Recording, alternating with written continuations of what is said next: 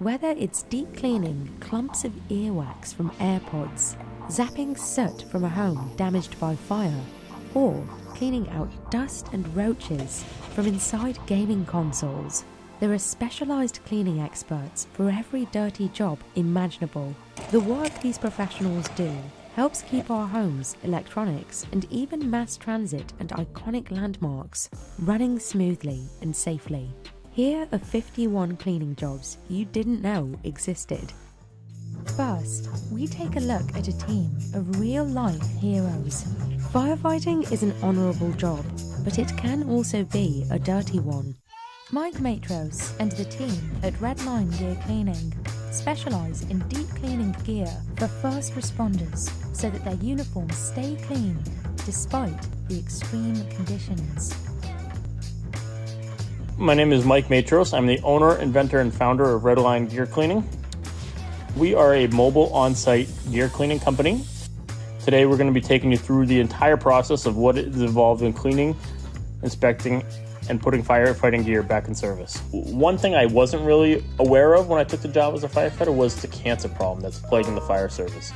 Over the last 20 years, 66% of all firefighter line of duty deaths has been related to cancer. It's not if I get cancer, it's when I get cancer. That particular risk and exposure is something that we really want to try and mitigate. If the environment is toxic or you have to wear your air pack, that's an exposure. Because if your lungs cannot handle the exposure, your gear is absorbing all those exposures into it, and that needs to be cleaned and washed. So the mobile extraction unit is actually a patented design that allows the truck to come directly to the fire station to be a mobile laundry facility that specializes in cleaning firefighting gear. It contains our water, our electric, big commercial extractors, dryers, equipment to clean helmets and air packs, all specialized equipment needed to clean firefighting gear specifically. First step for us is to assess the firehouse, and what that means could be going locker to locker, looking at the gear, determining how exposed the gear is, determining what's in the guy's pockets, determining what gear needs to be cleaned. This helmet is what we like to call in the fire service salty. This helmet is gross. It has seen a lot of smoke. It has seen a lot of contaminants. A little older guys tend to call their gear salty gear as a badge of honor. And they look at this gear as something that shows experience and shows they went to a very hot, very involved fire and they got really dirty. That is something that at Redline, we're really trying to change that culture. The badge of honor they're wearing is causing cancer to these guys. We're trying to tell them that clean is the new salty. This is our ultrasonic machine. So as you can see, we're loading the helmets in. And this is what has often been referred to as our deep fryer for helmets. We use a degreaser. We also use a sanitizer in here that's going to clean, disinfect, and sanitize your helmet to the point where it comes out. We just have to wipe it down. The helmet is probably the most important part to a firefighter in terms of his gear. Redline's all firefighter owned, firefighter operated. So some people like to say we washed away all their experience. I like to think we added a few years of life to there. We take a lot of time washing and cleaning helmets, and that's probably the most controversial thing we do as a company because some people believe that helmet should never be touched. This gear is particularly very dirty, really needs a good deep cleaning from both the helmet, hood, jacket, pants, liners. All the gear really needs a good heavy deep cleaning because this gear has seen a lot of exposure. Once we've determined what gear needs to be cleaned, that gear has to be inspected. It has to be separated between the outer shells and the inner liners, completely separated, keeping those wash cycles completely different so we don't have cross-contamination between the cleaning. But while we're doing this, we're inspecting the gear. We're looking for any rips, we're looking for burn marks, we're looking for holes in the gear, we're looking for anything that can get a firefighter hurt. Here we have taken the inner liner and put it on our hydrostatic testing machine. This is a process that would test the moisture barrier of a firefighter suit to make sure that there's no leaks or any problems with the moisture barrier, to make sure that water isn't going to get to a firefighter's skin and cause steam burns. The next step would be to hand clean the gear. We use a product called Decon 7 that we scrub gear to the point where we get most of the contaminants off the gear initially.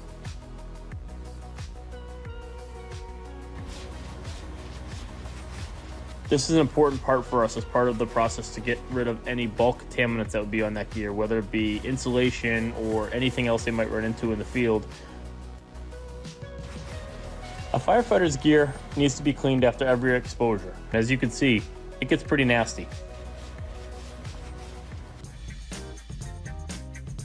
After the inspection, the inner liners are then separated out.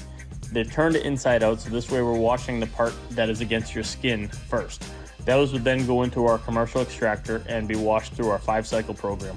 We use cold water for washing gear. This not only helps the cleaning process, but at the same time it keeps the colors and stuff in the fabric true. We can fit 6 sets of firefighting gear into these machines because they're so large. That's 12 pieces of gear going into each extractor. After both the inner shells and the outer shells are cleaned through our extractor, they then go into their respective dryers. We're able to dry both the liners and outer shells in 1 hour.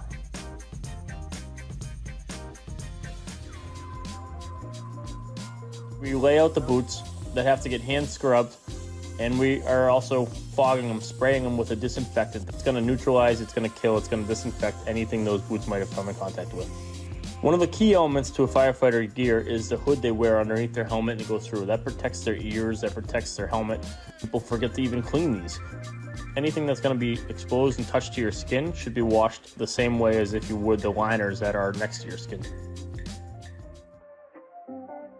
The water that comes off this extractor is like a sludge, like a mud. So anybody who believes the cancer problem in fire service isn't real, I encourage you to see the wastewater that comes off this gear. It is nasty, it is black, it is like mud. So at the end of every job, it's important for us to show what the wastewater and what the situation is like in terms of what's coming off the gear. This is the stuff that's coming off your gear. This is the stuff we just cleaned just now that has loaded with soot, loaded with chemicals, loaded with stuff that's causing cancer to these guys. And we make it a point to show these filters to all of our customers, to all the firefighters, to know just how dirty their gear was and how important cleaning their gear is.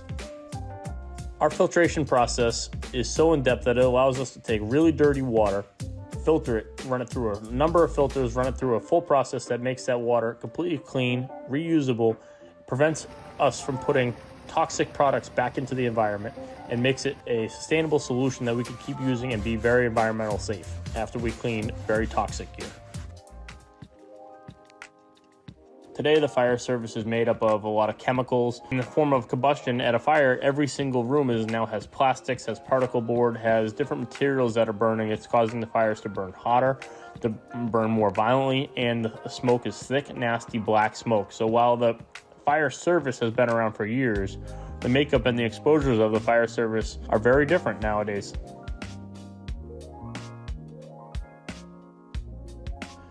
Our final product is taking all 10 pieces of gear that was cleaned, putting it back together, putting it in a gear bag, ready to go.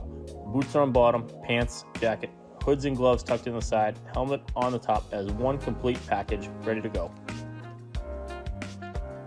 We can't control the dangers of the job, but we can control the exposure rate of what these guys are exposed to from a cancer-causing substance that's really killing this fire service.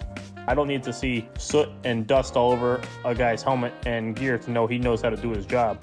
I want to see a guy who's clean, got his uniform in shape, everything is properly ready to go. He's able to perform his job to the best of his ability. That's a salty firefighter. This isn't an ordinary paint job. Jordan O'Shea is the groundskeeper at SoFi Stadium in Los Angeles, and it's his job to spray paint the field for the Super Bowl. Here's how he cleans and prepares the field for the big event. Hi, my name is Jordan O'Shea. I'm a groundskeeper in professional football. Today, I'm going to guide you through the process of deep cleaning and preparing an NFL field for the Super Bowl. I started groundskeeping for the Los Angeles Memorial Coliseum and USC in 2016. From there, I went on to SoFi Stadium in 2021. When I found out the Super Bowl was coming to SoFi Stadium, it was very exciting to know that I would have the opportunity to be a part of such a big event. When you're working in a higher scale setting, such as professional football, there are a lot more fine details that go into all the planning and the execution when it comes to events and preparation, as well as cleanup. The first step to preparing the field for the Super Bowl is removing the paint from the previous game. So the machine that we use to clean the field is called a P-Rex, and what it does is there are brushes with very strong bristles in a circular shape that go down and scrub the paint off after we spray down a solution. We have somebody driving each and every one, and there are a few out there on the field after the game ends. Once the paint is starting to break up and be liquid, there's a vacuum that sucks the excess paint into a tank. These machines have something that sprays the tires in order to remove the paint from them, so there's no tracking, and that way we don't get paint in spots that we don't want it. When it's time to get new brushes and drain the tank, then we drive into our wash station. We start the cleaning process of the P-Rex. So right now we're removing the used brushes, spraying them off to get all the paint off, storing them off to the side so they can dry, and putting a new brush onto each P-Rex in order to send it back out and start cleaning again. It's time to fill up the tanks with water and the paint removing solution. We dump the tank that filters the rubber out of the used paint, and then from there we dispose of the paint. So the brushes on the P-Rex go down onto the turf and spin, as well as the operator drives the machine back and forth in order to remove paint from a certain area mixed with the solution. I'd say the removal process can take anywhere from 2 to 4 hours. We just keep going until we don't see any more paint on the field, and it's good to go and ready for the next paint day. Now that we've finished removing all the paint from the field and it's clear to go for the next paint day, we can start the process of painting. The process of painting for the Super Bowl is different from any other game because there is a whole other crew that is also involved in the painting. So the preparation process for the Super Bowl starts at least 2 weeks ahead of the actual game. When painting for the Super Bowl, there are different logos that we've never used before, new stencils, so we have to map out where everything goes and measure the spots for these specific stencils. That may be in a spot on the field that has never been painted before.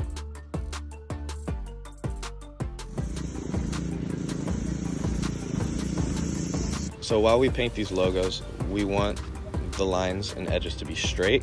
We have straight edges and we have flimsy boards that can be set on specific spots in order to prevent the paint from getting into a spot that it's not supposed to be in. So after we get done painting, it's time to clean the equipment.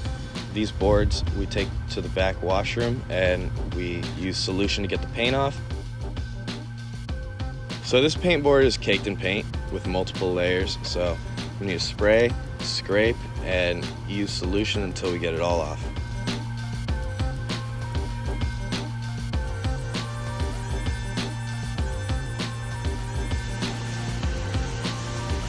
Paint does splatter, paint does get everywhere, so we need to make sure the entire machine is clean. It takes a little while in order to get all the paint off, but once it's clean, it looks great and it's worth it.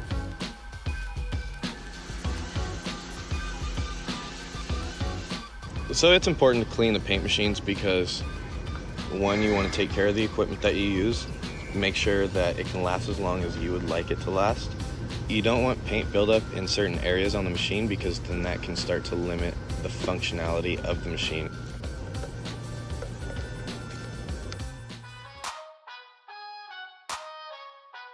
Watching the confetti rain down on the field is surreal, and I would not trade that feeling for the world until I realized that we were going to have to clean it up. So to clean this confetti up, we're using as many blowers as we have in order to bring all the confetti to one side of the field in one area so we can shovel it up and pour it in the trash can, remove, and just keep doing it over and over and over until it's all gone. Once the confetti is cleaned up, we use a machine called a litter cat to remove excess debris from the field. The litter cat is part of our daily maintenance, but it is important to use it after the games as well because there are a lot of pieces of debris that get onto the field. The first part of the machine is going to suck up the lighter debris, and the back end of the machine is a magnet that will remove all the metal from the field. When we're removing the debris out of the litter cat, we tend to find a lot of screws from players' helmets, small pieces of metal, small pieces of plastic, as well as sunflower seed shells. My favorite thing about being a groundskeeper is the team aspect. I work with a lot of great people. It's fun to be around them and to work towards a common goal of making sure a playing surface is working great for something of such magnitude. Being a part of the Super Bowl process is something that I wouldn't trade for the world. It was a surreal feeling, and I'm excited to watch this year's Super Bowl. Over the years, and with frequent use, the inside of a PlayStation can collect layers of dust. Luis Maria repairs phones and video game consoles for a living, and his job often involves deep cleaning the gadgets to get them running properly. Hi, my name is Luis. I'm the owner of Lucky Repairs, and I'm going to teach you how to clean your PlayStation part by part. At Lucky Repairs, we specialize in fixing anything from phones to gaming consoles, even miscellaneous things like hair clippers and speakers sometimes. I really try to fix anything that I can. It's important to clean and maintain your gaming console because once it builds up this dust, it blocks the airflow inside of it, causing it to overheat. Once a PlayStation overheats, it either shuts down or the fan starts spinning faster. That's where you get the jet engine sound from. This PlayStation right here is one of the dirtiest that I've ever worked on. It's built up a lot of dust in the fan area, which prevents air from flowing through it properly. For this PlayStation, the first step that I am doing is removing these 3 screws to pop off the bottom housing. Once the bottom housing is off, you can see some of the dust that has collected, especially in the fan area. Next, to get deeper into the PlayStation, I take off the power supply. It could be a little finicky to take this part off. You kind of have to pop it off of one side, then wiggle it out carefully. Even then, it's still connected by a wire, so before removing it completely, we have to disconnect that wire. The power supply is where you can often find roaches because this is one of the warmest parts of the PlayStation. Roaches tend to hide out inside of PlayStations because it's dark and also because of the heat. Once flipped over, the left side covers the hard drive. It actually comes right off without any screws, you just gotta slide it to the left. There's one actual screw that keeps the hard drive in place. Once that's removed, you just slide it right out.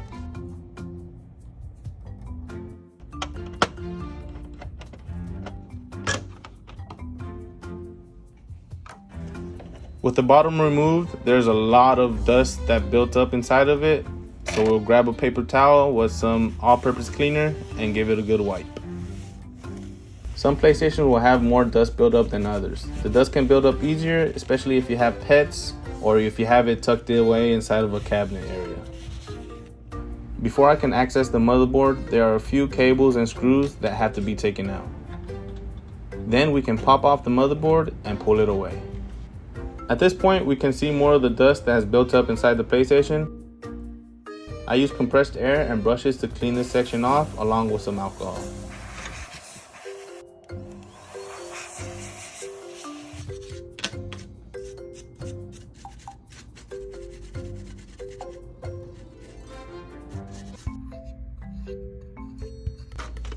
Underneath the motherboard, there's even more buildup because this is where the fan blows air through. Removing this top metal piece, we can see one of the most important parts, the heatsink. This is where a thick layer of dust cakes up that you have to remove. This is the part that causes the PlayStation to choke because the airflow is blocked.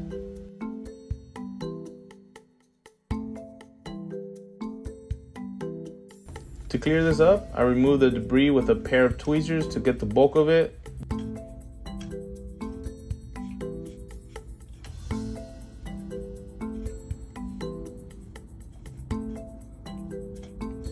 Then use a brush to dust away the rest. Finally, I take it outside to hit it with some compressed air. Once the heatsink is removed and clean, we have direct access to the fan. This is probably one of the most time-consuming parts of the cleaning. I use a Q-tip to dust each one of the fins individually, and with this method, I have to clean both sides of the fan.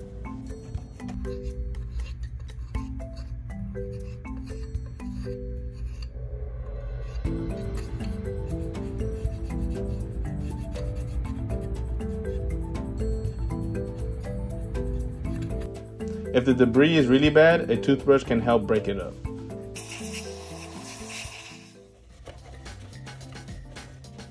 I also use a toothbrush and compressed air on other parts of the PlayStation, like the power supply.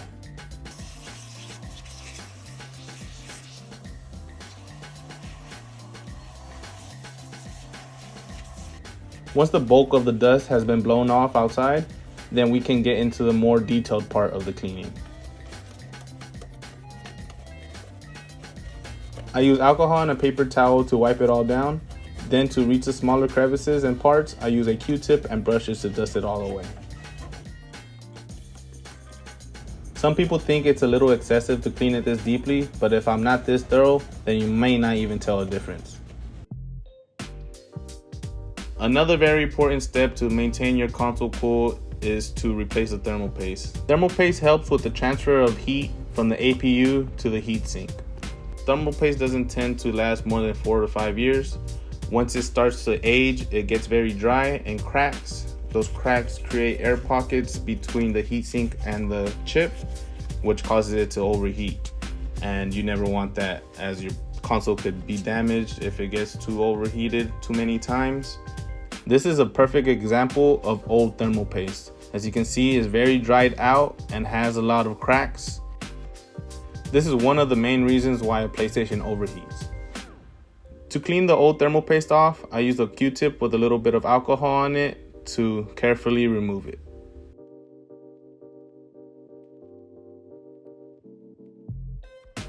This is one of the more controversial steps of the repair, is the amount of thermal paste that one adds. I add a pea-sized amount and I've never had any issues. So once it dries out and cracks, it is very important to put a fresh coat on because this will cause your PlayStation to overheat. Now that we are done and it's put together again, we wipe the outside done and it's ready for gaming. It's always satisfying seeing the before and afters of these PlayStations. With the way the original PlayStation 4 is designed, cleaning it isn't as easy because there are a lot more layers that you have to remove to access the heatsink. They also tend to build up more dust compared to the other consoles, and that's why I tend to see a lot more PlayStation 4s at my shop than others.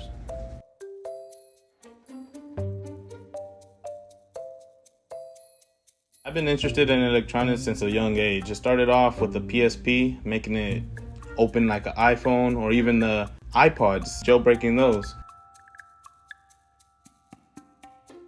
Those were my middle school years, and going into my high school years, that's when I actually started messing with the hardware, replacing screens, speakers, and stuff like that. Some problems that people have with their PlayStations are that it won't turn on, or the fan sounds like a jet engine. Also, you can have the disk drive acting up where it won't accept or spit out the disk.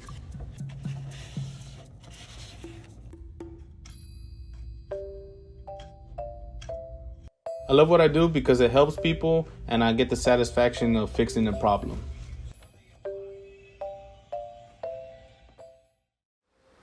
Now we head to the 9/11 Memorial in New York City, an important landmark that draws millions of visitors each year. These are the people who keep it looking spotless each day. This is Jim. He's cleaning the reflecting pools at the 9/11 Memorial in New York City. Jim and his team are working beneath a 27-foot tall waterfall in near total darkness, vacuuming every inch of the pool. Their goal is to do it without missing a spot. It's a physically demanding job, but that's not the only challenge. I've never actually marked how many miles it is, but you do a few miles in there and it could be humid. And you come out of there and you feel like you walked on the moon almost. The pools are nearly an acre each, so it would take hours to finish the job before the sun comes up. While he works inside the pool, other crew members work on the bronze panels above ground. These routines happen 5 days a week and are essential for keeping the memorial in pristine condition for the millions who come to pay their respects here.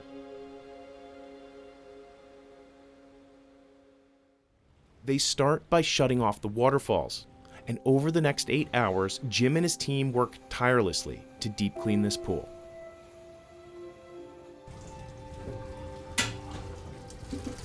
The hardest part is it's a long task. The pool is big. It's not a swimming pool.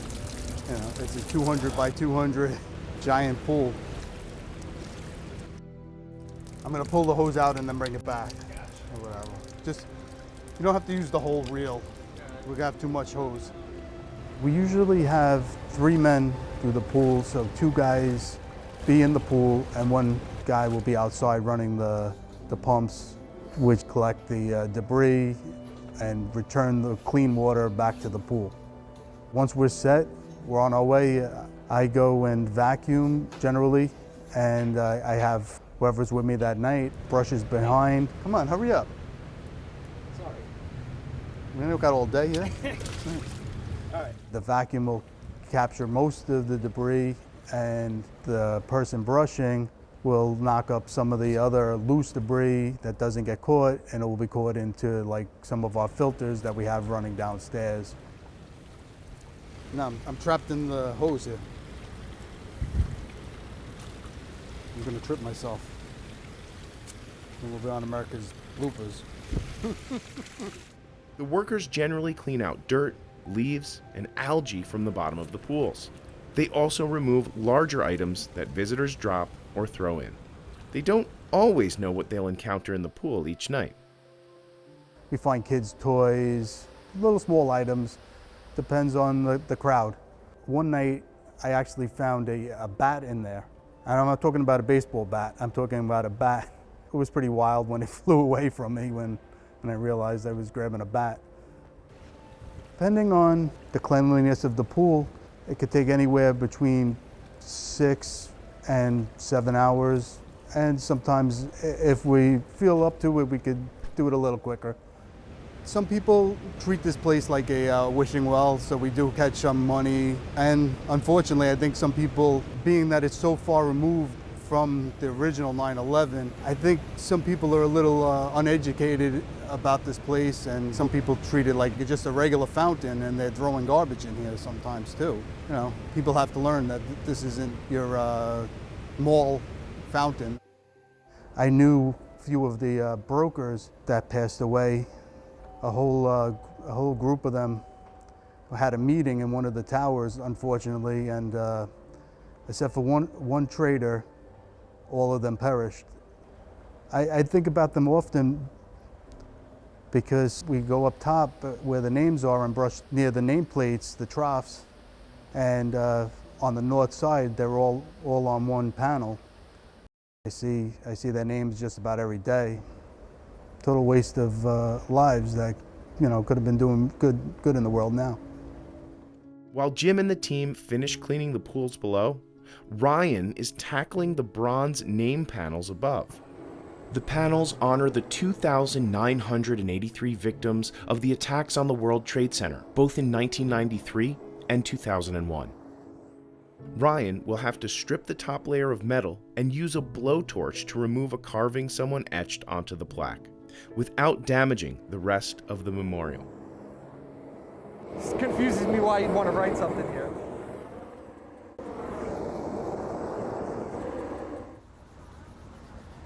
For a mark like that, you have to go pretty deep, get all the way down.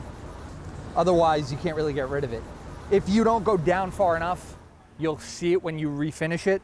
The further down you go, the better. Sometimes I've seen nice things written, but you know, they don't understand. You can't just write whatever you want on it.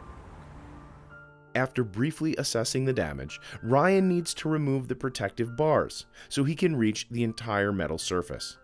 To do this, he props up the bars with a wood plank and unhooks the brackets holding up the panels.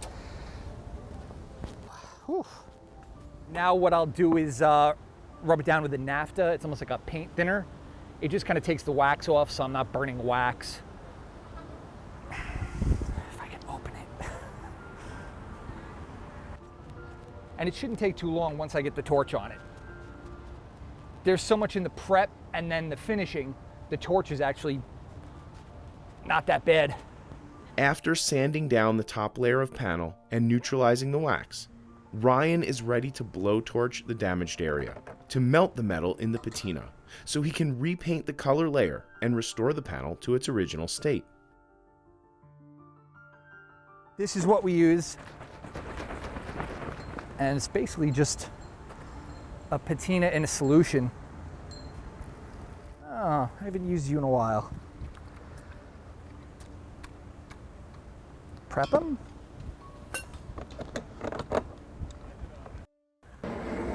So I'm basically getting up to the right temperature. If it's too cold, it'll go on spotty. If it's too hot, it'll kind of evaporate off or it'll get burnt. In the summer months, the longest part of the job is waiting for the burned panel to cool before applying a new layer of wax and an acrylic top coat to finish the restoration process. We're gonna put the acrylic spray on it. Just kind of like a clear coat. Helps it kind of adhere a little bit better. The last step really, well, besides buffing the wax off. So I'm just gonna put the wax on real nice, not too hard, not a lot, you don't need a ton. Just put it on lightly. The wax will go over the finish and make it look, once I polish it, it'll look brand new. Got a little bit of heat, but that's because it's still hot. But it was right here. Now, all Ryan has to do is buff off the excess wax using a white Scotch-Brite pad. And then once it gets smooth, you know you're done. When people do something like that, I wouldn't say it makes me angry. I get it. Some of these people might not have even been alive when it happened, or they were too young to get it. My uncle was a New York City firefighter, and he was hurt really bad here, but luckily he survived. We got a little lucky. After a strenuous 6 to 7 hours of cleaning, Jim and the team are ready to head out of the pool. By tomorrow morning, a new batch of visitors will see sparkling pools below rushing waterfalls. And most of them won't know that Jim's team was even here. When we finish the pool, most of the time we're just ready to really get out of there. And most of our inspection, we're fairly confident that we did the proper job. There's always a little fail factor, but not too bad.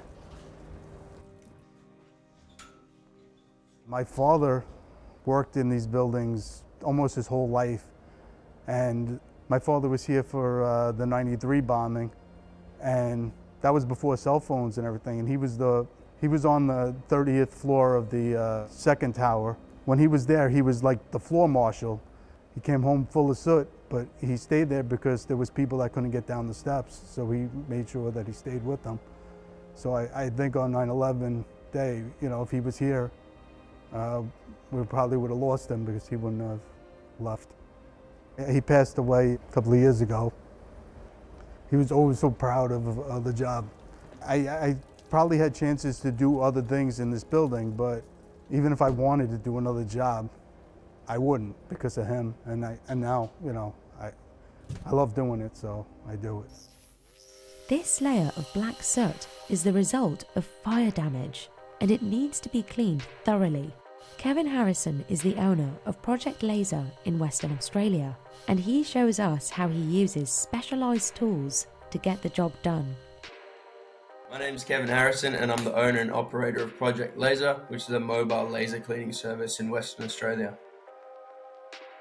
Lasers are really good at cleaning soot off basically any hard substrate, so that can be a wooden beam, a steel beam, a painted wall, paving stones, bricks, all sorts of surfaces, whether it's really smooth or porous.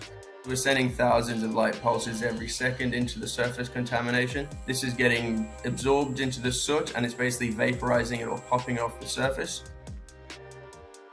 On this day, we were called in to help out remove smoke damage from a home that had a Molotov cocktail thrown into it. There was smoke filled throughout the home on both stories, like really, really dark black soot. We had to remove smoke damage from every single surface. So this was within the kitchen, lounges, bathrooms. We used our large laser for this job because it's got the 15-meter hose. We parked the vehicle right next to the house and then just extended the fiber optic cable through a door that had been kicked in, and that gave us access to the majority of the house. This was a really long process, basically worked from left to right. Once we finished laser cleaning, we did wipe down the walls just to ensure that there's no vagrant soot on the surface. We use a pulse laser, which is basically a tool to remove thin layers of surface contamination. So the benefits of a pulse laser, it has no abrasive power. So no matter how hard we try, we can't profile, scratch, or damage a surface. Porous brick is going to absorb more of the soot. It's got all the cracks and crevices where soot will sit, and you may have to clean at certain different angles, whereas if you've got a nice smooth painted surface, it's all even, there's no soot hiding in different cracks and crevices. Here we're doing smoke damage removal with our small 200-watt mobile laser on a rammed earth wall. If you'd run your fingers over the wall, it was all crumbly and falling apart. So if they'd chosen to use high pressure water, chemicals and scrubbing brushes, they would have removed lots of material. This was a bushfire that basically came up to the home and licked the wall and then caught the trusses on fire. So there was also some smoke damage cleaning inside the house that we had to carry out. When you're using a laser cleaning machine, you need to take safety very seriously. It is very easy to mitigate the risks. Firstly, that can be done by wearing the correct safety glasses. So for us, that's wearing safety glasses that protect your eyes from the 1064 infrared laser pulses. Secondly, we've spent an uncomfortable amount of money on respirators. So everyone who operates the laser will be wearing a respirator. The beautiful thing about using a laser cleaning machine is you can really adjust the parameters depending on what you're cleaning. If you want to clean a larger area quicker, you can have a beam that goes, for example, 100 millimeters wide or about 3.5 inches. If you wanted to doing large areas, you could turn the power up and have a large beam. At the same time, you could really wind the power down if you wanted to remove soot off a chandelier or a bathtub or the side of a TV. You really could wind it down enough to not damage even plastics if necessary. With our smaller laser, it's got a really defined focal zone, an inch or a couple centimeters. So if you're not perfectly within that focal zone, the laser's not going to be effectively cleaning. The beauty of the laser is you can just move backwards and forwards slowly, and you'll hear when the laser is at its loudest, which is basically when it's chewing through the soot. You could laser clean with your eyes closed and just use your ears once you get used to the sound. On this job, we're using our 500-watt laser cleaning machine to remove smoke damage from a pool pump that caught on fire. Once we arrived on site, we saw that we could easily put our fiber optic cable over the fence. Unfortunately, there was a lot of heat with this fire, so there was a bit of area where the bricks were permanently oxidized. So there was a fair few spots where there's actually permanent damage on the bricks. We took off all the old plug points, screws that were still stuck in the wall. This just enabled us to really clean the whole wall properly. If we need to protect any hoses or cables when we're laser cleaning, put blue masking tape over the surface, or ideally you put aluminium foil tape. So aluminium reflects up to 95% of infrared light, so it's really easy to stop the laser pulses. Laser cleaning is very different to traditional cleaning methods for removing soot. Externally, they would use high pressure water. Internally, surfaces, you're generally using a degreaser, a bleach, countless rags, chemical gloves. You'd be spraying the chemical onto the surface, be wiping it off, and then you'd be using more clean rags just until that surface was clean enough that they could apply another paint over the top. Lasers are basically a single pass. There's no water, there's no chemicals getting used. It's definitely the cleanest process, both internally and externally. Laser cleaning is a brilliant technology. It's really only getting started in the sense of being mobile. So the technology is really growing rapidly. Every city in the world is, in the next few years, is going to have a laser cleaning company that specifically targets smoke damage. It's a good feeling to be one of the first companies doing it and doing it well.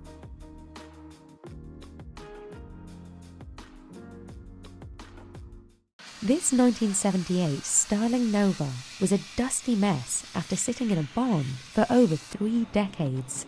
The professionals at WD Detailing use their expertise to get it looking like new.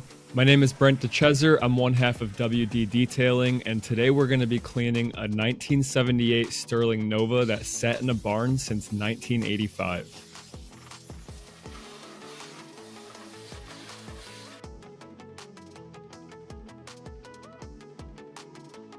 So a Sterling Nova is a kit car which is on a Volkswagen Beetle chassis and engine, and it's really unique because of the way it looks and the way that the top opens.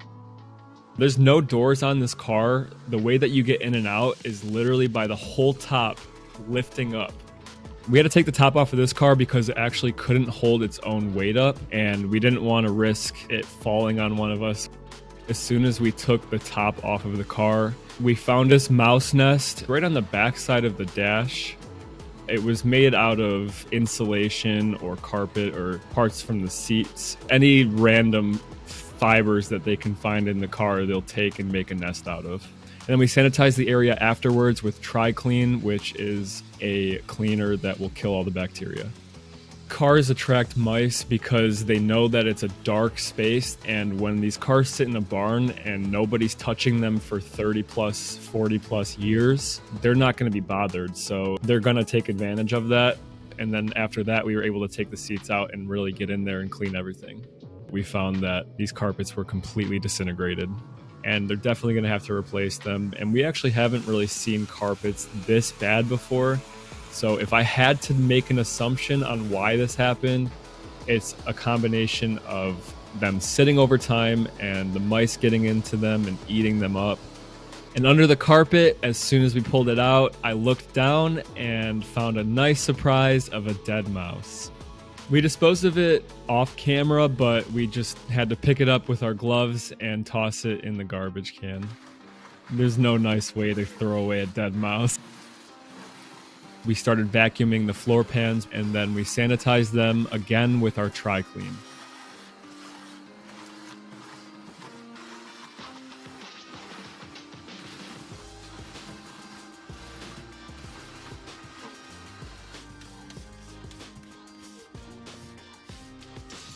And then we used our steamer behind it to kill anything else. And then we wiped it all away with microfiber towels. So this dashboard was covered in dust completely. And at this point, we're still using Tri-Clean to clean the interior because we want to disinfect everything. We knew that this car isn't going to be started for quite a while because it doesn't run and it needs a lot of repair work. So if cleaner gets inside the buttons or inside of the switches, it's not going to be the end of the world because it'll definitely dry up before there's any kind of electricity running through this car.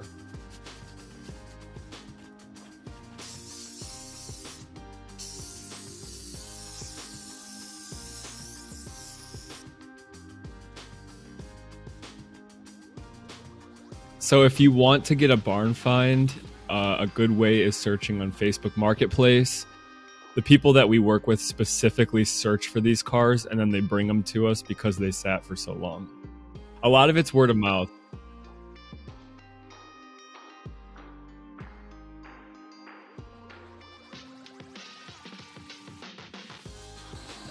So for these seats, they were covered in anything that the mice could put on them. So the first thing that we do is vacuum them, and then we'll go ahead and extract them. So we use our extractor soap, and then we'll use our drill brush to agitate the soap and really work it into those fibers. And then we'll use our extractor, which shoots hot water into the fibers and also sucks it away at the same time. So it's a vacuum, but it's a vacuum with water.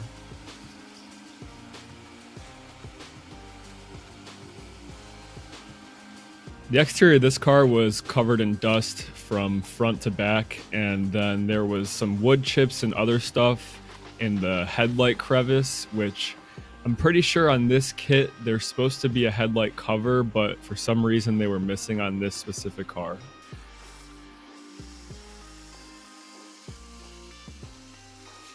And here we're vacuuming out some of the jams, which we like to do before we pressure wash off the car because if there's any wood chips or anything, it might scratch the paint. So on the wheels, they were covered with some sort of green substance, which I don't know if it was mold or not. And to clean this tire, we'll go ahead and pressure wash everything off of it first. And then we'll use our P&S brake buster on the tire and the rim. And then we'll use an assortment of brushes, usually soft bristle brushes and a tire brush, and then we'll pressure wash it all away.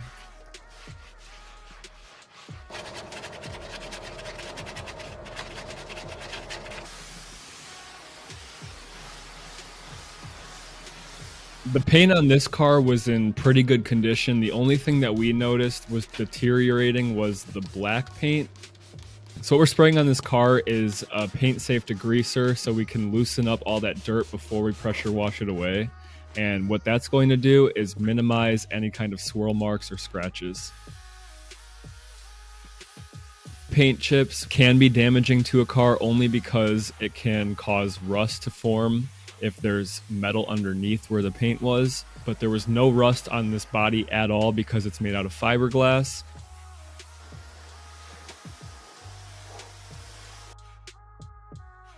So we're starting to film the car here using our pressure washer and foam cannon, and this is the part that a lot of people find the most satisfying in the whole process. And there's two reasons why people use foam cannons. The first one is as a pre-soak, so they can loosen up all the dirt that's on the surface of the car, but also instead of just putting soap in a bucket, it helps you put soap over the entire car, which makes the process safer for the paint and easier.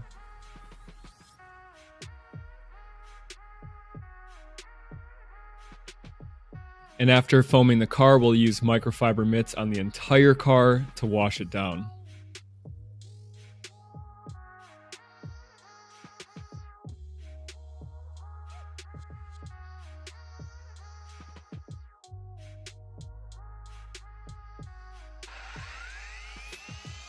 And now we're using our Rupes buffer to take any of the oxidation off the top layer of the paint, which will make it a lot shinier, less dull, and give it that overall wow factor at the end. So this is just like a paint correction. And when it came to the black paint, we didn't even polish it at all because it was starting to come off of the car, and we didn't want to ruin or take away any of that paint that was already there. There wasn't too much that we could personally do. It's something that would have to either be redone or just left as is. And after the whole car is cleaned and we're ready to do the finishing touches, we'll do a tire shine. And as that dries, it leaves the tires looking nice and matte black, and it just gives it that overall wow factor for the customer. And the absolute last thing we'll do is spray a ceramic sealant over the entire car. It'll protect the paint just a little bit, but it'll also give it a nice shine and just complete the detail. And that's it. I was super happy with the way that this car turned out. I actually personally want to buy it myself. We'll see how that goes in the near future when it's done being fixed up. When it comes to cleaning barn finds, if I can give any advice, it's just to take your time and really do your research. That way you don't make any super detrimental mistakes, because the last thing you want to do is find something that has original paint or an original interior and damage it. But also have fun with the process. Even when covered, hot tubs can quickly become murky and muddy without routine cleanings. That's where professional pool engineers like Miles Laughlin, also known as the pool guy, step in. My name's Miles, aka the pool guy, and today I'm going to show you how to professionally clean a hot tub. Alright, this is probably the worst hot tub I've had to work on. There's literally slugs, spiders, the water's black, and the smell is just disgusting.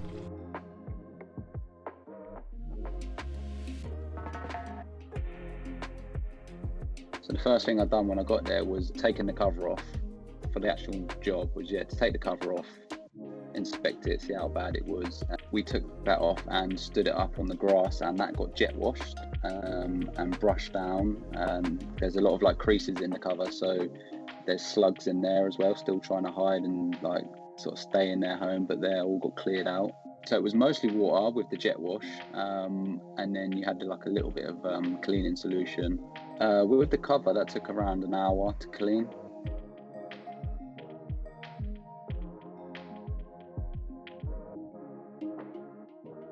On the sides, there's a lot of black markings, like slime and dirt, and there's still a lot of slugs sort of slithering around, 100 slugs on this hot tub. And the guy said he hadn't used it for 10 years. So I just started off with a jet wash, and they sort of got jet washed away at first. There was so many, and to be honest with you, I don't really fancy picking up slugs, so.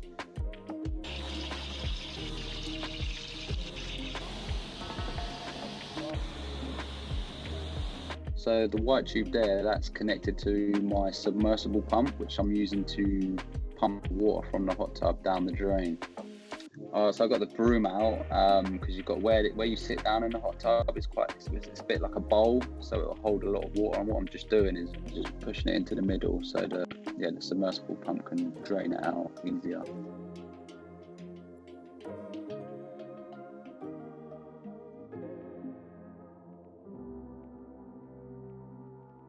At the bottom of the tub, you just had like a little bit of dirty water and a little bit of grit.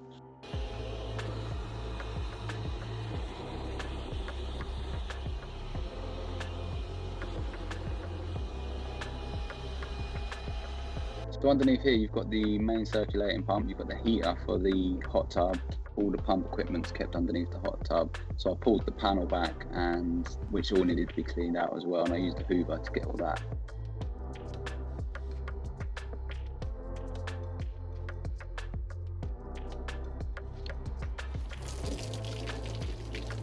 So hot tub flush is a chemical which you will pour in through where the filters usually sit, and then you turn on all the jets in the hot tub. So yeah, once you put the hot tub flush in and it starts reacting with all like the fats and anything that's caught up in the tubes inside the hot tub, it creates like a foam, and then you can also see in the foam you can see the dirt which is coming out of the pipes as well.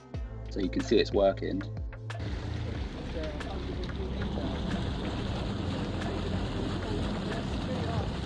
Once it bubbles up, you can get a net and just net them out so they don't, because what happens is it will start sticking to the sides because it's like an acrylic material, so it will stick to the sides, and if you don't scoop it out, you'll have to then scrub the sides again.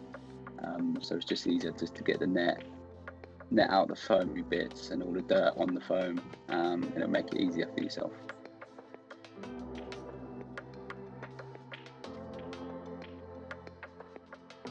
So I've got this hot tub filter here, and it's looking really black. There's a lot of dirt all over it, and I'm going to give it a rinse down just to clear it so it's filtering properly again.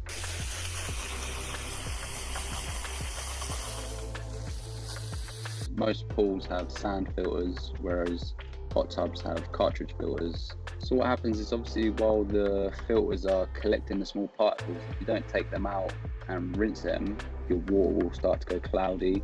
So it's basically just dirt, and then obviously anything that comes off like your body, like dead skin, anything can get caught up in the filter as well. So you can rinse them down with your garden hose, and then you can spray them with filter cleaner, which just disinfects any bacteria that's on them. And then put them straight back into the hot tub, and then they're ready to go again.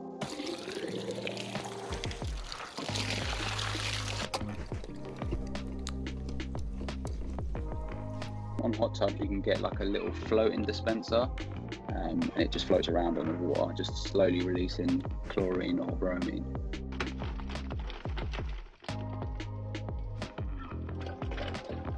That's a chemical test kit, and on the left will be to test for the bromine or chlorine level, and on the right I am testing for the pH level. You're looking for the middle colour, which is around 7.2.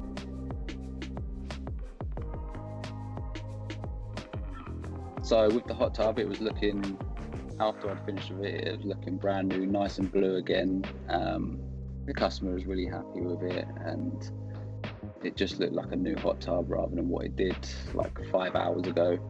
That was definitely the worst hot tub I've ever worked on, and actually seeing the final product with it nice and blue, water in it again nice and clear, and everything working on there, I was pretty happy with that.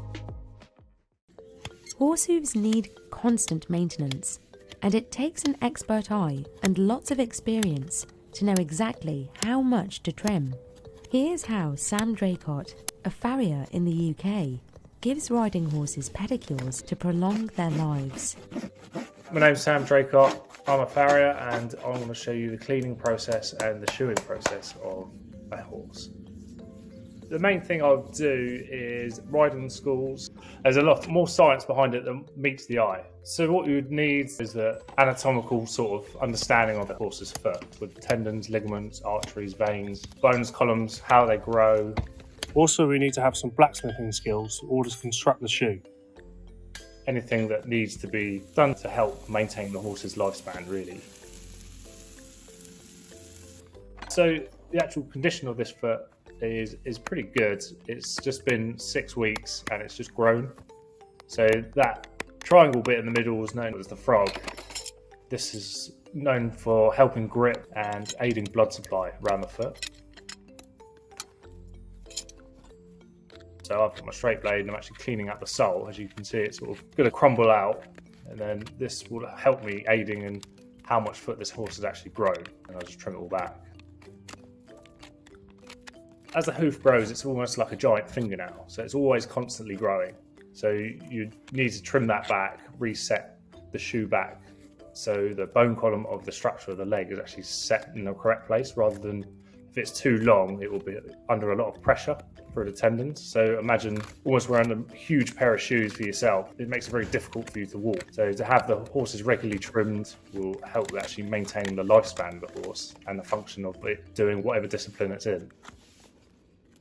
As you take the sole out, it will start to become slightly waxy. It won't crumble out quite so easy. And that's a good indication you're getting as far as you should go. And then you should be able to just trim that bit off the excess hoof, and that's it. So you want to trim from there, really. So I'd use these giant pair of toenail cutters, really, and you'll just start trimming the foot off nice and level, as flat as you can. The bit I'm actually trimming is exactly what a toenail is made out of. So it's millions and millions of strands of hair actually bonded together. So it's exactly the same keratin, protein as a fingernail would have.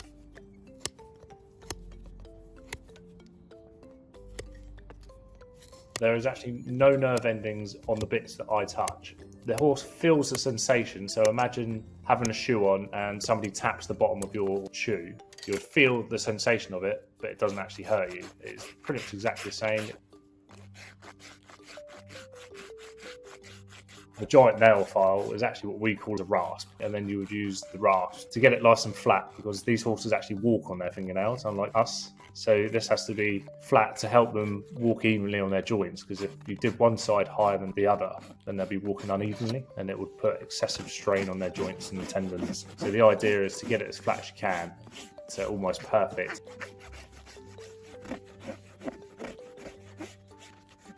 So say if it wasn't quite 100% perfectly flat, the shoe would actually finish that job for you. So every foot that I do is completely unique. There's no feet that are two the same. I buy these sort of factory made to a standard size, and then we put them in the forge to heat them up to make them flexible and malleable enough to make them custom for the horse. So the process would start with getting the right size for the horse. Sort of by memory and a lot of practice, as you're trimming the feet, you sort of see the shape that the horse's feet have. So you might see it slightly straight on one side, quite flare on one side. You would clock that in your brain, automatically get a rough size and shape that you would need. And 9 times out of 10, I would get it pretty much bang on straight away. I'm now sort of looking to make sure that the shoe fits the foot. This doesn't hurt the horse's foot at all. If you hold it on there for a long time, then the sensation of the heat will travel up the foot. They will eventually feel it, but I'd say 5-6 seconds is probably all you need. And then this will make a mirror image from the shoe to the foot surface. So as you burn it on, it makes it perfectly flat. So it's like a perfect snug fit.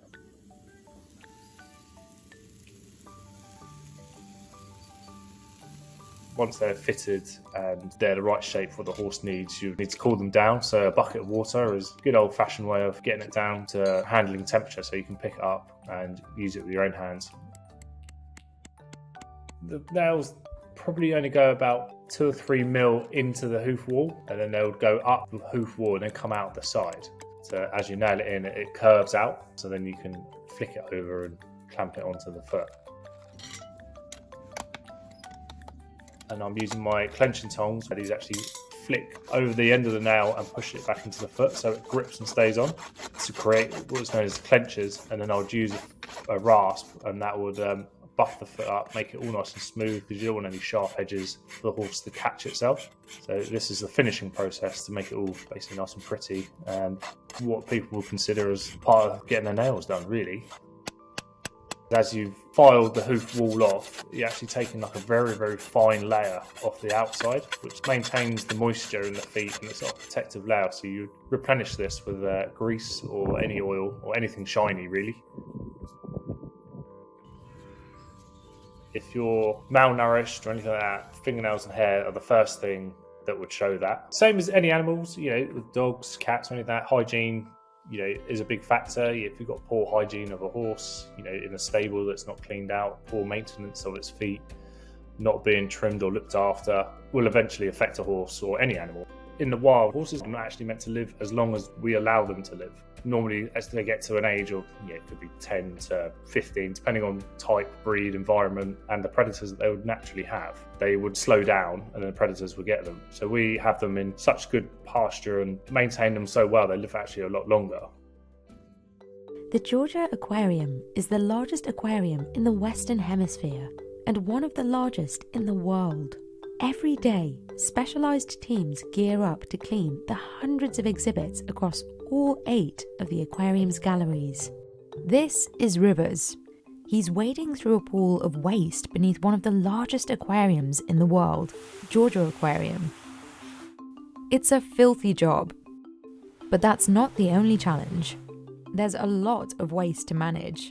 When this basin is full, it can hold between 5,000 to 10,000 gallons of poop that funnels here from the aquarium's habitats. And it's the culmination of many routine cleaning procedures that happen at the aquarium each week, without which the safety and health of the animals would be at risk. By the time Rivers and his team's work here is complete, the wastewater from this basin will be cleaned, filtered, and reused as top-off water for the aquarium's largest exhibit, Ocean Voyager. And the cleaning cycle will begin again. But before Rivers can do his job, several other critical procedures have to happen first. Every day, specialised teams gear up to clean the hundreds of exhibits at the aquarium. One of the first you'll see when you enter the aquarium is the sea lion exhibit, which is home to this guy, Toby, a 279-pound harbour seal. Before a team of divers can begin cleaning his habitat, Toby and the other sea lions need to vacate their pools. Staffers use this time to do their weekly weigh-ins. And if we're talking about dirty jobs, he just urinated on the scale and now we gotta clean it. Side effect of the job. This pool, it's all sea lion poop. It's all sea lion poop. Everything that she's vacuuming from here is going into that waste basin. So whatever we do in here, the LSS, or life support team, then has to clean up from their end.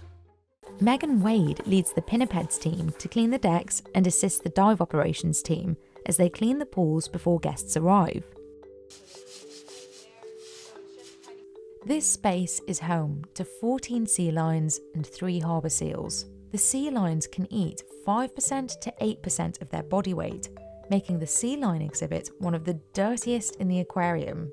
Every single morning, we come in first thing and prepare their food. And this is restaurant quality fish. So they get numerous species of fish, about 5 different species. And every single morning, 1 or 2 people will come in and inspect every single fish. So we're looking for missing eyes, missing fins, gills, scrapes, cuts. Anywhere where you're gonna see that can breed bacteria. So that fish automatically gets sorted out and we don't use it at all. We weigh out their food into buckets and then we'll look at it again one last time before feeding it to the animals. Once a week, every Wednesday, it's Weigh Day Wednesday. Follow me this way. We have our blue scale right here, and then where the green is lit up is going to tell us how much they weigh. So each sea lion will walk from their habitat down this hallway, will get their weight, and then they'll walk back to their habitat. After the sea lions are fed, weighed, and out of the main spaces, Megan and the team start working on cleaning the deck areas. Her team splits up between the back pools and the main gallery, where they detail every nook and cranny. As soon as you come in the morning, you can usually smell that they have been sleeping overnight. We have high up platforms that they like to sleep on, the rocks, and when you're sleeping and you don't get up to go to the bathroom, it all just sits there. So if we didn't clean every single day, it would be really stinky, kind of an ammonia smell. Also, there's fecal matter as well. We are going to detail this whole area. It gets cleaned every single day.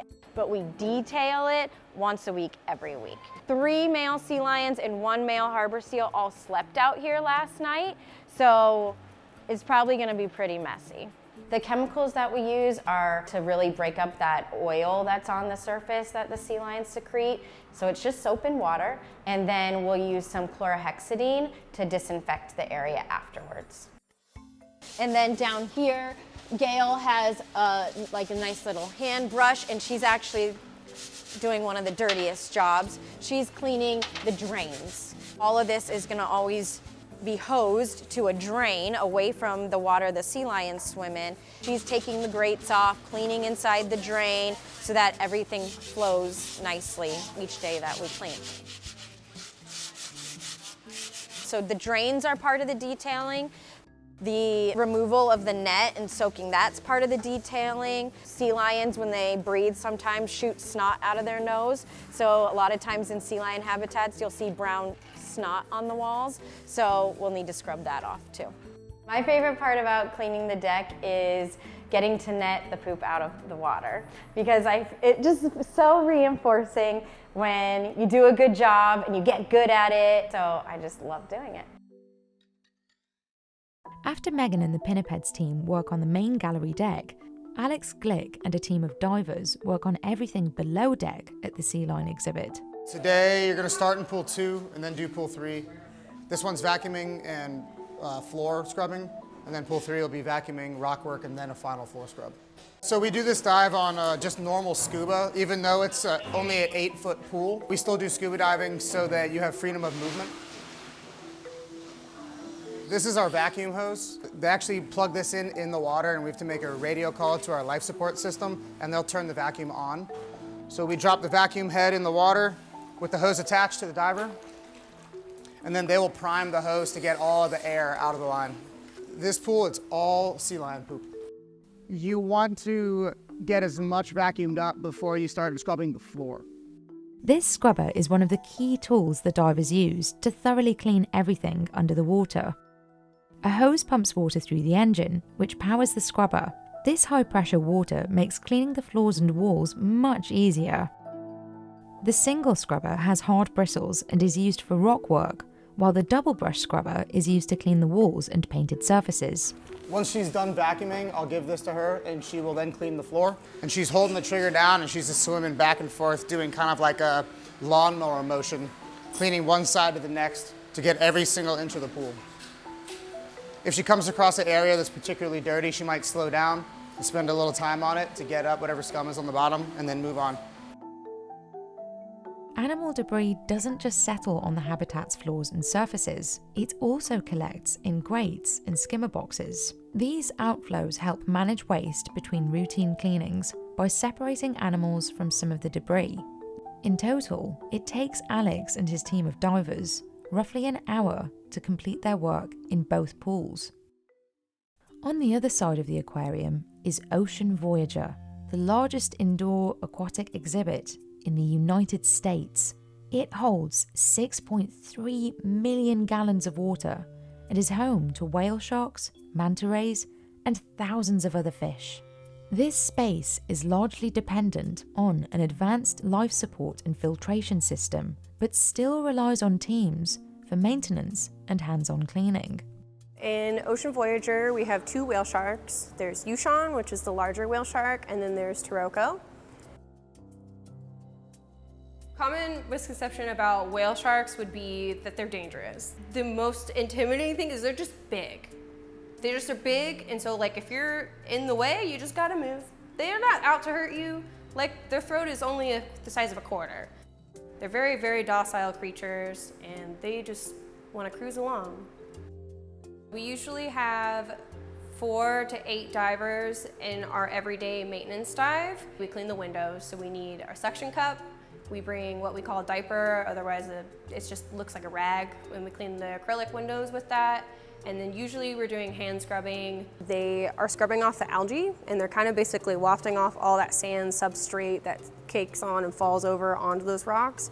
All that stuff that can grow on there is potentially harmful for all the fish. So the whole goal of cleaning and upkeeping the exhibit isn't necessarily to keep it pretty, even though that is also very beneficial to keep it pretty for the guests, but at the same time there is the purpose of doing it for the health of the exhibit. This is a monster exhibit, so if we didn't do it every day, it'd be pretty much impossible to upkeep. The blitz dives, which are our night dives, that's our essential deep clean. So it can be a couple hours long just to get everything we can done. We can run up to 4 of those Armada machines and clean different areas of the exhibit. While Ocean Voyager is being cleaned, Carolyn Murphy and the Aquarist team are over at the River Scout Gallery getting ready to dive into these 3 freshwater tanks. The smallest tanks measure 4 feet tall by 3 feet deep, and the team spends 1 to 2 hours every week cleaning the windows and maintaining the underwater gardens here. So despite the size of these tanks, we actually do manage to squeeze some people in there.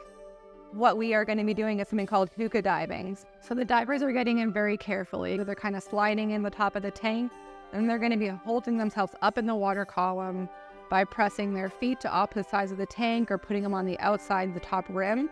And they'll kind of hold themselves with their core strength kind of up in the water column to do the work they need to do. So we're focusing on the algae that's growing on the window and the plant leaves, and then also the detritus that's building up in the tanks, and that can be fecals from fish or leftover food. The team goes into the dive with a few core tools: a scrub brush, trimming tools, and a fine plastic scraper to clean algae off the windows. The most painstaking part for the aquarists in this tank is cleaning out the beard algae. So it is so annoying, and it is something that we tediously tried to keep under control. So you're seeing these little kind of black puffs, and that's what she's targeting right now, and she's scraping it off and immediately removing it from the system because it will just spread over everything. The divers use a gravity siphon to clean out the loose debris that's settled in the gravel. This isn't powered by electricity. It relies solely on gravity to suction up and separate the waste from the gravel. Algae covering everything doesn't look great, but it also can cause problems for your fish. So algae blooms in the wild can kind of take the oxygen that the fish need out of the system, so it can cause some harm for them that way. All the waste and debris from each of these cleanings ends up here. This is cleaned out every 3 to 4 months to ensure the basin doesn't overflow, it doesn't create water quality issues, and all the systems continue to run smoothly. As you can see, we've got just piles of poop and debris and extra food, stuff that didn't get digested properly, stuff that didn't get eaten, got pulled into filtration. Most of it is just animal waste. There is a little bit of sand, probably about 10 5-gallon buckets or so. The equipment we'll use to clean the basin is a fire hose and a snow shovel. Cleaning this space takes roughly 2 to 3 hours and is done in stages. They'll remove the poop, clean the floors, and then shovel all the sand out. Once we've gotten the sand out, then we'll go around and inspect the walls, make sure there's no cracks, make sure the waterproofing is still good. So where all the discoloration happens is about where the basin gets. Roughly 55 to 60,000 gallons to a full basin. But other than being gross, the hardest part is definitely getting the sand out, just because we got to lift it 25 feet in the air. So we really only want to fill them about half full. If they were to get too full, they might splat, and they're also just really heavy. Once this basin is full, we will then recirculate all this water and clean this water to reuse it for top-off water for our Ocean Voyager exhibit. After the recovery, all this water is crystal clean.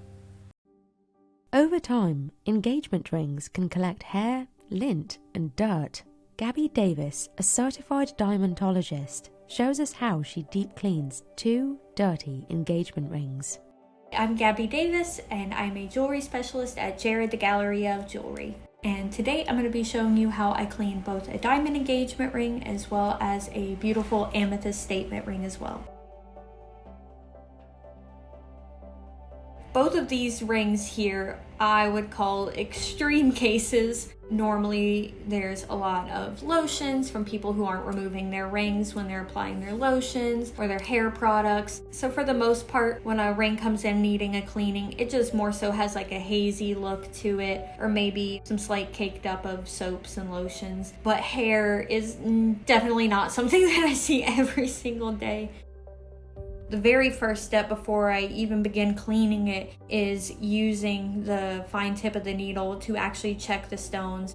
Looking at this ring here, it looks like it has been at least 6 months, if not longer, since this ring has been cleaned. Now with the style of this engagement here, which is called a split shank, where it has these openings along the side, it really has allowed a lot of this hair and this buildup to become caught in these openings of the ring.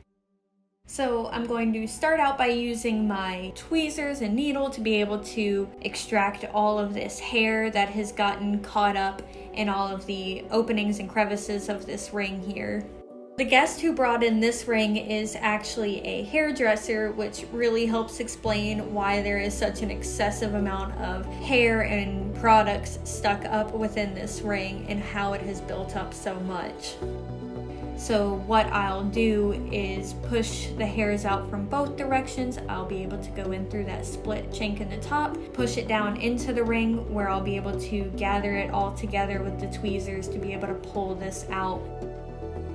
It looks like the reason all of that hair is kind of staying and clumping together within the ring is more than likely due to all the other product that she comes into contact with through being a hairdresser, like styling creams and conditioners and everything that she's using. Because as I'm pulling out these hairs, they are really like gunked and caked together. It's not just loose strands of hair. They are all compacted together.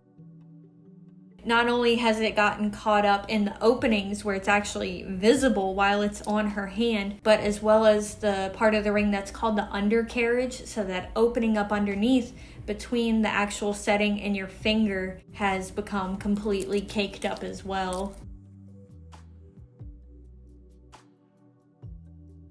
So with the amethyst ring, one thing that I do have to be cautious about is being a little bit more precise with using the tweezers or using the needle versus on a diamond ring. Is the amethyst is a bit of a softer stone. So I just want to make sure that I'm not rubbing this metal up against the stone to risk scratching it. With this amethyst ring and the way that it's set down into the metal, it doesn't leave much of the stone exposed up to the top, which means there is a lot of space for things to build up within this ring. It wasn't until I took the needle actually around the inside crevices of the ring that I noticed all of the hair that was coming out of it. So I start with using a toothbrush to remove the rest of the debris caught up in the ring, and then I realized that I can't quite get into those tighter spaces within the ring, so I grab a jewelry cleaning brush, which actually just has really fine hair-like bristles that make it a lot easier to be able to get into those tight spaces. After checking all the stones and pulling out all the debris, I take it over to our polishing wheel. The abrasive powders that are in that compound is what will actually work to remove all of those surface scratches and leave the ring with a nice shiny finish. So after polishing it, there's a lot of the remaining compound on the ring, so that is when I'll bring it over to the ultrasonic cleaner. The solution that's used in the ultrasonic, it's mostly water, then just mixed with a mild alkaline type solution that helps break down the polishing compound that's on there, as well as any other buildup that's on the ring. The alkaline solution is gentle enough to be used on the precious metals like the silvers, gold, but it's powerful enough to be able to break down that polishing compound, as well as shampoos, conditioners, lotions, soaps, other things that are built up onto jewelry. Since the ultrasonic solution is so hot, I am using a pair of tongs to both place the ring in there and pull it out of the solution as well. What really helps clean them in the ultrasonic is not only the high heat of it, but also the tiny sound waves or vibrations that go through the liquid, which is what helps break down all of the residue on the ring. By removing a lot of the buildup before actually putting it into the ultrasonic saves time from it having to soak in there. Leaving it in there for extended periods of time can actually cause the stones to come loose. With the diamond engagement ring, I let this one soak for about 3 to 5 minutes. Since it's not quite as durable with high heat, I only let this one soak in there for about a minute. So now to finish off, I'll bring the rings over to our steamer, which is just high pressured, extremely hot water, which is used to get off any of those last little bits of hair in this case, or any other debris that either myself or the ultrasonic missed out on. One thing that can happen when you do have a lot of buildup stuck in a ring is that can actually act like a glue, just because we don't want that pressure to be so high that it is able to push out those stones and have them falling out. So a few tips that I have for keeping your rings looking good in between professional cleanings would be to make sure that you're removing them anytime you're doing things such as cooking, gardening, applying lotions, getting into the shower, washing your hands. So one thing that I do recommend is bringing your jewelry in to have it professionally inspected and cleaned at least every 6 months, which is actually a free service that we offer at all of our Jared locations, where we will check your stones as well as give it a deep cleaning. Looking at this filthy rug, it's hard to believe it was once white. The team at Mountain Rug Cleaning was in for a big surprise with this job. My name's James from Mountain Rug Cleaning, and today I'm going to be cleaning a rug infested with earthworms. The rug was just completely saturated in mud, soaking wet, and then on further inspection I could see what looked to be little maggots inside the rug. Turns out it was probably earthworm larvae. It was a rug that somebody didn't want anymore, so it was just discarded in their garden.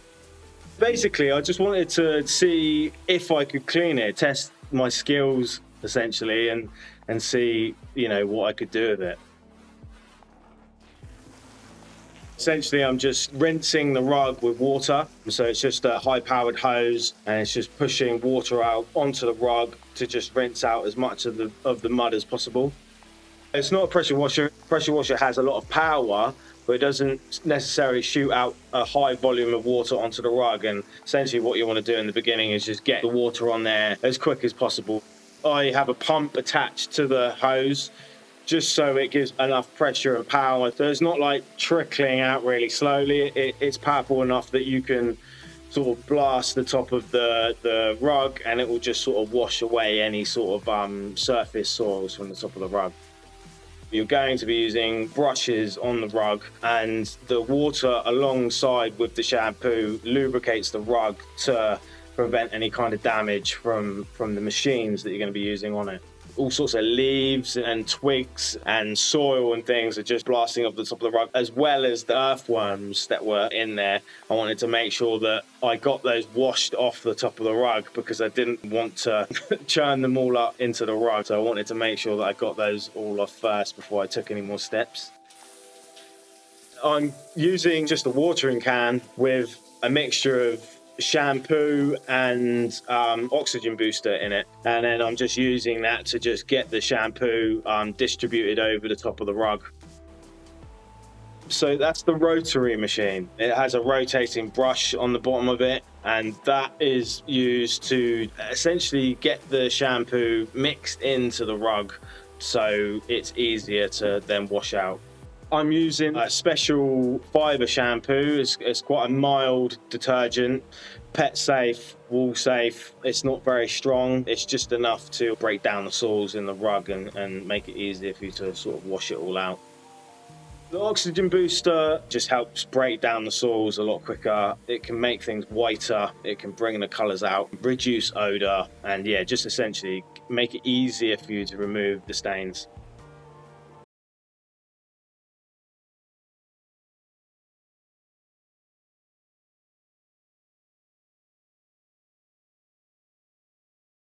In the rug, so it's better to just avoid using the bleach.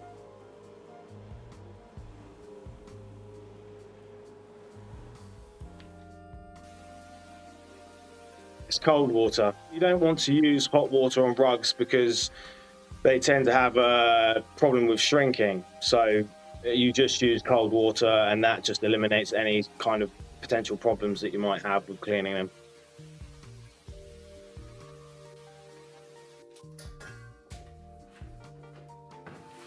You then use what's called a squeegee, essentially like what you'd use to clean your windows, and you scrape off all the dirt and foam from the top of the rug.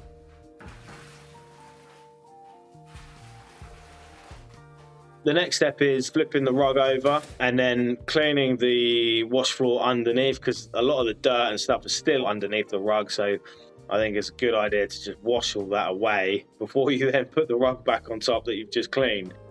And then again, it's pretty much exactly the same process as doing the front. Just start off with getting the rug saturated with water, adding the shampoo and an oxygen booster again, and then just cleaning back of it with the rotary to get as many of the stains out as you possibly can.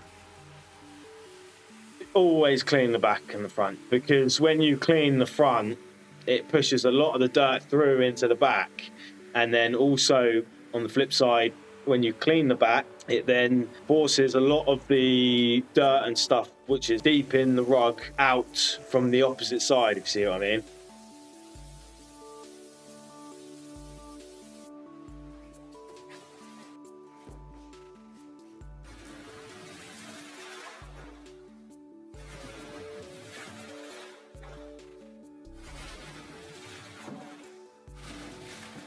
I usually then use a CRB machine on the top of the rug. It looks a bit like a vacuum. It's like a grey box.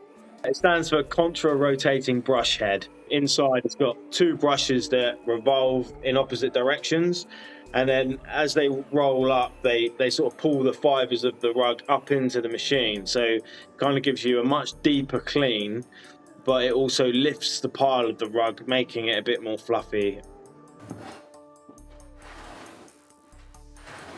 I'm adding more product to the rug to sort of break down more soils that are still left inside. You do it until the water comes out as clear as possible. You'll never get a rug 100% clean.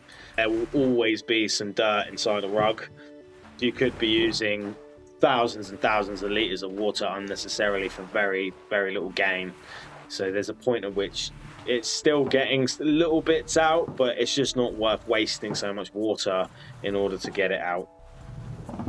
At that point, I'm adding acidic rinse to the rug. It neutralizes all the chemicals that you've previously used, and it helps to wash them all out. It also helps prevent cellulosic browning, which is a process at which the natural fibers in the rug can turn brown. That is called a Gandhi groom. It's used to remove the pattern left in the rug, but it's also to set the fibres to help it dry quicker. I'm vacuuming out as much moisture as I possibly can. So that's basically a wet vac, and it's sucking out the moisture and then it's going into a tank. It's quite an important process because it is obviously removing a lot of the moisture from the rug. Then I put it in a centrifuge, which gets about 95% of the water out of the rug. You hang the rug in a warm room with fans and a dehumidifier, and then that just gets the last remaining bits of the moisture out. I mean, don't leave your rug in the garden for a start. But yeah, the biggest tip I've got for taking care of your rug is lots of vacuuming. The worst thing that damages a rug is probably the dry soils that are in the rug for long periods of time. It kind of can wear down the rug. So lots of vacuuming and regular beating. I didn't really feel comfortable with then giving it on to somebody else. So after I'd cleaned it, rather than just throwing it in the bin and wasting it, I thought a good thing to do would be to give it to a dog shelter. So that's what I did.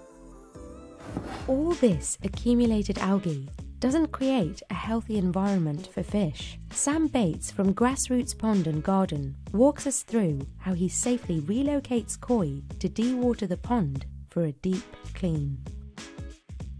My name is Sam Bates. I'm a koi pond specialist at Grassroots Pond and Garden, my family's business, and today I'm going to be showing you how we do a deep cleaning on koi ponds. Koi ponds can get pretty dirty, and this is for a number of different reasons. One of which, at least here in Michigan where we are from, we have a lot of deciduous trees that drop leaves into the pond. They then break down. That organic matter can turn the water either brown or sometimes it helps make it green. This one over here is what we call carpet algae. It's very, very difficult to get off the bottom and the sides of the liner, but it's actually beneficial to a pond to have the carpet algae. This typically comes with age. The carpet algae can get as long as shag carpet, and also it houses bacteria and acts as another biological filtration system within your pond that you didn't even have to pay for. When we are removing koi from ponds, we use what's called a sock net. It's very silky smooth, so it's very delicate on the fish, and it has 2 open ends, which makes it easy to hold and the fish can't escape. And also, you can release the fish through the bottom or the backside of the net, so the fish really doesn't undergo much stress during the transportation process. When we're cleaning koi ponds, we keep the koi, goldfish, frogs, and such in separate collapsible containers. They hold 500 to 600 gallons of water and leaves plenty of room for the fish to hang out.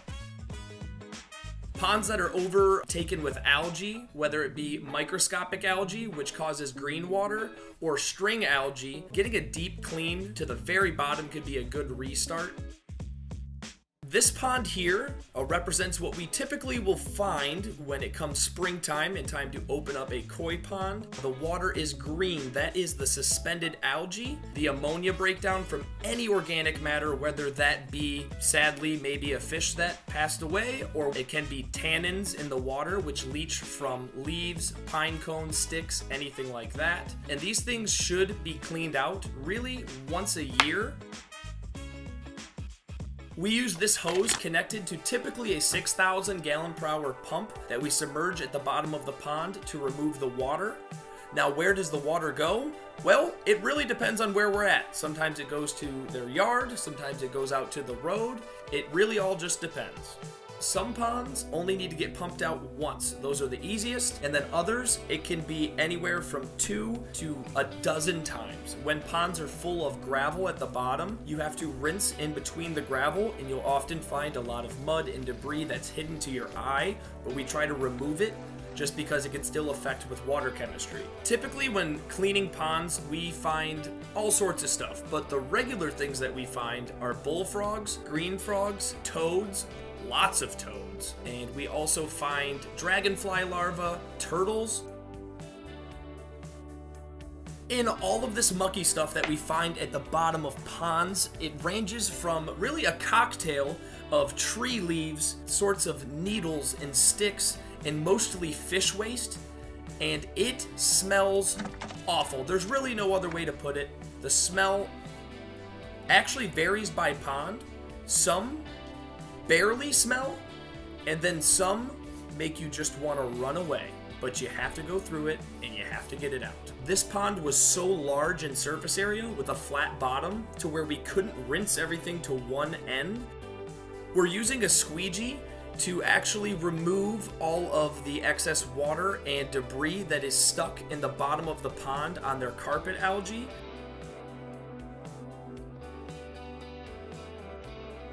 The rock, the liner can be covered in string algae. If your lawnmower is aiming in the wrong direction and it's kicking grass clippings into the pond, or sometimes even sprays like herbicides or pesticides can raise the ammonia levels in the pond, and that can cause just a whole world of issues, causing algae and even killing some of the pets within the system. So you get as close as you can with the right bit on the power washer and you remove the algae, then you rinse it to the bottom. And then we use a shop vac to clean up all of the sludge and nasty stuff that we left at the bottom, as well as vacuuming out the skimmers and the filters. It's important to clean out the bottom of the filtration system because this is where all of the heavy sludge and fish waste particularly like to set and stay stagnant. When refilling ponds after a deep cleaning, we typically just use the client's garden hose and we will run it until we have enough water for the fish to be released. We add dechlorinator, usually right at the beginning, and we will aerate the pond to ensure that the dechlorinator has went thoroughly through the existing water before we release the fish. We make sure that the water is splashing into the pond, opposed to just filling from the bottom and staying fairly stagnant. Creating those bubbles helps push that chlorine out of the system and gas off to make it healthy for the fish. This bag of what looks to be dirty water is actually beneficial bacteria that helps break down fish waste and helps with pond clarity throughout the season. This is something that we add weekly, and our clients often ask, what is that bag of brown water and what's in it? All I can tell them is it's bacteria, because that's my grandfather and my father's secret recipe for years, so I can't let you in on that.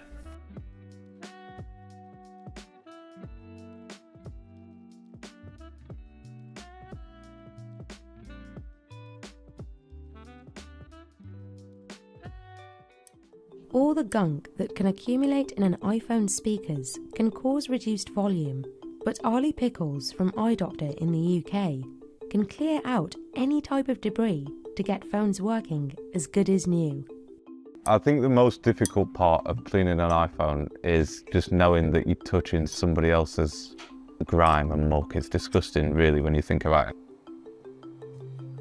I can already see that we've got quite a lot of gunk in the ear speaker and the speaker grills themselves, so hopefully there'll be some gunk in there to see, and we can give it a real good clean out as well. Lint builds up from inside somebody's pocket, and over time, when the charging cable's inserted, taken out, reinserted, all that happens is it just compacts into the charge port itself and leaves this sort of mess behind, and all this lint. Over time, it just compacts. Every time you put it on charge, it just compacts deep down into the port. When you start noticing the ear speaker becomes quiet, the microphone, people can't hear you, or it's not charging correctly, you might have to stand on your head and do a backflip just to make it charge. That's probably when you need to start thinking about cleaning out that charge port or the ear speaker. I'm using this little BGA scraper, which is typically designed for scraping the resin overfill or underfill from logic boards, but it doubles up as a really, really useful tool for cleaning out these charging ports.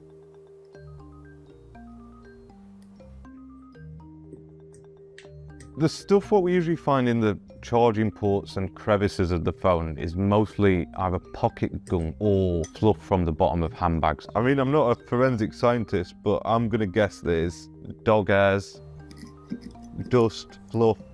I don't really know how to describe the fibers what are in there. Other things that we found in the phones. Rice is quite common when phones have become water damaged, because they'll stick the phone in rice. That doesn't work, by the way. We did find some weed in one of them, and it looked like they must have been keeping the stash in the pocket, and the same thing again. There was weed inside the charge port.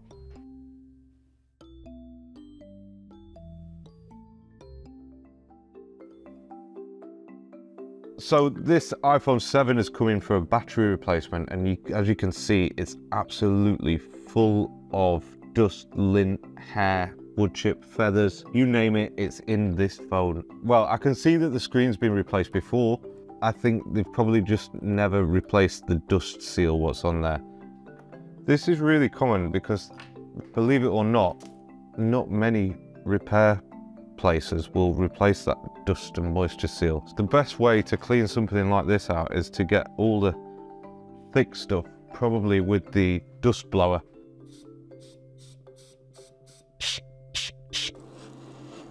There is definitely a risk that this dust could cause a short circuit on the motherboard. It's going to put lots of strain on peripheral hardware, like the loudspeaker is going to be quiet, the vibration motor is not going to work very well, or you're going to get funny sounds from the vibration motor. A lot of people think that it's just for moisture. It keeps a seal between the screen and the chassis of the phone, which out of the factory is designed so that it's sealed away from elements like dust and dirt.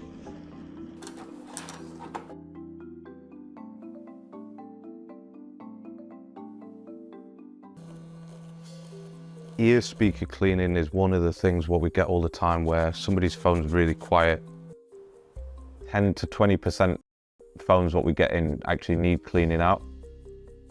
The easiest way to clean out an iPhone ear speaker is using some isopropyl alcohol. The customer will ask for an ear speaker replacing, but in reality it just needs cleaning out. And even if we did replace the ear speaker, it probably would still be quiet because that mesh is just bunged up and gunked up. Then we loosen up the gunk with a toothbrush. Make sure that it's not the toothbrush that you've used this morning to brush your teeth. And then we play this sound, which plays a 165 Hertz sound, which acts as a sort of ultrasonic cleaner. For the most part, I think that the most common thing that gets in ear speaker is probably earwax.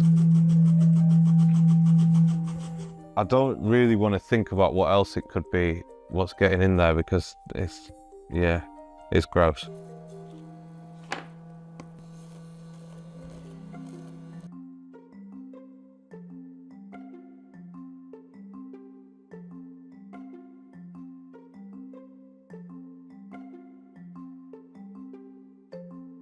We use two different types of brushes. For the softer brush, we use a toothbrush, and then a slightly more stiff one is this small horsehair brush.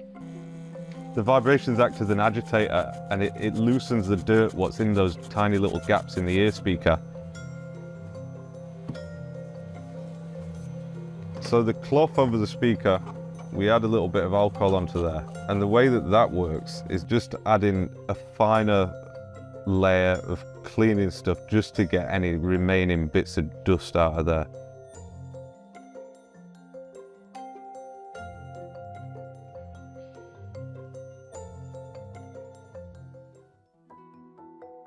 So for this one, it's an iPhone 11 Pro, and it's got a little bit of gunk in the speaker grill at the bottom, which would make the phone pretty quiet. This is very similar to what gets built up inside the charge port. It's just pocket gunk. The best tool for this one is the sharp pointed BGA scraper again.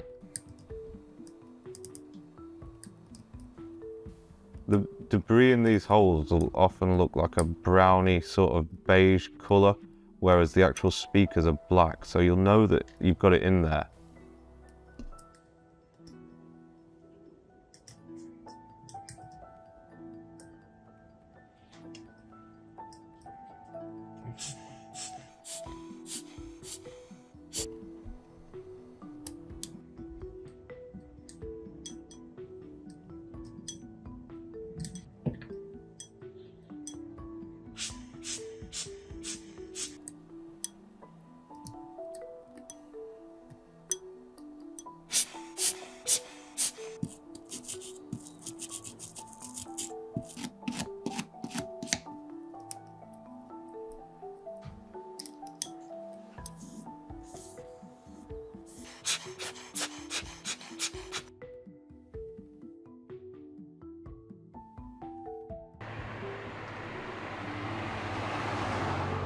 I sort of got involved with fixing friends and family's phones, sorting out technical problems for them, and once I started learning about phone repair, I just got deeper and deeper into it. It's like a rabbit hole, and I just got fully sucked down it.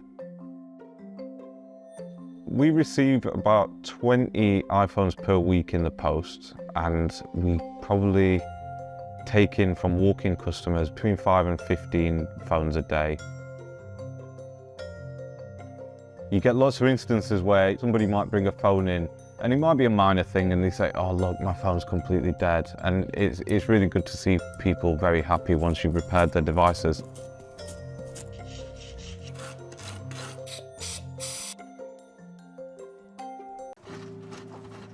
The professionals at WD Detailing walk us through how they deep clean this abandoned car which previously belonged to a hoarder.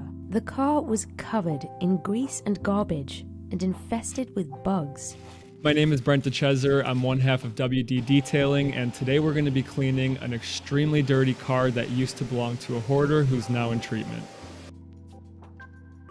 When we first got this car, we actually had to leave it outside of our shop for over a week just to let it air out because it was one of the worst smelling vehicles that we've ever been brought, only because there was so much grime and grease in both the carpets and the seats, and there was just a ton of garbage everywhere. The The first thing we did was use the ozone machine. The ozone machine removes air pollutants and odors while also killing bacteria and viruses inside the car, which makes it a lot safer for us to work in there. After taking the seats out, the first thing that we do is take all the trash out and completely vacuum the car. That way we can really see what we're working with.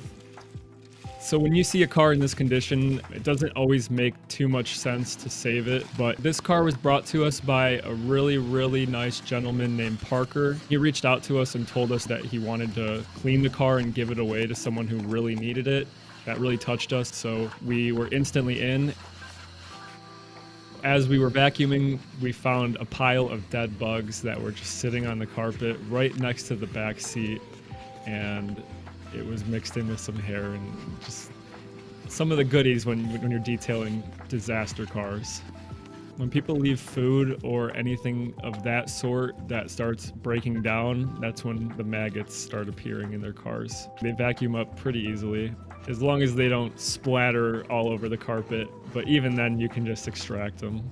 This garbage was so stuck on, we literally could not get it off with our hands. Even a power washer isn't good enough to get it off. So we'll use a flathead screwdriver occasionally. It helps get stuff off of the surface that we otherwise wouldn't be able to. It actually wasn't sticky or oily. It was kind of like a rough feeling, like Velcro. It's almost like that rough feeling. That's how bad this carpet was. If we didn't pull the carpet out of this car, there was no possible way we were going to get it completely clean, especially with all the stains on it. You would normally want to replace this carpet, but we were trying to keep the budget as low as possible. As per Parker, that's what he wanted to do. So the original color of this car's carpets, floor mats, seats was a gray, and when we got it, they were almost black. The stains in the carpet came from, I don't even know, honestly. We were just assuming that it's like grease and dirt and everything mixed together.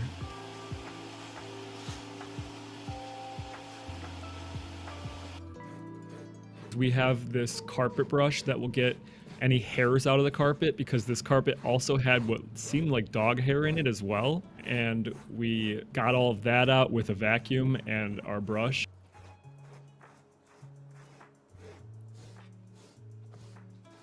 We used a degreaser instead of an extractor soap, only because degreaser is a bit stronger. And then we went ahead and drill brushed it in to start getting it to work into the fibers of the carpet. We ended up having to power wash and extract this carpet 4 times. After you spend 20 minutes on the same stain or half an hour and you keep working at it, and you can tell that it's not changing color, it's not coming out anymore, and there's really not that much more you can do. You know, as a detailer, it's kind of time to just call it. I would say 85% of the stains and the dirt were out of the carpet, and about 15% that was just complete damage was never going to come out. We hung it up inside of a closet where there's a heater. So we actually had to let it dry for 2 days.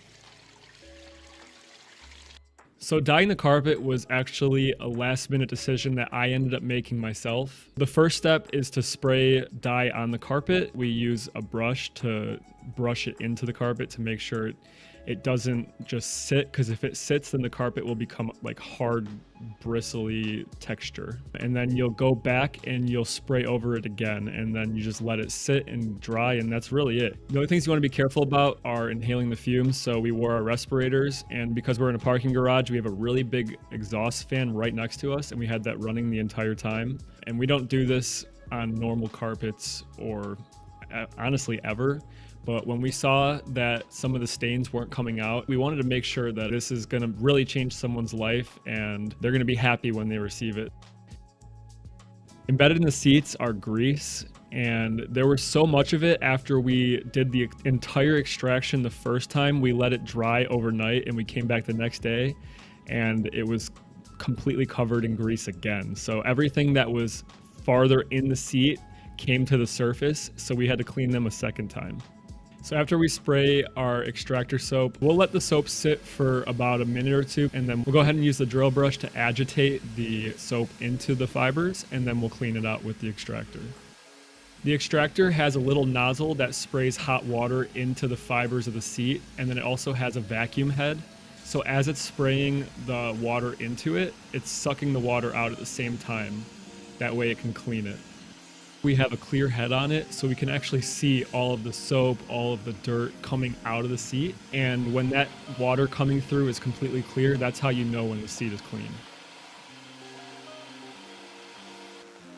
So now we're cleaning the back seat of the car, which was also one of the grossest parts of the car. And the first thing we did was use the tornador to spray off any of the dirt. And that is simply just an air compressor tool that shoots out air in a tornado formation. And that'll get a lot of the dirt out of the deeper fibers of the seat.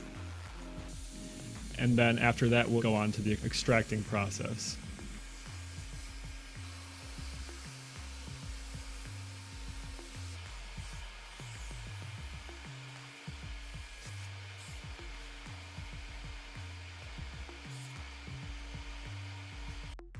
The tornador is best for getting any kind of microparticles out of the carpet or out of the seats, and then dust or dirt or anything that's on like the topical layer as well.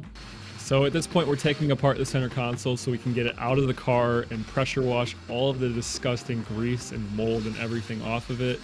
Dirt definitely gets behind both the radio or any of the knobs on the center console because that's where your hands are touching a lot. So by disassembling those things and cleaning behind them, we know that we're sanitizing and doing the best job that we possibly can.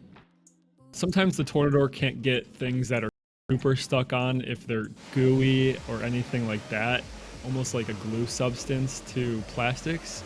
The air is not going to do a good enough job, so you have to scrape it off and power wash it.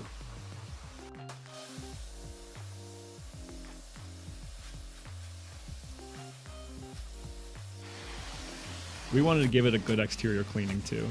It did have a thick layer of dust on the exterior, the engine bay was dirty, the wheels had brake dust all over them. Surprisingly enough, dirt or dust actually acts as a protectant to paint. So when a car is dusty or covered in a layer of dirt, it protects it from the sun's UV rays. So the first thing that we do is we spray our degreaser all over the paint because it's paint safe, and that'll just start loosening up any of the dirt on the outside. And then we'll use our power washer to get the dirt off.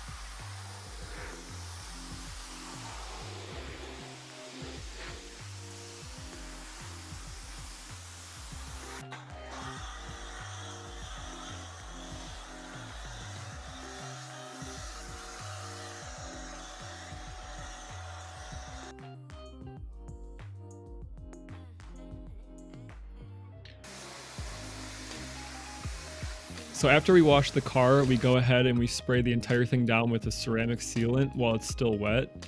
And that just gives it a little bit of protection and also a shine after we wash it. And then we'll go ahead and spray it down again before drying it. After we were done with it, he actually needed to take it back to his home shop and do some mechanical work on it to make sure it's safe for the people, whoever owns it next. We were really happy with the result of this car, but what meant the most to us is how Parker reacted, because this was something special to him, and the fact that we got to be a part of it is why we did it in the first place. We do all these details absolutely for free, so we took this on because we wanted to make a change and we wanted to help a family that needed it.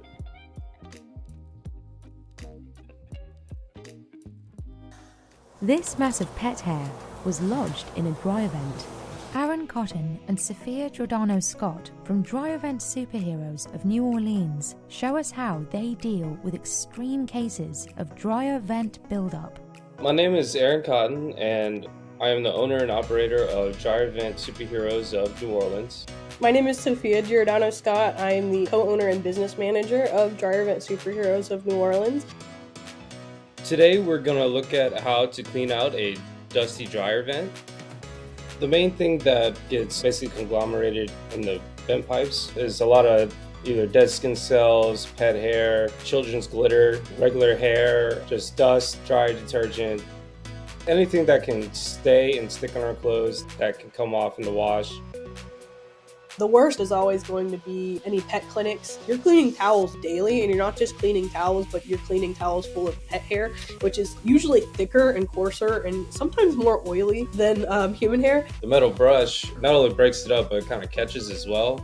So it caught all that hair, and you can see as I pull it out, it's just almost a whole dog that it seems like I pull out. It was literally just mounds of hardened pet hair and lint inside all the way to the exit, and then that exit had about 4 feet of bird's nest just compacted at that end because there was no vent cover on the end. It was just an open tube. So it took us about 2 hours to clean the vent in entirety, get everything out. We scoped it with our little camera about 6 times, trying to make sure we got every little piece out of there. As the lint just gets stuck in there and it builds over time, the heat can't get out, so the heat just stays there. And it accumulates right there, and it condenses. And that's actually how a fire will start. Part of our inspection when we first go in is to make sure, is this vent connected within the wall? We only use these types of vents. They are metal but also flexible, but they're the only type of connection hose vents that can actually contain a fire, as opposed to the foil vents. If you look on the back of your dryer, most dryers will say don't use a foil vent, and most people just don't read that warning. We get behind the dryer and we take the metal tube that's behind the dryer and we take it off, and we inspect to make sure that the inside is either dirty or clean, because you either want to clean it out or replace it. The second step would be to put our rods with the brushes into the wall with the camera. We can see inside the wall of what's going on, and the customer can see as well of either how dirty or how clean it is. You can definitely tell almost how long it's been, because if it's only been like a year or two, maybe like a little or nothing at all, but when we're getting to like the 3 to 5 years or plus, you're getting literal mounds of stuff that's coming out. You know, it's almost like from a molehill to a mountain of stuff that you're getting out, and you're like, wow. It gets really gross if it's 10 plus years. So after we inspect it and see how dirty it is, then we take our brushes with our rods. So that goes inside the wall, and our drill basically just cleans everything out. We call this the vent polisher brush. It has this metal teeth at the end, so when that goes through your vent, that's going to polish your vents as well as clean it, so it's going to make it even harder for lint to stick in the future. When we take our HEPA filter vacuum cleaner, we make sure that no dust gets in the air for either us or the customer to breathe in. No cleaning solutions or chemicals, just the brushes and the HEPA filter vacuum cleaner really does the job. And then once all that's done and clean, we turn towards the inside of the dryers. We get all the lint that might have been stuck in there. We go back and we take our aluminum tube here and we put everything back from the wall to the dryer. We do use heat safe tape on all of our repairs or connection hoses. We do also use clamps. The reason why we use both is because you want your dryer vent to be able to be unhooked every year and cleaned. And we push the dryer back, and then we check under the lint trap. We definitely found a lot of weird stuff coming from the dryers, especially under the lint trap. I've had one employee, as we were cleaning, he pulled out a whole silver chain. I found money, like $5 and a couple $1 bills. And then of course we get the not so fun stuff, bird eggs and wasp nests. That's usually towards the outside of the house, not like in the dryer itself. Also storm damage. Whenever we have a bad storm, hurricane, and something gets impacted in the vent or the roof comes off or something, you're probably going to get water in your vent, in which case you need a professional to come and take that out, because it's going to be really nasty water mixed in with all that lint. So we've had multiple customers tell us, I've been in this house for over 10 years and I haven't even thought about cleaning it out. And they're like, why are my clothes still wet? A lot of the times it's not your dryer, it's that the line is just clogged up with all the lint and hair and everything. The most important thing to do with keeping up your dryer vent is definitely to get that annual professional cleaning, but in addition to that, cleaning your lint trap with every use is the biggest one. I would say the most satisfying is leaving with the customers all happy and smiling and knowing that they're safe, that their house is safe, and that their product is going to work as they want it to. This swimming pool has become overrun with algae, so much so that the bottom of it is covered in sludge. Miles Laughlin isn't afraid to go deep. Hi, I'm Miles, aka the pool guy, and I'm going to show you how I professionally clean the bottom of a pool. Today I'm going to show you a few different pools and how I clean the bottom of the pool.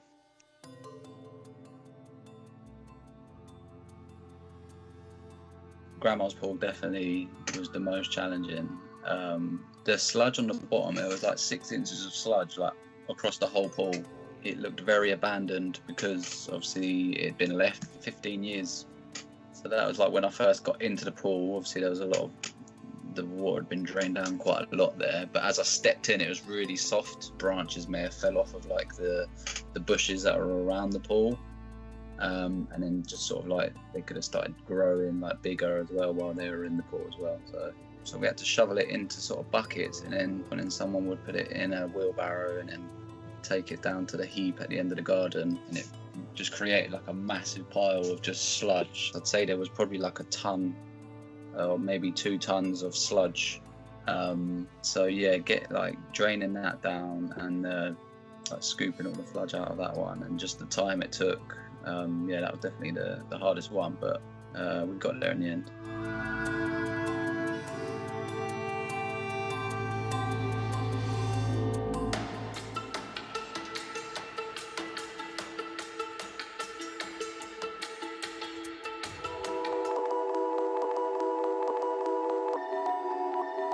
Oh my god, so recently I've been to a job and the pool has been left for like 8 years. But the water weirdly was like clear, but the algae in there was really like blanket like, and there was loads of it, and you could see, like I move it around, you can see it looked like really weird, like an underwater sort of like forest of like algae. It was like really bad, and that pool definitely had to be drained down. Okay, so when I first go to a pool and I see that it's green, what I'll do first is get a pool brush out, and then I'll brush the whole pool, all the surfaces, disturbing all the algae off the surface. Normally algae will just like break up, like you put chemicals in, you brush the pool, and it will just break up into like really small particles, and then you can just like hoover it. But like this type of algae was just like really like stringy and just like solid together. Yeah, it was a weird one. And then again, there's like sludge on the floor. We're sort of just like brushing the sludge to like a pile and then like scooping it out.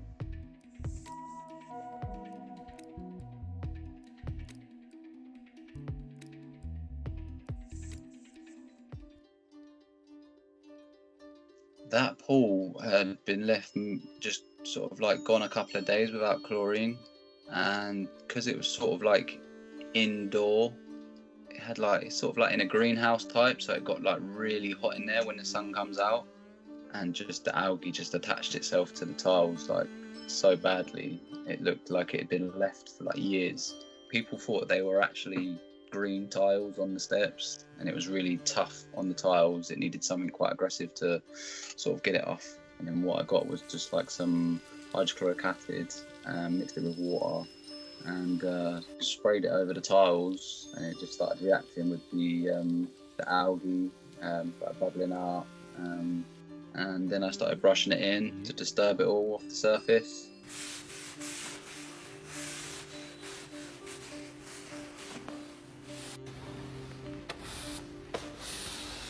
Then I got the hose and started watering it down. It all cleaned off, come up nice and blue, and then rinsed it down, and that literally took like 15 minutes.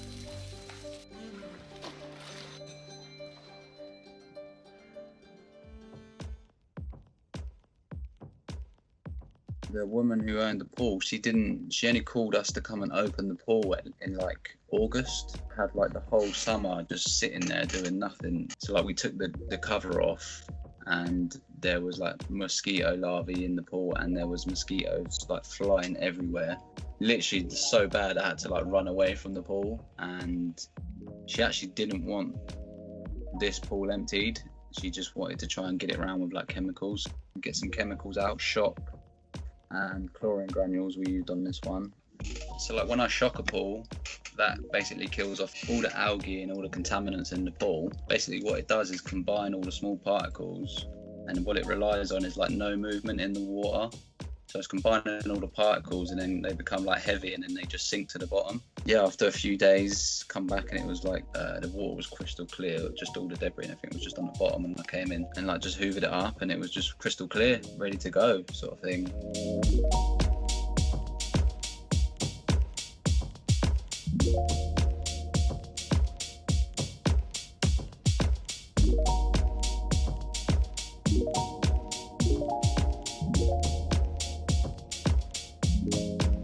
So if you've got an outdoor pool, you're going to want to maintain it like once a week at least. No, so I get a lot of people do say to me, why don't you drain the pool before winter? But what it is you've got to take into consideration like the structure of the pool. So if you have no water in there, if there's water in the ground surrounding the pool, it can pressurize the walls and then cause damage.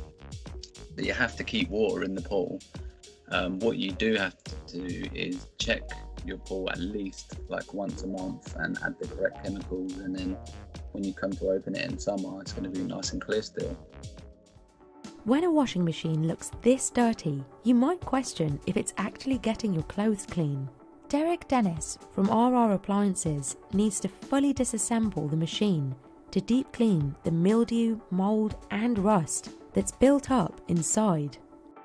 Hi, I'm Derek Dennis. I specialize in repairing and cleaning washing machines, dryers, any major appliances. The two main types of washing machines that I work on are top loaders and front loaders. I'm going to show you how I clean them. So this top load washer is, I would say, between 15 and 17 years old. This machine here hasn't been cleaned, I would say, ever since it was purchased. The biggest problem with this, the abundance of buildup from, excessive use of detergent, fabric softener, all the buildup you see, that's what causes this big ring around the top. The water doesn't come up that high. That's why you see the different levels. And then, the buildup of mold. The perfect ideal circumstance for mold and mildew buildup is moisture, dark heat. So common buildup in these machines due to overuse of high efficiency detergent and fabric softener, which you don't need. This big buildup, you're going to get rust, you're going to get mold, mildew. 2 tablespoons of high efficiency detergent and no fabric softener will make your machine last ages longer than if you're dumping a cup or 2 of fabric softener in. It doesn't get your clothes any cleaner. I highly recommend cutting out fabric softener in your laundry regimen.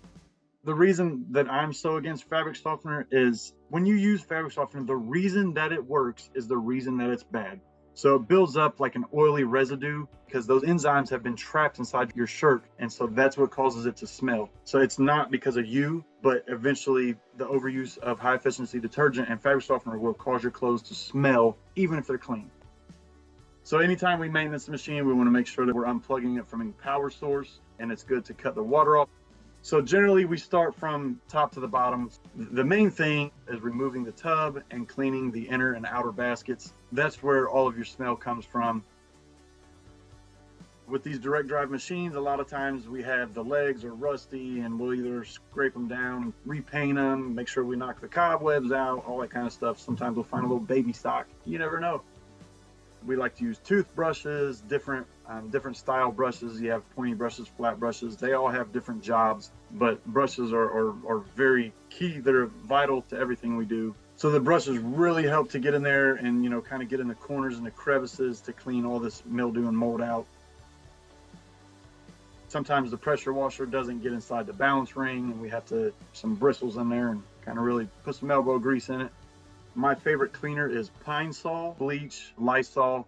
Vinegar is more of what I recommend for people to use through a washing cycle. White distilled vinegar has acetic compounds that help kill some bacteria. When we pressure wash, first we start the outside. We can get a lot better into the balance ring. A pressure washer, the water finds its ways into all the crevices, and it does a much better job at pushing out all this mold and mildew and detergent buildup and fabric softener buildup all the way out of the holes. Then we can just rinse it out of the inside and we have pretty much a brand new basket. So the steam cleaning usually comes after the pressure washing, just because we want to get kind of a final clean. The best thing about You know, the water comes out at super high temperature, and that helps to effectively sanitize any of these crevices or cracks or anything that we can't just clean with a pressure washer or bleach. So with the front loader, the cleaning process, it's similar, but it's a lot different in the disassembly and just the orientation of the basket. I can't remove a basket all the way from a front loader. I can only clean the front half. The old school top loaders are built like tanks. The front loaders are not, but they clean your clothes better. They generally don't need as much cleaning as a top loader because of the orientation and the way the water spins inside. And the water actually keeps the tubs cleaner. The biggest part of the smell that we see is from pump building up lint and debris in there and people not cleaning it out. And then you stay with a smell, or because people don't wipe out their door seal every time they use the machine, they keep the door closed, and then that just builds up a mildew smell. As long as you keep the door open and wipe the door seal out, and run a washer cleaner tablet through once a month or so, white distilled vinegar, it's not going to smell. I can guarantee it. So with this front loader, it actually has a clean out spot for the lint. This is what protects your pump, and this is what helps keep the smell down internally. Pull the door down, we drain the water out of this is the drain hose that actually pulls whatever water is left inside the pump. And then we take the filter out, clean it out, and that's it. I recommend doing this every 30 days, at least every 6 months, and this is going to prevent odor. It's going to keep your washing machine lasting a whole lot longer. The average lifespan of pretty much any washer is 2 and 3 years before the bearings go out, just because of, and that really comes from the overuse of detergent. So when a detergent breaks down that oil and grease, it'll cause the bearings to get rusty, and then your washing machine will sound like a jet plane taking off. That's bad bearings. It's really hard to get to if you can't physically tear these things down and clean them yourself. So the best thing to do is preventive maintenance. 2 tablespoons of detergent, no fabric softener at all, but if you have to use it, make sure you dilute it by 50%. When I sell a machine to somebody, I want them to have the faith that I have sold them the cleanest used washing machine that they can possibly buy. This soupy mess might look like a scene from a swamp, but it's actually the carpet of a very mouldy car.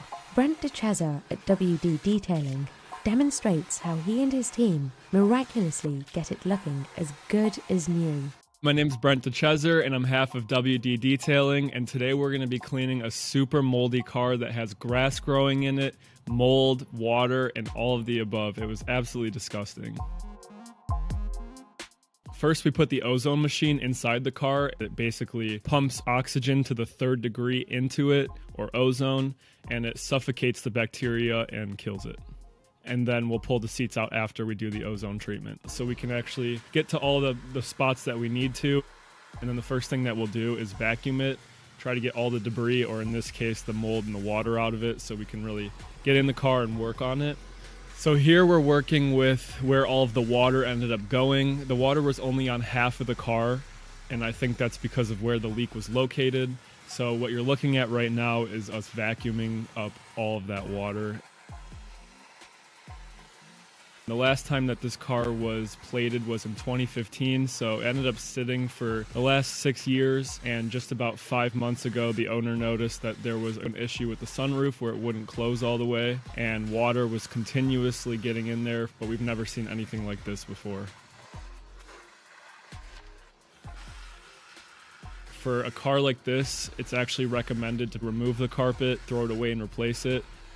But for some reason in this specific car, it was stapled down completely to the point where if we were going to remove it, it wasn't going to go back in and sit the way that it would need to.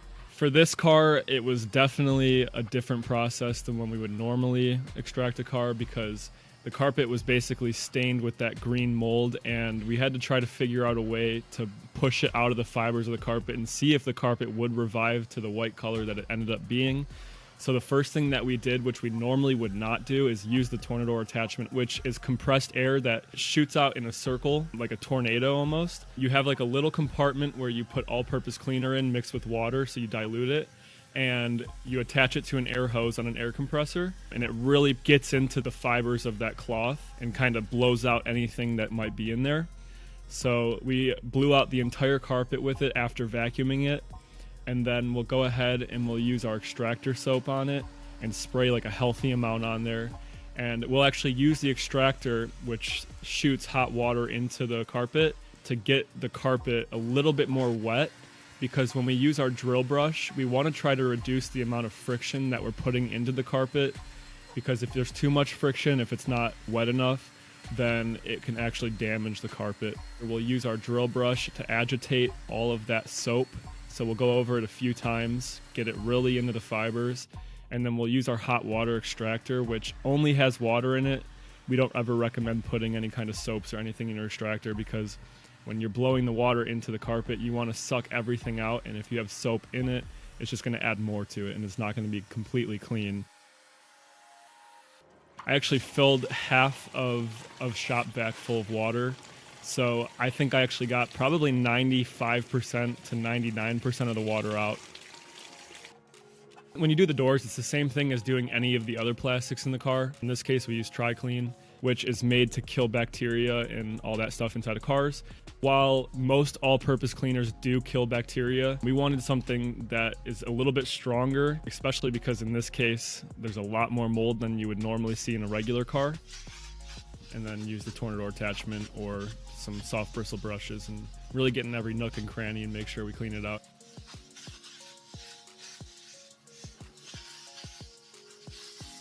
So for this part, he's actually drying off the door and getting all the liquid out of the nooks and crannies. So that is the tornado attachment, but that's a different one than the one that is used for specifically cleaning. So this tornado attachment doesn't have the canister that holds any kind of cleaner, and this one just blows out air. So you use that to get into cracks and crevices where you normally couldn't with a brush or with a microfiber towel, or you use it to get under seats. When we do leather seats that have been sitting in mold, the first thing we do with any seat is vacuum it just to get any kind of debris, especially in the crevice where the bottom and the back of the seat meet.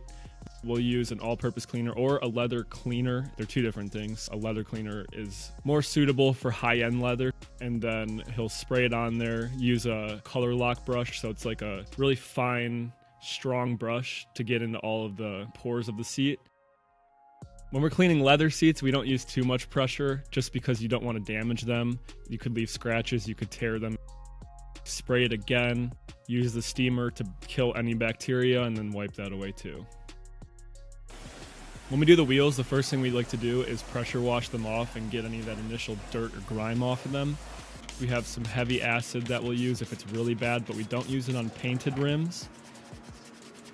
Go ahead and we'll agitate it with a brush, and we'll use a few different brushes to really get in both the wheel well, on the tire, inside the rim, in the drum of the rim, and then we'll go ahead and pressure wash it away.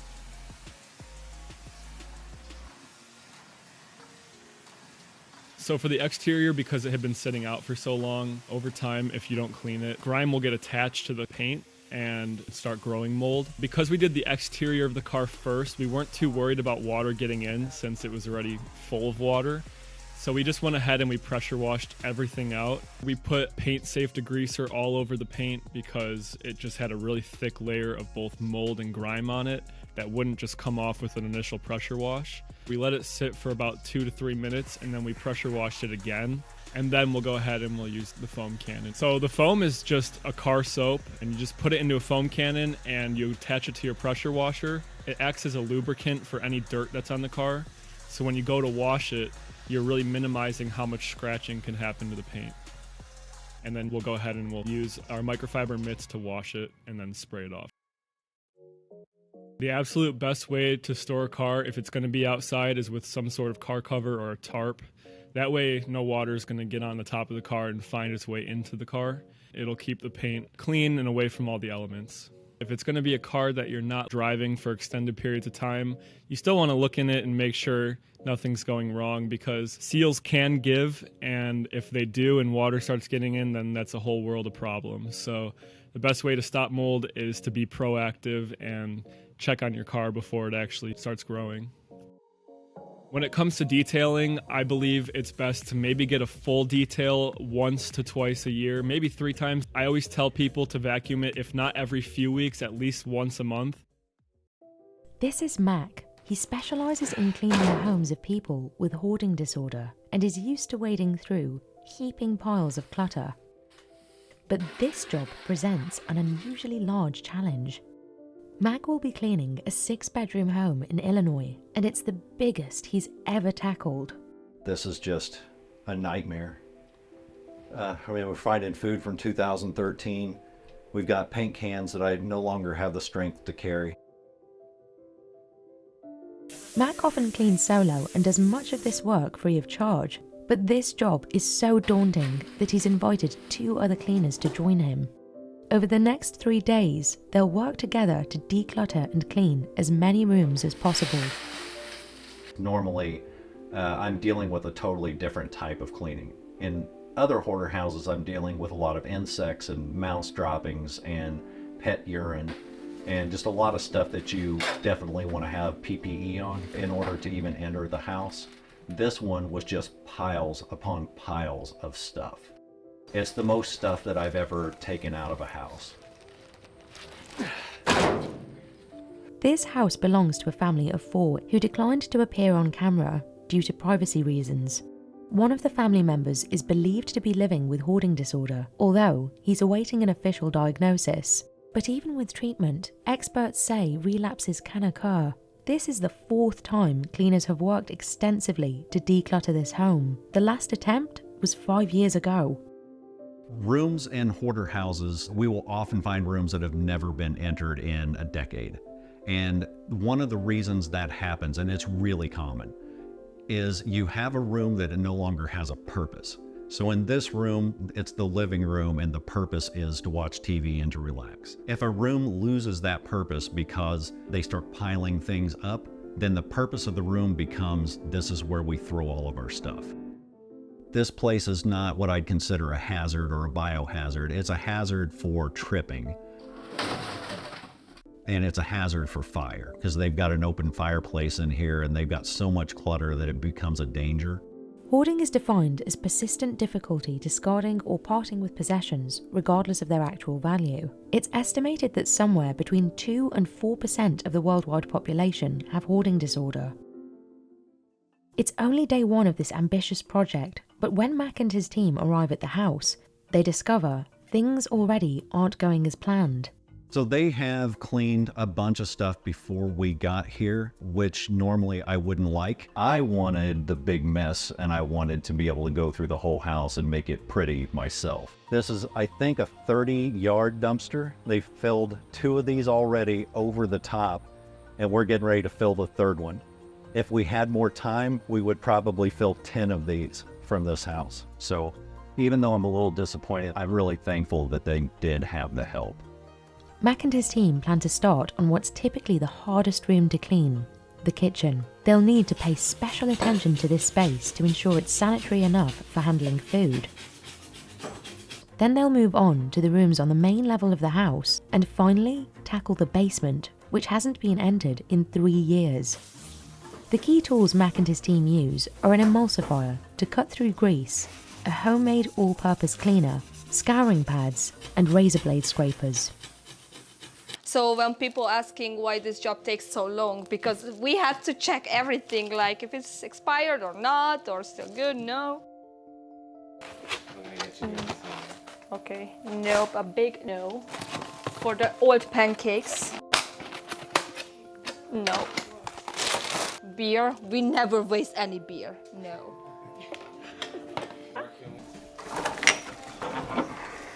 Holy crap. That was a lot.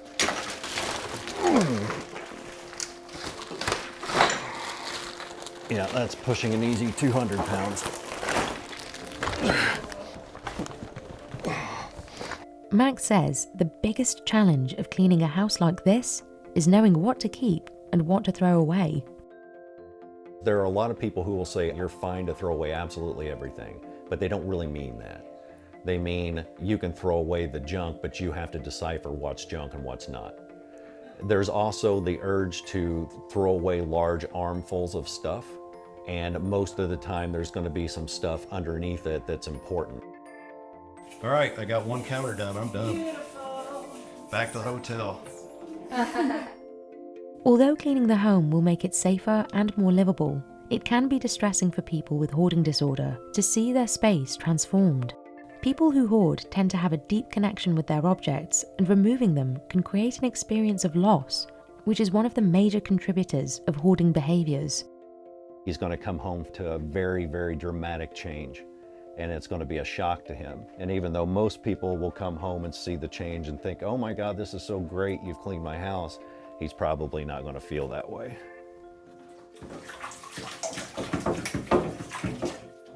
As day one comes to a close, Mac and the team have finished most of the kitchen, which they will continue to clean for the next 2 days. On day 2, Barbie and Bonnie will also tackle the sunroom and living room, while Mac ventures into the basement. I'm going to go down to that basement and do as much as I can on the basement today. That is going to completely wear me out. If I can get that out of the way today, then that means tomorrow we can do things like the dining room and get this floor done.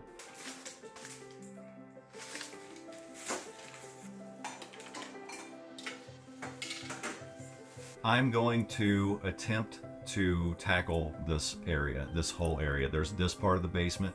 There is a room to my left, and there's a room over here, and they all look like what's behind me. This is going to be extremely difficult because there's a lot of things that need to be kept. Mac discovers an abundance of stockpiled food and supplies, including countless jugs of water, jars of marinara sauce, bottles of hydrogen peroxide, and 5-gallon containers filled with something unusual. All these 5-gallon buckets, those are all filled with food. Yeah, I thought they were paint. What kind of Like that one says macaroni and spaghetti or something. So I'm just going to stack them all together, and they want to keep them. But do you think it's still good? Probably not. People can inherit characteristics from their parents that make them more likely to develop hoarding behaviors. Grief and loss can also contribute to this. Over the years, Mac has noticed patterns in the kinds of items he finds while cleaning. They stack up air filters and medication and antibiotics and hydrogen peroxide and alcohol, and all of them are unopened, and all of them are there just in case, and they just keep building and building. As Mac continues sorting through jugs of water and medical supplies, he stumbles on one item in particular he's learned to never throw away. I've thrown away shells twice, and in both occasions people were like, have you seen a big bag of shells? That was when we went to Myrtle Beach or Florida or whatever on a family trip. But they're never displayed as a collection. They're just stuffed in a bag in some random spot. But I've learned over time that shells are always a memento for somebody. Unless they got their house infested by clams, in which case they're good to go. Much of what Mac finds in the basement needs to be lugged upstairs to the dumpsters, and so many trips up and down the stairs with heavy bags is starting to take its toll. Right now, my neck is just throbbing, and my right arm I'm pretty sure is injured. I have to be super careful today on what I lift and how I lift it and how much I lift. It's a little scary because if I tweak my back anymore, I'm out of the picture, and I don't want that to happen. Back upstairs, Barbie and Bonnie are finishing the kitchen and starting on the living room and the sunroom. I wish I had time to clean all of this, but priorities. The owner used to sit out in the sunroom every morning and to have, scrambled eggs and toast and coffee, and just, she likes to bead. And I like knowing those details about the owner because it lets us know where emotionally this cleanup is going to affect them in a positive way. As the crew begins to wrap up for the day, the wife of the person suspected to be living with hoarding disorder becomes emotional at the sight of the progress they've made. She was on the second floor of the house looking over the banister and just seeing what Barbie had accomplished, and she wasn't even fully done with the room. She broke down in tears just being able to see the floor again. So if your partner has hoarding disorder, there is a resentment and a frustration and an anger that builds up, and then finally there's a release point where everything just comes out, and that's what happened there. She's very happy to see it opened up. She's been in the house for 13 years. Today's work was way more exhausting than yesterday. It's a different type of cleaning though, because it takes less of your mind to do it, I guess. I'm not really looking at having to sanitize and to get out tiny little stains. I'm just looking to get things out of people's way. And so It takes less mental effort, but man, it takes a lot more physical effort. It's the final day of the crew's 3-day cleanup, and this is their last chance to organise and declutter as much of the main floor as possible. This is the day where we have to be basically on our game and moving quickly. We're wrapping up the kitchen. We have a dining room, which is just stuff that needs to be moved. Despite the exhaustion Mac is experiencing, he returns to the basement and makes another discovery. God, it's like old rotten garden seeds. And they're not dangerous, but they smell really bad. Garden seeds, when they go bad, smell like raw sewage. You have to breathe through your mouth when you're putting it in. Otherwise, it'll make you nauseous. You'll be able to see the story unfold as you go through layer after layer of old stuff. The deeper you go into a hoard, that's where you start finding the really rotten stuff. And so it always gets worse before it gets better. Excessive acquisition occurs in the vast majority of cases. Oftentimes, these items are on sale and therefore are bought in large amounts. So instead of just getting one, they see the deal and they'll get 20. But even in a big house like this, there's not room to put them all. So you've got this giant pile of shop lights, and you're probably going to find that with everything from craft supplies to just random kind of stuff. Night lights. There's an entire rack of night lights. What's really frustrating about this is there's so much stuff that's necessary and has legitimate actual use. That's actually really rare for a hoarder house. At the end of day 3, the crew has successfully cleaned the kitchen, sunroom, living room, dining room, and basement, and they've removed enough stuff to fill 3 30-yard dumpsters to the brim. We're almost done now. Compared to other hoarder houses, it's just me. With 3 of us working here, in order to get the entire house, every single room, top to bottom clean, we would have needed a crew of probably 10 plus people for at least 2 weeks. After Mac and his team leave, the family will finish cleaning the remaining rooms. They'll also hire help to maintain the home. I like seeing a house that is so covered up with stuff that whenever you get all of it put away and where it goes and you get everything cleaned up, seeing the house as it was intended to be seen is really a cool thing to me. And I think that's part of my brain that thinks of rooms like jigsaw puzzles. But what keeps me doing it, I think, is more the stress relief that you see happen on the owner of the house. You can see the stress come off of them at the very end whenever you leave. This one was just exhausting in every measure just because of the sheer amount of stuff. But it's worth it, especially whenever we get to look around the house and say, holy crap, we did that. We all did that.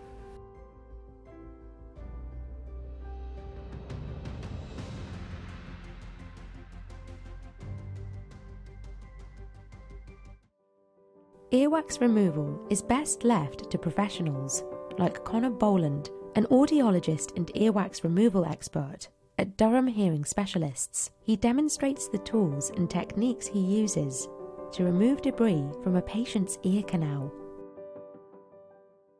My name's Connor, I'm an audiologist and I'm expert in ears, and today I'm going to show you some earwax removal videos.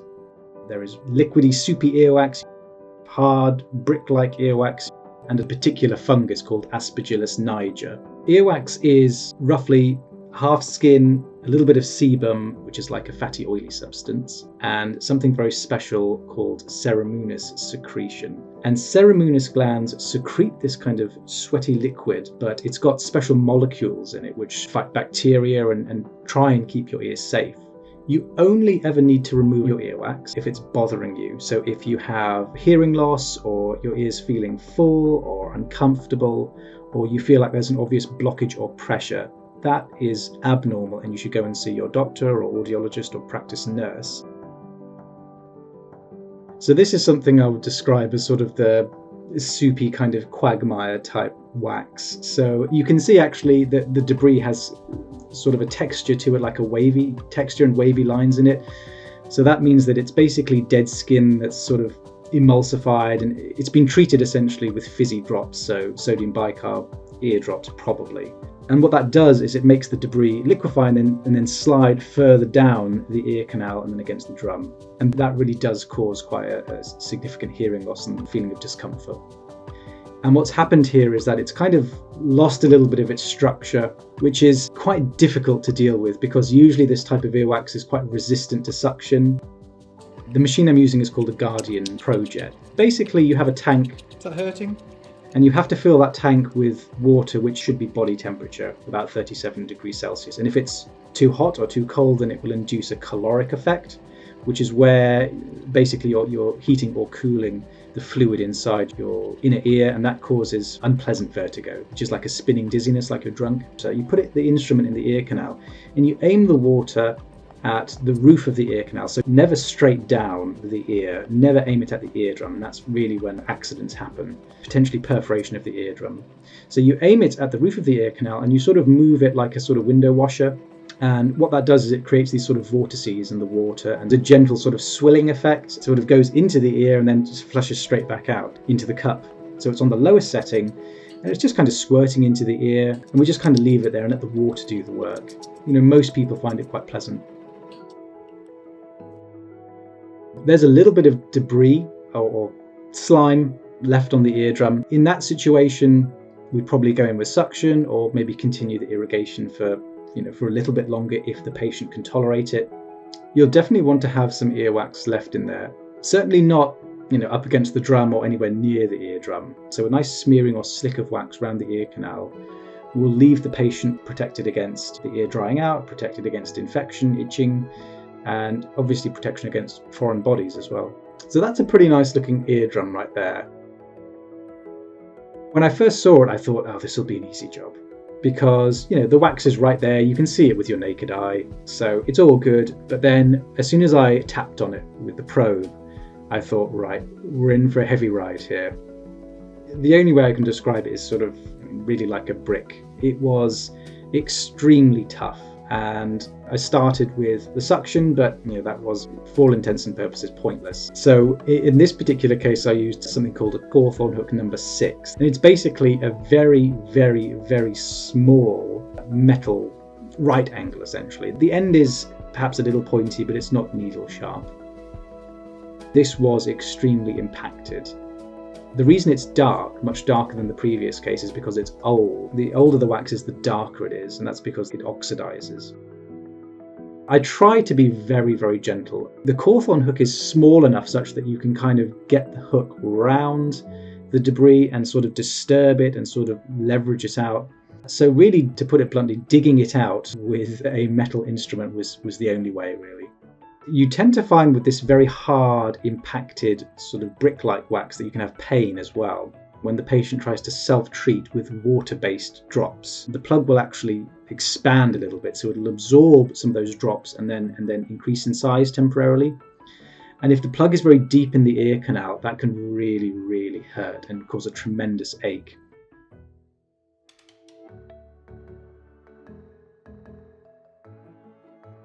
The thing is, you always have to go in stages, because if you shove the hook in and then pull just in one go, you can cause barotrauma, which is basically damage via pressure, and that is excruciatingly painful. So you really have to go very, very carefully and tread lightly.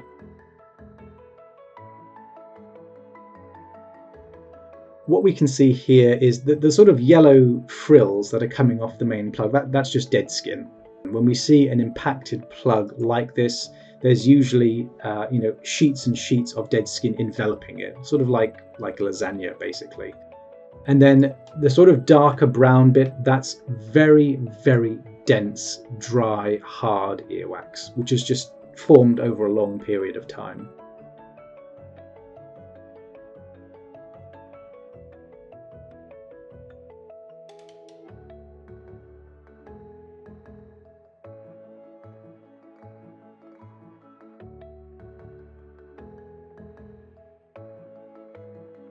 It's impossible to say how old it is, but yeah, it's definitely been in there a while. The scientific name for it, the particular fungus, is called Aspergillus niger. The casual name for it is black mold. Aspergillus niger lives everywhere. It wouldn't be a shock for me if there was some, on your hand right now or on your desk. It's very common. So the likelihood is it was either in the ear already, or it was on a fingernail or under a fingernail and the patient scratched their ear. The reason it's got out of control is anyone's guess.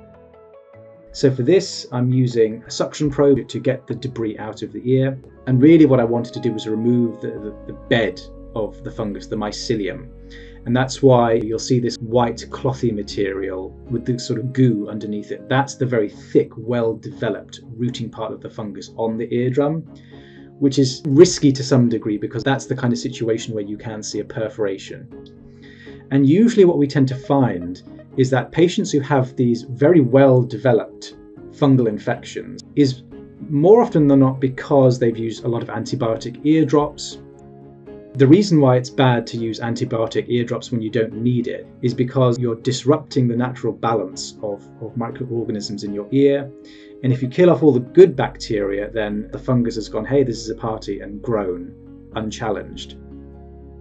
I couldn't get all of the mycelium out because it was sort of round the bend and it was in a very, very awkward position. But I achieved most of what I wanted to, which was to expose a nice healthy eardrum. And then, of course, that paved the way for the antifungal drops to do their job.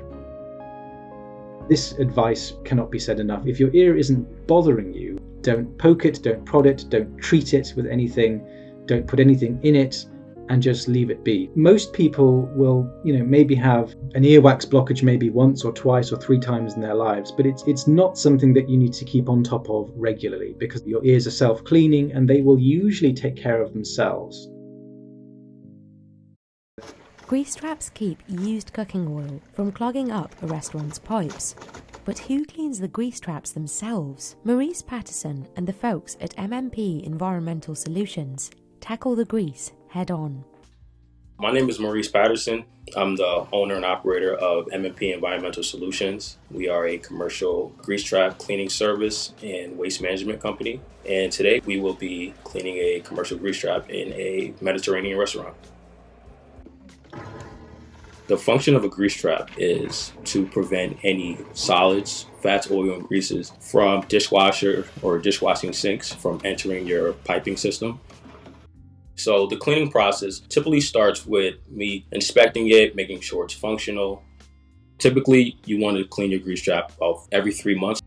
I would say that it hasn't been serviced, most likely close to a year. Then we unplug the grease trap and we start to remove all the components.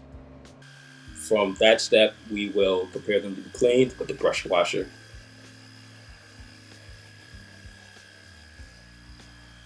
So right here, we're doing our pump out. We have the wand connected to the high-powered vacuum pump. We'll use the wand to pump out the entire grease trap.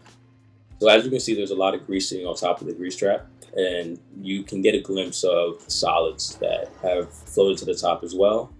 For Mediterranean restaurants, you're going to get a lot of oils, cheeses. You're also going to get a lot of rice. The rice is usually the main contents that sink to the bottom of the grease trap that you're going to want to pump out regularly. I would describe it as yellow grease. So yellow grease is typically grease that's used to make fries or things like that.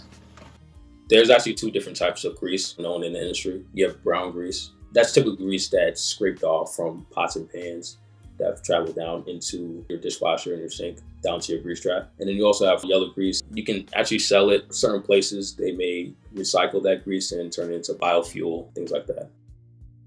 It's considered liquid gold. Some companies will actually pay them for it. So they're incentivized to make sure that it's not going down the drain. Here, what I'm using is a putty knife. I'm scraping just old food waste that has collected on there. Organic waste just turns black over time. It's oxidized and turns black. It's a health risk, mainly because any type of overflows from your grease trap may come in contact with food. We use a pressure washer just to make sure we're getting all the residual solids cleaned out. I'm using steel wool just to do a final scrub down. Make sure I'm getting into all the nooks and crannies, all the tight spaces. I do this right before we do a final spray down with the pressure washer.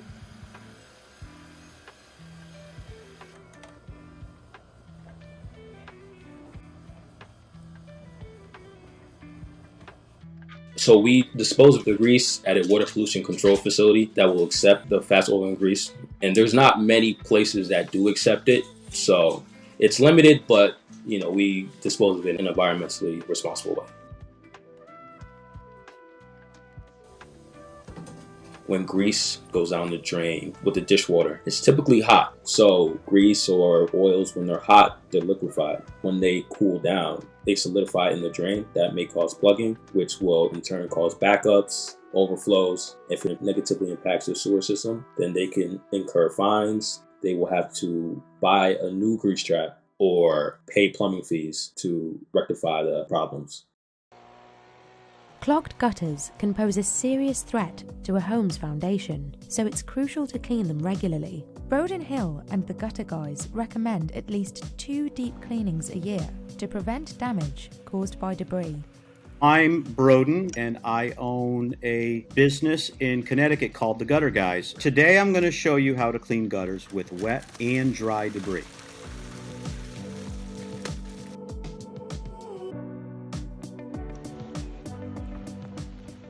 So when we clean a gutter with wet debris, 9 times out of 10, we want to clean it by hand. The reason why is when it's wet, it typically is very muddy, and there's a lot of what we call shingle dust or grit in the gutters, and it's literally a mud. And when we blow them, when they are wet, it makes a muddy mess all over the house. We want to clean them by hand for that reason. So that is a gutter that is completely jammed with leaves and debris, and the downspout was completely covered. When we released the debris out of the downspout and got that gutter cleaned, all of that rainwater that was in the gutter just started to flow very heavily right down the downspout, as it should. So oftentimes when we do a gutter cleaning, not only do we find leaves, but we find plants so big that we actually call them trees sometimes growing right out of a gutter. We're actually pulling out a big plant, and you can see the whole root system come right out with it. Certain types of trees give off these little things that come off the tree and will grow another tree. And when those land in the gutter, it's a perfect environment for that to grow. It's a classic sign that your gutters have not been cleaned in years. It also puts a significant amount of weight from the whole root system growing in the gutter on the gutter, which in turn will pull that gutter off of the fascia board, which is actually the board behind the gutter that the gutter is mounted to. Wet debris is usually just saturated with water. Water will overflow at the gutter and get into your basement and create cracks in your foundation. Once water does find its way into your basement, it wreaks havoc. Here, the water that's flowing out of the downspout at the bottom is the end result that we are looking for. So that water will flow down and out as it properly should.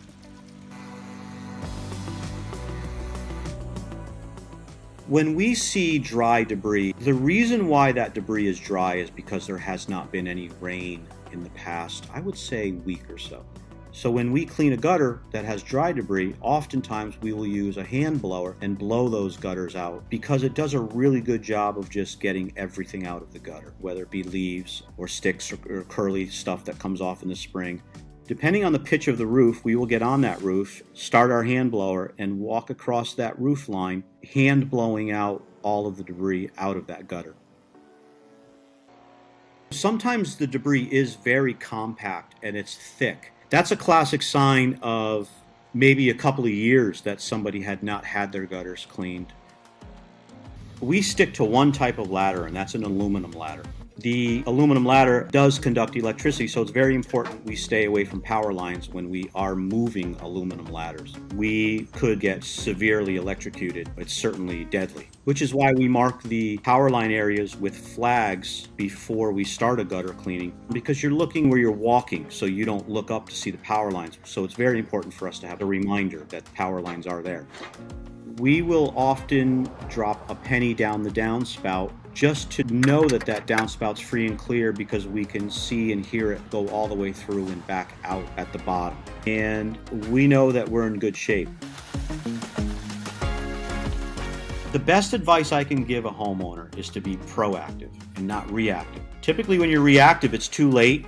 Damage has been done. The water may already be in your basement. It may already be in your home. And it's just not a good way to maintain your house. Water is seriously detrimental to your house, and the main cause of water is from your gutters. So if you keep the gutters free and clear, and you do consistent cleaning, whether it be 2 or 3 times per year, which we recommend, you will never have any issues with water in your basement or ruining your flower beds or rotting out the fascia and soffits of your home. Just stay on top of gutter cleaning. This is the inside of a restaurant kitchen's exhaust duct, where thick layers of grease can accumulate over time and become a fire or health hazard. That's where Jay Lopez and his team of experts at Kleenex step in to target these full kitchen deep cleans. My name is Jay Lopez and I'm the owner of Kleenex. Today I'm going to be walking you through how we clean a kitchen exhaust system in a restaurant. The purpose of a kitchen exhaust system is to extract the fumes from a kitchen in a commercial setting. In order to remove grease, you have to understand grease. What holds the oil together is the fat. And once the first layer is up, it becomes a magnet and it attracts more and more and more. Everything is cleaned from top to bottom. You would start cleaning the fan first. We're using a high-end degreaser with a little potassium hydroxide and sodium hydroxide. Those two chemicals combined create miracles in destroying the fat and the grease. In our case, we time it somewhere between 10 to 15 minutes. Once we see that the grease starts to melt, at that point we know we need to apply hot water and remove it. Because anything longer at that point is going to start to destroy the metal. Once the fan has been cleaned, the next step would be the duct. That's the part that connects the fan to the hood. This level is considered extreme. That was a fire waiting to happen. I would say this is about a year worth of grease. It all depends on the volume of cooking. If this is moderate cooking, this is about a year's worth of grease. That's a lot. The duct is cleaned in a few different steps. During this process, we use a tool made by Guardian. This tool is known as the Easy Magnetic Duct Scraper. It has magnets set into the tool and a razor blade on each side. Once it's clinched to the duct, it is manually moved forward and backwards until the grease is removed. This forward and backward method assures that the grease buildup will be removed from both sides. It'll go from the yellow color all the way into the black. When it's in the black level, that's an extreme level. That means that the system has not been properly maintained. In these types of designs, we'll use duct spinners and duct brushes. The duct spinner is designed to self-rotate within a protective cage and spray water at high speed, which dislodge buildup from the metal duct. We use a combination of a foaming agent and a degreaser. The foam is used as a delivering agent and it allows the degreaser to stay in contact with the grease for a longer period. If foam was not used, the degreaser would drip off the grease. The next step would be the hood and the filters. See, the filters are your first line of defense. What the filters is doing is holding back heat and it's holding back most of that grease. When the filters no longer can hold the grease, and once that grease starts getting heat and melting, you have the potential of that grease dropping into your food, and at that point, it's a health issue. I've seen restaurants been shut down by the health department for not cleaning their hood. I've seen restaurants been shut down by the fire marshal for not maintaining their hoods. We take precaution in protecting the area from contamination. We use 2 layers of plastic sheeting in order to protect the appliances from coming in contact with any chemical. The second layer of plastic sheeting is wrapped around the hood and then a funnel is created. The funnel is used to drain the chemical, grease, and water into the plastic containers. The plastic sheeting also serves as a protective barrier in preventing the chemical from coming in contact with the food preparation area. Once we're completed and the plastic sheeting is removed, we'll conduct a fresh water wipe down and recommend to the client that they do the same prior to preparing any food. According to NFPA 96, which is the agency that regulates this industry, the frequency of cleanings depends on the style of cooking you're conducting and the frequency of cooking. For example, if you cook with solid fuel is basically cooking with charcoal. Those are 30-day mandatory cleanings because they produce a lot more grease, and the ambers that come from the solid fuel can ignite the grease. If you're an occasional cooking facility, those would be a year. A cliff may not seem like the type of thing that needs routine cleaning, but the trails at Devil's Hole State Park must be meticulously maintained to keep visitors to the Niagara region safe. These daring professionals dangle from cliff sides to get the job done. This jagged sheet of rock is hanging 200 feet above a walking trail next to the Niagara River. It's already loose, and if it falls, it could mean serious injury to hikers on the path below. That's where the rope access team comes in. If they do their job just right, most of Niagara Falls' 9 million yearly visitors will never even know they were here.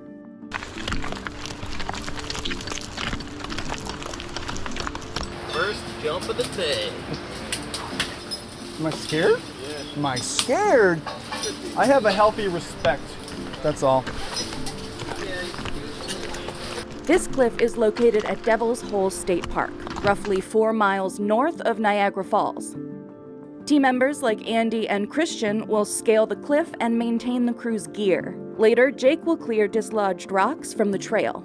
If those rocks were to fall naturally, there's nothing stopping them from coming and just plowing through somebody that's on the trail. So very necessary work what we do here, and you can see here all the rocks that come down there are pretty sizable and they could cause some damage.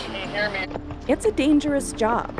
Dehydration, injury, and inclement weather are just some of the risks. Thunderstorms are forecast today, so the team is on high alert for signs of lightning, which would endanger the crew. We won't work in lightning, that's about it. We're gonna have fun. You know, usually when we show this to people, they say they didn't even know this existed. There are 12 members of today's crew, 4 supervisors including Andy, and 8 technicians. Today their goal is to clear this entire section of the cliff. Their day begins at 7 a.m. at the maintenance shop, where the team packs a variety of gear into vehicles to take it to the access point above the trail.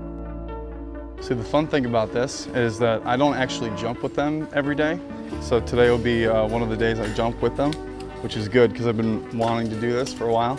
These are the guys who do it every single day, and they're really, really good at it. After a short 10-minute drive, the team arrives at the access point and begins gearing up. I guess we can start with the piece de resistance. This is our climbing harness. It's a class 3 harness, and it's called that because of the shoulder straps. The shoulder straps prevent climbers from slipping out of the harness if they accidentally turn upside down, and the seat balances their body weight so that blood flow to their legs isn't restricted. Comfort is also of the utmost importance, as climbers can be suspended for more than 2 hours at a time. This device here is our bar rack. This is what we use to rappel. It's a pretty old school device. We have a lot of mud and grit, and when the ropes get wet, they swell. So there's not a lot of moving parts. It's all friction. So that's our descent device. All right. Pretty much all ready to go here. No one cares about me. Everyone says, Andy, just take care of yourself. So what they're talking about is some guys have a rope handler watching their line, and then some of us are on what we call an ASAP, which is this. This is your backup device, and so I'm just fully in control of all of my descent. So I can actually step over the edge now.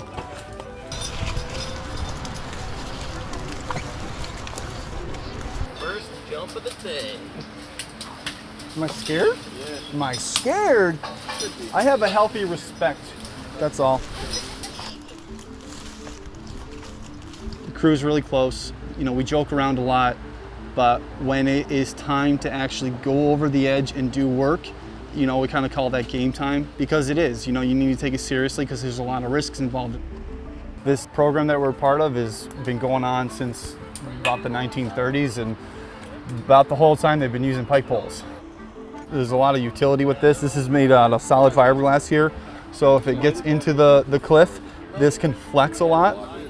You can use this to position yourself on the wall, and then you can use this to, you know, gently remove debris. You know, you can grab stuff with the hook, gently pull it out. It can fit into cracks, and then you can get leverage that way. One of the things that makes removing these rocks especially challenging is that these cliffs undergo something called differential erosion, which means that areas of the cliff erode at different rates. Layers of shale rock located lower on the cliffside wear away more quickly than the layer of dolomite rock at the top. That leaves large, unstable chunks of rock, sometimes the size of an SUV, hanging at the cliff's edge. The crew uses a controlled swing to gain access to material beneath overhangs. To do this, they push themselves away from the wall with their feet to maintain that controlled movement. These are softball shin pads, and they work really, really well for what we do. You try not to knee the wall, but sometimes for stability purposes, you know, you can't really help it. We all try to wear steel toe or some sort of composite toe. Rocks are hard. You know, you can't always dodge a rock when you're moving, so, you know, having something like that to keep yourself safe is 100% necessary. So all the rocks they're knocking down are essentially coming right to the trail, and then some, and they're going right to the Niagara River, which we have right here below us. It's 10 a.m. The crew is only about 2/3 of the way through their climb when the one thing they're worried about happens: a storm. Copy. Looks like we might have a wall of rain. Yeah, I'm gonna head back. Let's head back. The crew hears thunder and spots lightning as they are on the cliffside. They need to stop working immediately. That will end their progress for today. So today we actually had to cut it short. We have metal pipe poles in our hand. We got a lot of metal gear on us, so we just try to get out of there as quickly as we could. Anything that's gonna pose a hazard to the employees, then we just stop. The crew had only been working on the 200-foot cliffside for less than an hour when the storm began. On a typical day, it could take the crew up to 3 hours to clear a whole section. When they're able to resume, they'll finish removing rocks from the lower section of the cliff and then stabilize the slope side with wire meshing. This is the primary part of our work here, that we're going to try and clear this all out so we can essentially have an open hiking trail here again. And it's going to take a good bit of work and a good bit of time to get this cleared out to be safe for us to open it again. Back at the shop, the crew does paperwork and washes their gear. There's actually a lot of paperwork required with all this stuff, and then also just keeping their gear clean. You can kind of see from my shirt, I'm filthy from one jump today, and you know, if this is how I look, our gear is even worse. So soapy water helps break it and like lift the dirt. Using a toothbrush too to get in there, and then using an air compressor to spray any of the soap and dirt that's in there. And then we have a lubricant too when it's dry to get in there, and it prevents rust and corrosion. After the rope access team has made some progress, it's time to start clearing the rocks from the walking paths below. This is where the gorge crew comes in. We take care of about 7 trails in total within the gorge itself, and then 2 up top on the top side. Now we are in the process of cleaning the trail and rebuilding it. We've already come down, cleared the loose debris off the trail, and then started staging to get ready for the bigger jobs ahead. One of those jobs includes a specialized stabilization technique to ensure the slope side is secure. So down here to fix these trails, we use gaping baskets. It's a 6 foot by 3 foot cube that is made of wire meshing. And what you do is you dig them down, place them within the trail or wherever you need them, and then you add rock to the inside so that the rock weighs it down. A job like this can take a week or 2, but if we have a good day where we're really rocking, and getting stuff done, it can be maybe a 3 to 4 day job. At this mount right here, if all hands are on deck, I'd like to see, hopefully by the end of the summer, we get a majority of it taken out, and then we have to put in some stabilization techniques to help build the trail back up.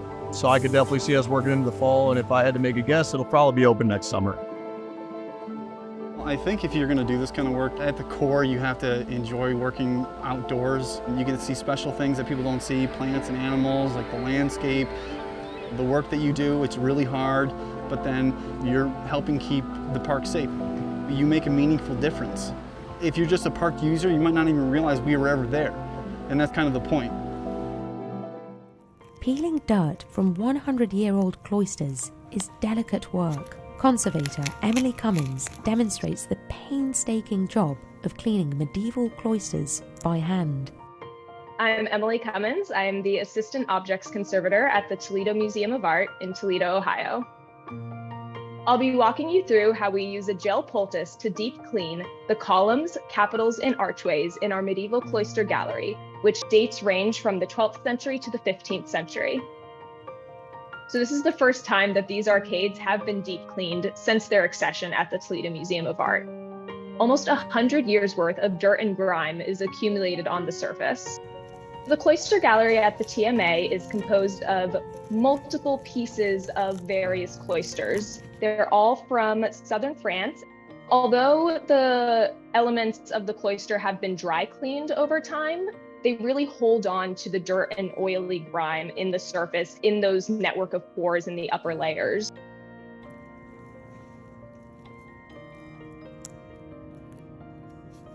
So we decided to start on the columns because they are generally smoother than the capitals, for instance, which have carvings that are more three-dimensional, that stick out more into space, and are therefore a little bit more difficult to apply an even layer of gel to. First, the gelling agent is mixed with water without any other cleaning ingredients added. This is done so that the gelling agent can really hydrate as much as it needs to, so we don't have clumps in the final gel. Now, once the water and the gelling agent sit together for 10 to 12 hours, then we'll add the rest of our cleaning ingredients. Now, in the gel, we have 2 cleaning ingredients, one surfactant and one soap. The surfactant helps break the interfacial tension between the grime and the stone, and the soap helps dissolve all of the oils that are in the grime. We also use a plasticizer, which allows the dried film to be a little bit more flexible and easier to peel off. And then finally, we have a small amount of a drying agent, which helps set the film on the surface of the stone to minimize the amount of dripping that we have, because we are fighting against gravity. Stone, I think, generally appears to be a really robust material, but it's actually really porous, marble and limestone in particular. The gel, when it's applied to the surface, sort of uses capillary action. The water in the gel, impregnated with those cleaning ingredients, is forced into the pores of the stone and helps break the bond between the grime and the stone. And it's sort of a cyclical process. So as more water gets pushed into the stone, that grimy water gets pushed out, and all of the dirt and grime gets trapped in that gel film. So we apply the gel with a brush to the stone in a relatively thick layer. As the water evaporates from the gel, the layer shrinks. So the gel is over 90% water, and so we are getting some dimensional shrinkage. And so the wet application needs to be a little less than 1/4 of an inch thick, which is rather thick, but a thicker wet application will lead to an easier dry removal. So the gel is checked periodically as it dries to make sure that it's drying evenly. If we need to move the fans, we go ahead and do that. To make sure that the gel is sufficiently dry for us to peel, we really just check it with our hands, sort of testing the temperature and seeing if it's a dry, hard film or a wet jelly film. So once the gel film is fully dry, we can start the mechanical removal process to take away all of that dirt and grime that's collected in the gel. But generally speaking, we'll use bamboo skewers to actually sort of poke a little hole into the gel underneath it so that we and our participants can really start the peeling process. And it's really important that when we peel the gel, we use what's called a shear pull. So taking a loose flap of gel and folding it back 90 degrees and peeling it off that way so that it's less abrasive to the stone. Once the gel is dry, what we're seeing is all of that dirt and grime, which has accumulated in the stone over time, trapped onto the surface and really trapped within that gel. So when we remove the gel, we are removing almost 100 years of dirt and grime with it. So after the broad sections of the dried gel film are removed, we check all of the surfaces with ultraviolet light. We use handheld UV flashlights to check the surfaces to see if there's any residual gel film.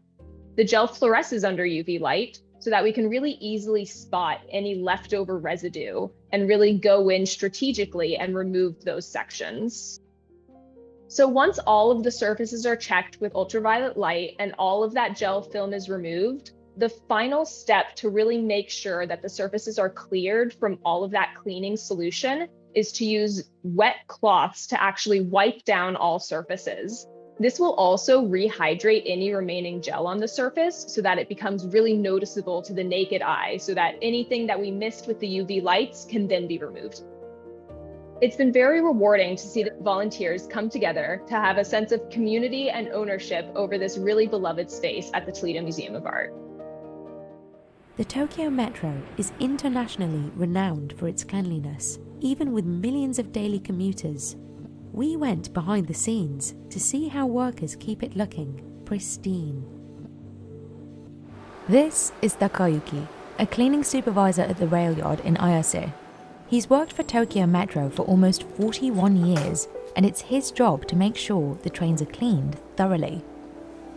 ほぼ千代田線の車しか入ってきませんので、ほぼ1日外で作業するようになります。もっと暑い日はこの間は40度以上になります。The Tokyo Metro system is famous for being one of the cleanest subway systems in the world. It transports an average of about 6 million people daily, and maintaining that reputation takes both an extensive amount of operational organisation and a ton of manpower. The cleaning staff's approach is straightforward, but uncompromising. Whatever Tokyo Metro's millions of daily passengers touch must be cleaned. Today, they're cleaning the train cars at the Ayase rail yard, which they do every 15 days. The cleaners take careful measures to ensure each nook and cranny is cleaned. Then, we'll head to the Ginzai Chome station, located in one of the busiest shopping areas in Tokyo, Japan, where they clean the station top to bottom. There are 41 trains on the Tokyo Metro Chiyoda line. The team cleans 3 to 4 trains a day. Once a train comes into the rail yard, cleaners start by picking up any trash they see. It takes 4 workers to clean the exterior. It's all done by hand, and cleaners start by hosing it down with water and then using brushes to scrub it with soap. 自動車の汚れをイメージしていただければ分かるんですけれども、当然ホコリがつくのと、あと前面については光に虫が寄ってきますので、虫が付着する。で、あとは、鳥の糞ですね。これが車体についているのが多いですね。はい。そうですね。最近ちょっと多いですね。はい。ちょっとどこでついてるのかちょっとまだ原因はわからないんですけれども、このような汚れが、あります。If the stain does not come off with a brush and soap, then they use a pad to scrub it off. Next, they rinse off all the soap. Meanwhile, other staffers clean the interior. It takes 10 workers, and they start at the top of the car and work their way down to the bottom. 一番大きなところはやっぱりお客様が、手に触れるところですね。つり革ですとか手すりですとか、あとそれと、お客様が直接車内に入った時に、目につくるところですね。床ですとか、あとは車内の内板ですとか窓ですね。お客様の目に、よくつくところが入念に清掃しております。The first step is to clean the area where advertisements are placed. Then they clean the luggage racks and then the wall area. They use rags and dusters to clean each part. はい、シートの清掃がありますので、シートの清掃については家庭にありますこのほうきを使って、このように汚れを、ほこりを落としていきます。Cleaners then tackle the floors and start by mopping. They also use sticks to clean crevices near the entrance of each door. Twice a year, they wax the floors of each train car. They remove all the old wax with a polisher and then they let it dry. Once it's dry, they apply 2 coats of wax. It takes about an hour and a half from the time the wax is removed to the time the new wax dries. やはり床は汚れますので、その清掃するのが目的と、やっぱりワックスをかけると見た目もきれいになりますので、その辺でやっぱりワックス作業っていうのは不可欠だと思っておりますので。Altogether, it takes workers a little over an hour to clean the trains, inside and out. Once the cleaning is complete, Takayuki begins his inspection. 工具の置き忘れだとか、拭き残しですとか、ゴミの取り忘れがないので、いい状態だと思います。15日過ぎるとやっぱり車内の方も汚れっていうのが出てきますね。綺麗になってますね。はい。やっぱり私も思うんですけれども、特にメトロの、車両清掃については、やはり日本国内でももうとてもトップクラスだと思います。やっぱりそれだけ、清掃の人数もかけてますし、お金の費用の方もかけておりますので、やっぱり車内についてもやっぱりそれなりにきれいな状態を維持できていると、思ってますので。Once Takayuki approves the cleaning, the trains return to service, ready to transport millions of passengers all over again. Inside the Ginzai Chome station, Chikako and Kenji work to clean the station daily. この辺は、東京で有数の銀座という繁華街を持っていまして、その近所にある駅でございます。そうですね、この辺はやはり銀座の駅が近くにありまして、乗り換えの駅にもなっておりますので、お客様の、流通はかなり多くあります。Kazuhiro has been working for Tokyo Metro since he was 18. He got his train license at 20 and drove trains until he was 57. He leads the team responsible for the cleaning and security for this station and a few others. There are 9 Tokyo Metro train lines and 180 stations that provide service to the Greater Tokyo area. メトロセービスとは東京メトロの関連会社で駅の清掃並びに警備を担当しております。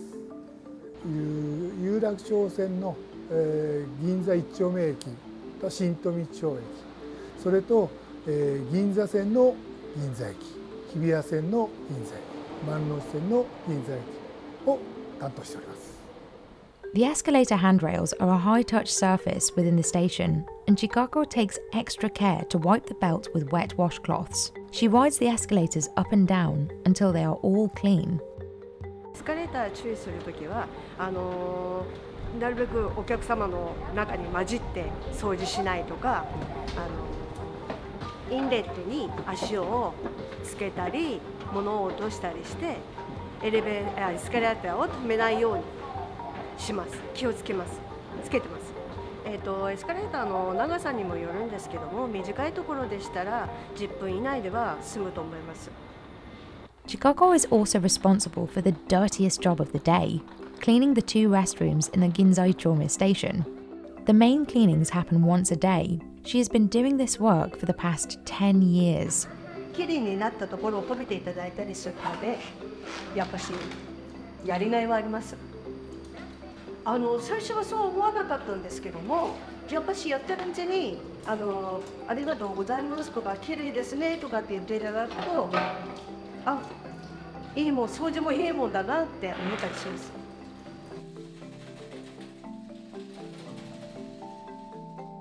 The first thing Chikako does is check for any large pieces of trash. If there are none, she sets up a fan and leaves it on throughout the cleaning process. Efficiency is one of the key parts of her job, and the fan allows the bathroom to dry quickly so as not to disrupt any customers who may need to use it. これはオゾン機って言いまして、匂いを取ったり、尿石を取ったりします。常に使うようにしてます。どうしても匂いが出てきてしまうので、これを使いますね。今日はとても綺麗でした。なんかいつもと違いますね。Chikako sticks the ozone machine hose down the toilet and turns it on. Then she scrubs each toilet by hand to make sure it's clean for the next customer. She also cleans the walls. It's important that she's using the right tools for each space so as not to cross-contaminate areas. She uses a red dust cloth to clean areas from the knees down, which is called the contamination zone, and a green one for clean zones, which are areas above the knees, such as mirrors and sinks. それを掃除してきれいにするって、それでお客さんが喜んでくれればそれでいいと思ってやってます。ここ3年ほどコロナがありまして、清掃の人員が少なくなってしまった時には、やはり匂いですとか汚れがかなり強く出てまして、お客様からもご意見が出ておりました。駅のトイレを利用したお客様がやはりきれいで、使いやすいと思うと、結局リピーターになっていただけるのかなと思いまして、それがメトロの中でお客様の需要が増えるというようなことになると思いますので、きれいなトイレを目指しております。Chikako is also responsible for cleaning the barrier between the platform and the train doors. The top part is cleaned daily, while the lower part is cleaned once a week. The staff makes sure the station platforms and walkways are clean for customers. They do cleanings with brooms every day, but they also use a machine to clean the floors twice a month. The machine works by sprinkling water onto the floor, scrubbing with a brush, and then collecting the dirty water with a squeegee. This way, there is no water left behind and no slippery floors. やった後とやってない後ではやっぱり違いますね。見てて分かるけど、遠くから見てるのははっきり分かりましたね。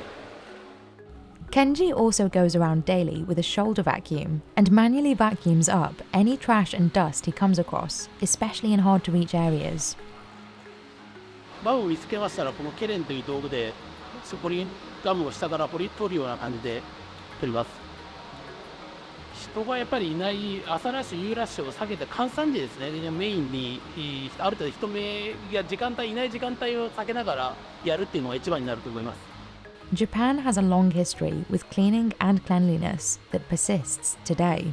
清掃の格好をしておりますので、電車のそばにいますと、お客様が乗り降りした時にぶつかったりすると、お客様からも清掃の格好の人とぶつかると嫌な思いをするというようなことがありますので、電車から離れて人とぶつからないように壁側に立つように基本しております。この会社はですね、結構、年配の方が多いんですね。なので自分とも同じ年代の方と一緒に駅の清掃をしてですね、それをお客様からお褒めをいただいたりすると、すごくやりがいを感じるところでございます。東京メトロのグループ理念で東京を走らせる力というのがありまして、最終的には快適に利用していただくためにきれいにしているというところでございます。This bubbling mess is the result of a blocked septic system. Dominic Rosales from Juice's Septic and Grease Pumping walks us through the dirty job of clearing out clogged septic tanks. I'm Dominic Rosales. I work for a family-owned and operated septic company here in the hill country of Texas. We specialize in cleaning and maintaining both septic and grease traps on residential and commercial properties. I'm going to show you how we fully unclog and pump out a septic system. A septic tank contains everything that exits the house through any wastewater pipe or drain line. That includes the sinks, toilets, showers, bathtubs. And then what happens is over the years, sludge tends to build up, and that requires the tank to be completely cleaned out to prevent solids from flowing into the drain lines of the septic system. So here we have a septic tank that's being clogged up by a huge quantity of baby wipes. The baby wipes have been sitting in the septic tank for over 7 years, which was the last time the septic tank was serviced. So whenever you look at a package that says flushable wipes, what they mean is flushable into city sewer. Now, I understand this can be misleading because it does say flushable, but you need to realize that it's not biodegradable and will remain in your septic tank until the next septic tank cleaning. So the first thing I look for when I pull up to a property are the vent pipes located on the roof. Those usually align with the sewer pipes under the house, which lead to the clean out and then the septic tank. So when we probe and hit the tank, we're able to get a rough estimate of how deep the actual tank is. And that echo will let us know that we're in the right spot and that we have located the tank. And then we can start to dig.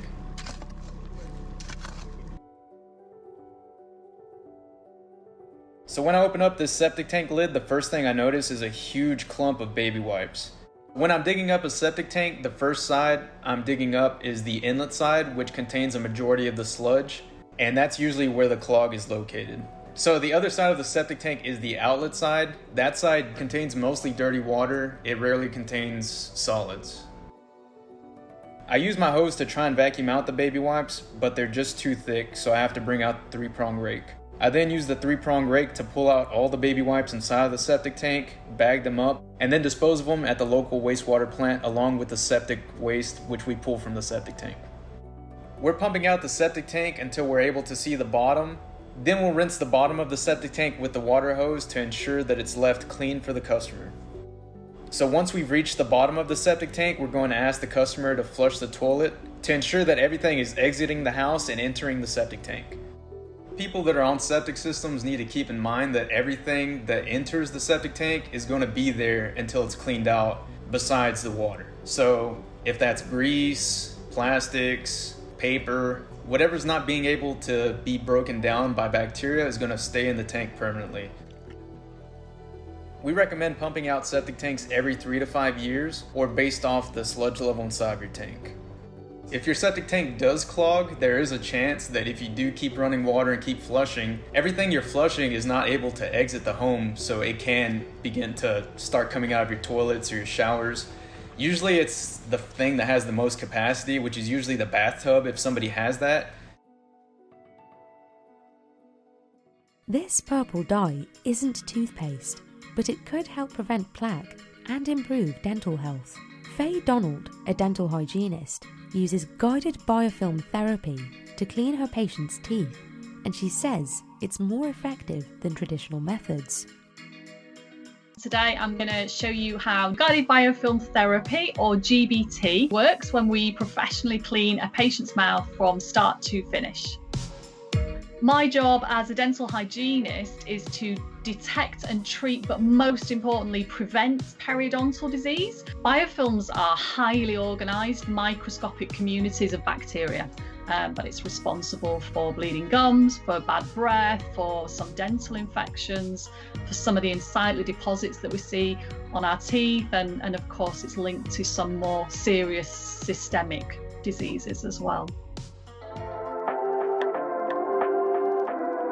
So here we can see plaque and calculus deposits, but more concerning is the colour of the gums, which are red and they're also puffy and swollen, that would lead us to believe either gingivitis or even periodontal disease could be present here. One of the problems with biofilm is that you can't see it and you can't feel it. So I use a dye called biofilm disclosure, which is an organic coloured dye.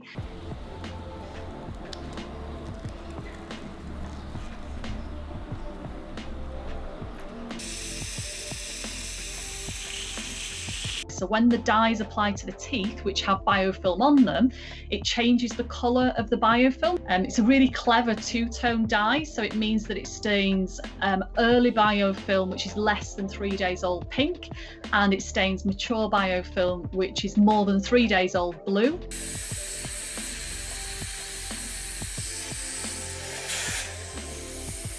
The patient is shown in the mirror the stained biofilm.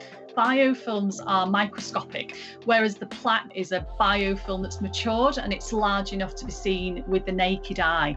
Ideally, what we want is to disrupt dental biofilm before it has the chance to mature into plaque. So this is where we start the cleaning process, and it is completely different to the old-fashioned methods of curettage and hand scaling. So here I'm using a tool called Airflow Max, which acts like a warm jet wash for inside the mouth. It uses a combination of warm water and tiny soluble and antimicrobial powder. Airflow Max will remove 100% of the biofilm from the teeth and all of the surrounding tissues, including underneath the gums where it's dark and warm and the biofilm really likes to hide.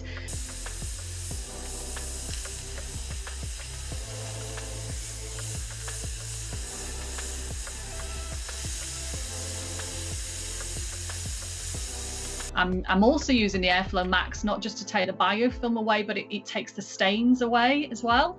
So the mouth looks and feels super clean afterwards. It's very comfortable for the patient. It's gentle, it's efficient, it's very safe with no abrasion or damage to the tooth surface at all.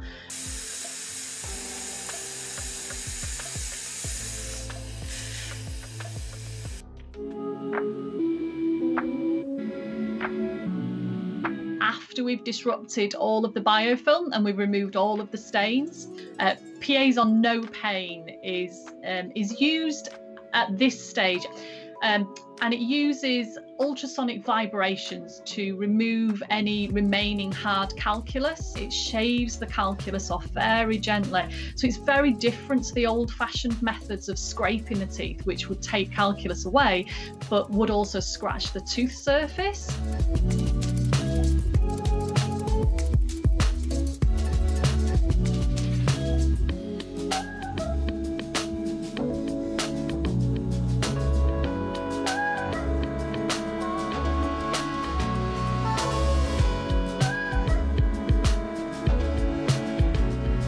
Stage 7 of the GBT process is our quality control stage, really. So here I would spend a few moments checking around the whole mouth to ensure that all the deposits have been removed and all the biofilms being disrupted.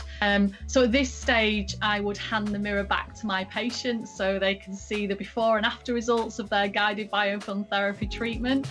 I usually ask my patients to run their tongue over the teeth at this stage to feel how silky smooth they are now that the biofilm and calculus has gone.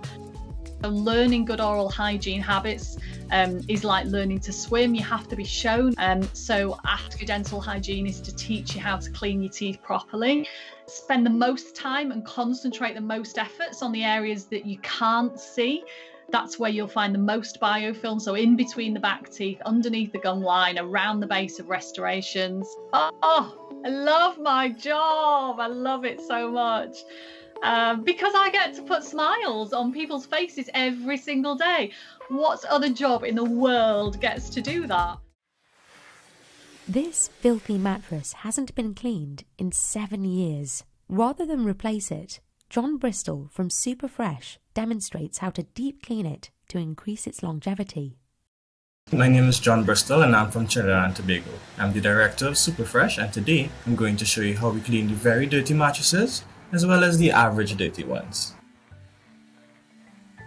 So the typical process for cleaning a mattress is we spray on an enzyme-based cleaner, and that will break down the dirt and the body oils and the little incidents, and we give that chemical some time to work. After that there's some agitation, also known as scrubbing, and in the final stage of the process we use the extractor, and that would spray in a solution of clean water, fabric shampoo and deodorizer, and vacuum at the same time, so it rinses away everything so there isn't any harsh chemicals left to interfere with anyone's skin or anything afterwards. There's going to be a lot of dust build up over time. There's going to be hair. If there are a lot of kids in your home, you're going to find urine, even if the client doesn't know. Sometimes, some people eat on their beds and stuff, so you find crumbs from various food stuff.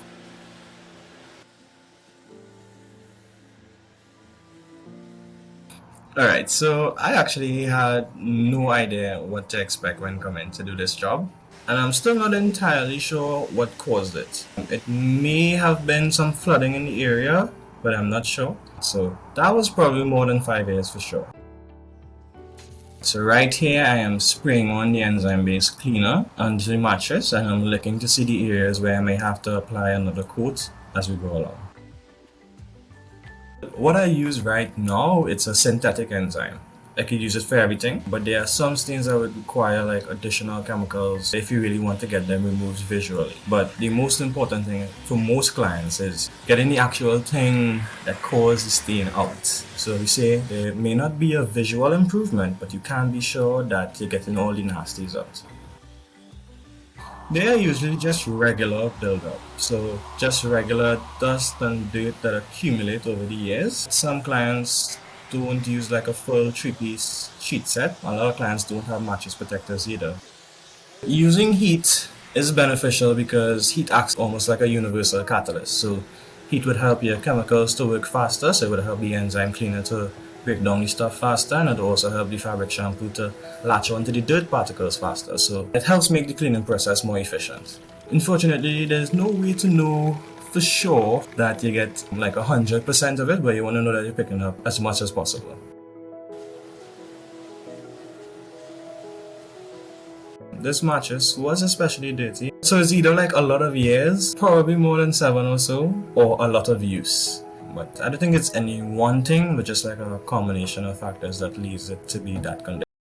I found that you could use a variable speed polisher and a scrubbing brush attachment. The brush is rotating at about 600 RPM. We use the softest brush available because some fabrics are really delicate, and we use that to help break down the larger debris and stuff on the surface of the fabric. So it helps break down the larger pieces of debris, because sometimes they have buildup that is really bad and it's actually like caked up. The general process for removing stains is just isolate where the stain is, and I may double apply the enzyme-based cleaner to it, or I may spend a little longer scrubbing it.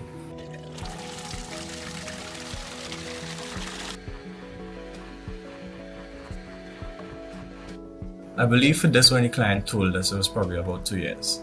And it wasn't too bad, it was just like a creamish color, but we know the original color was white. And so we sprayed it one time and we did the scrubbing. I mean, you'll always have the extremes. Some would be much darker brown, some would be much more spotty. But the average person is, just a little cream, just a little off-white from where it should be.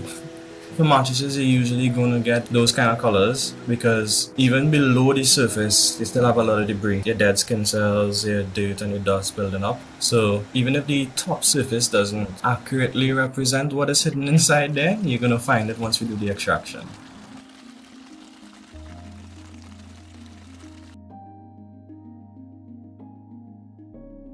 After a certain amount of years, your mattress significantly increases in weight simply due to like the dust and dead skin cells that collect. So one is going to be more uncomfortable. Two, if you're using it regularly, some of that is going to be entering the air, so you're going to have like a lower quality air inside the home. It may attract mites if there's a lot of moisture around. Just overall, it's not going to be the best for your well-being. Like for people that are asthmatic, the buildup of dust could be a problem. For people with sensitive skin, any buildup on the mattress over time could pose a threat in the future in terms of like having flare-ups. If you're taking all the preventative measures, I don't think you should need the service more than like once a year. Get it cleaned and then get a mattress protector, because you can always wash that every fortnight or every month, and you're in a much better position than paying me. I don't mind, but you're in a much better position for your own well-being. This leather handbag is covered in green mold and almost looks beyond repair. But Charlotte Sturck from the Handbag Clinic uses her expertise to get the leather looking fresh and clean. I am Charlotte Sturck, co-founder and CEO of Handbag Clinic. Today we're going to be looking at mold removal on a handbag. This bag was actually at the back of a wardrobe and a pipe burst behind the wardrobe, which created the perfect area for mold to be spawned.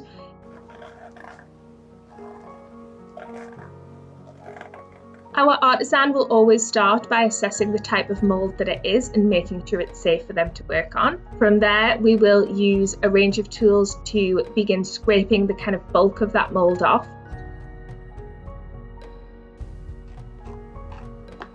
They will select the tool that will be most successful in removing that, but also avoiding any scuffs or scratches to that leather underneath.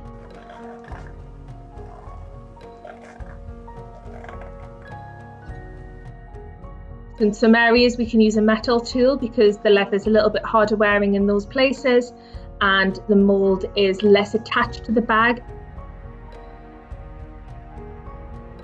We will go in with the wooden tool when we are getting a bit closer to that leather because we obviously don't want to scratch or damage that leather underneath. And we then go in with a brush to remove any excess that is dried on the top as well.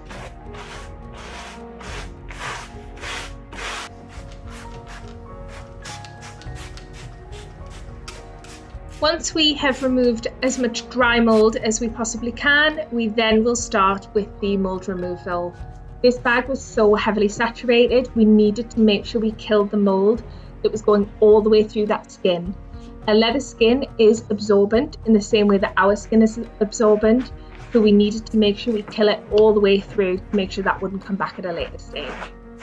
The artisan will spray the mould removal solution direct onto the bag. This is something that we do not recommend that anybody tries at home. Any product going onto leather should always go onto a cloth first usually, because spraying direct, if you don't have the correct training, can lead to actually damaging the leather further. It's important that a bag that's saturated with mould is handled by professionals so that they are able to really kill the base of that mould to make sure it doesn't come back, spread to your other items in your wardrobe, and to make sure that the bag's not damaged in the process as well.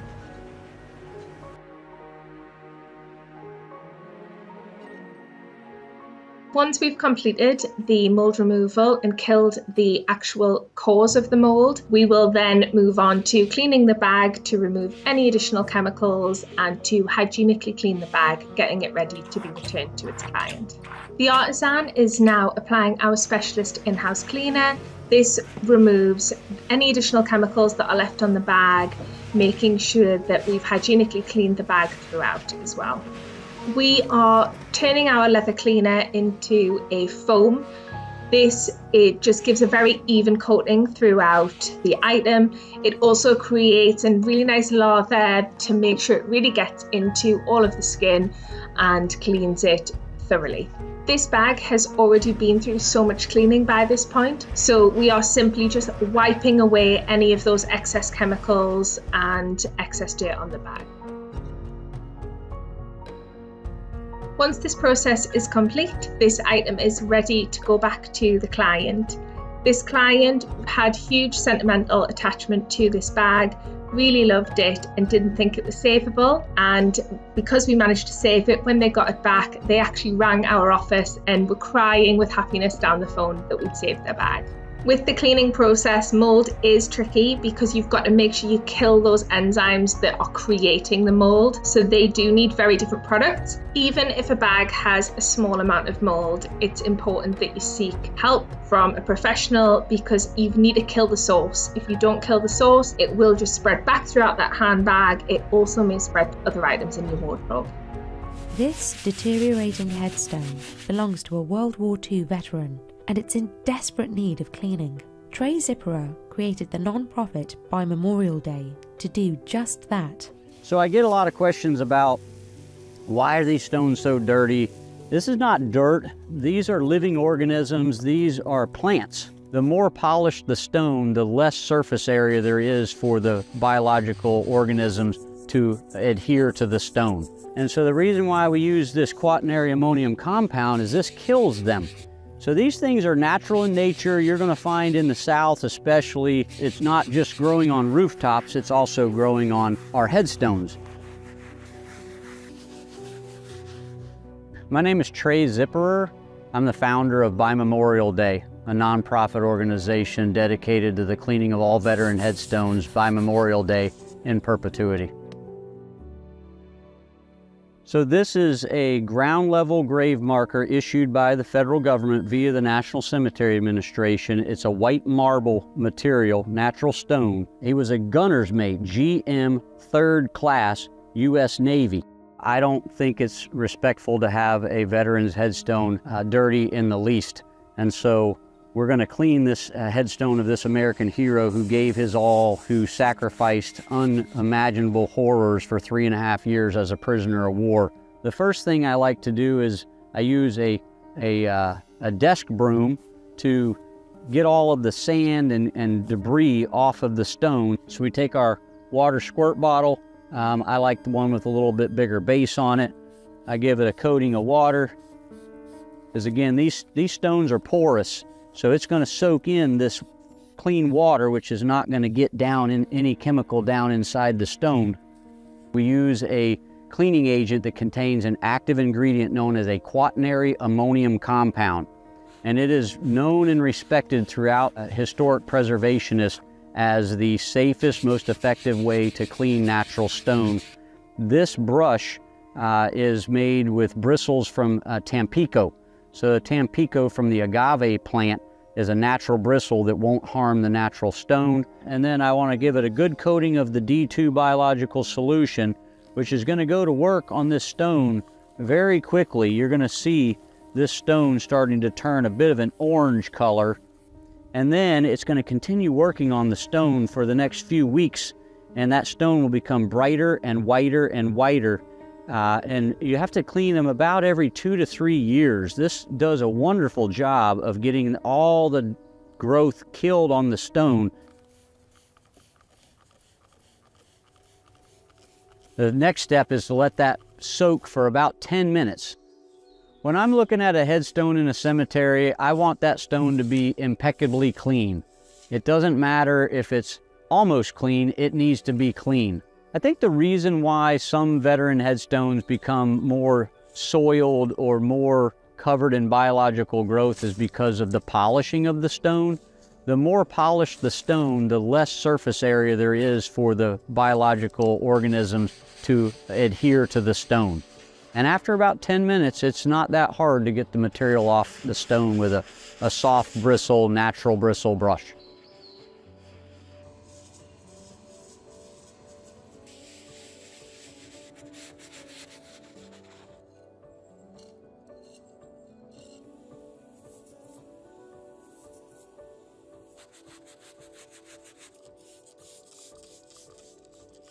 Then you can get into the etchings with a toothbrush to get into the real nooks and crannies of things sometimes.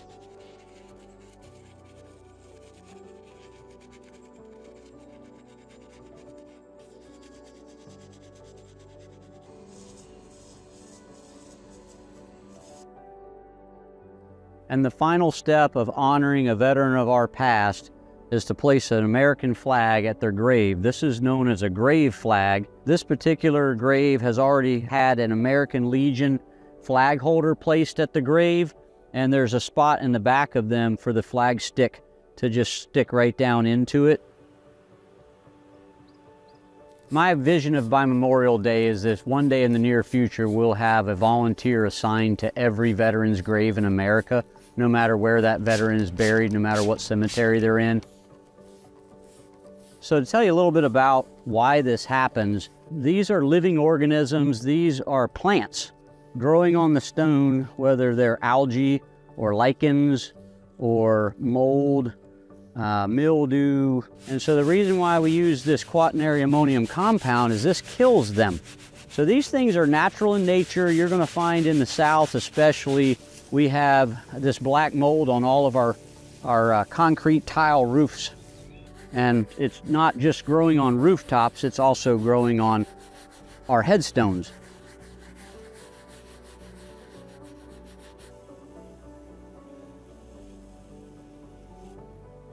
I think it's important that we don't lose the stories of our veteran heroes of the past, because they truly are forgotten. Their stories are disappearing, because when they pass away and the people who knew them pass away, their stories are pretty much gone forever.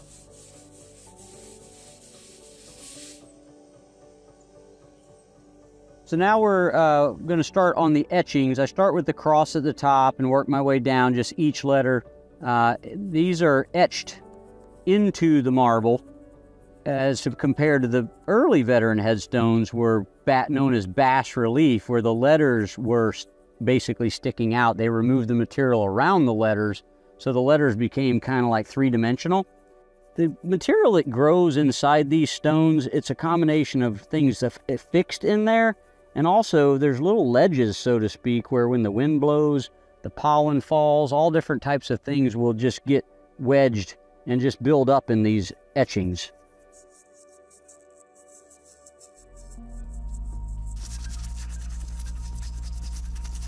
Grave flags measure 8 inches by 12 inches, but I would rather have a flag than no flag. So if you can't find an 8 by 12, that doesn't mean you can't place a flag at the grave. The person at a podium speaking, for example, the American flag is to their right. So in this case, we have a headstone of American veterans. So as the veteran's looking at you, the flag needs to be to his or her right. You want to get as close to the stone as you can without marring the stone with your mallet, because when the weed eaters and other types of maintenance equipment comes through, you don't want them hitting your flag holder. The way that I research the veterans buried beneath the veteran headstones that I clean is by using the internet first, and I go to certain sources that I know contain content such as findagrave.com.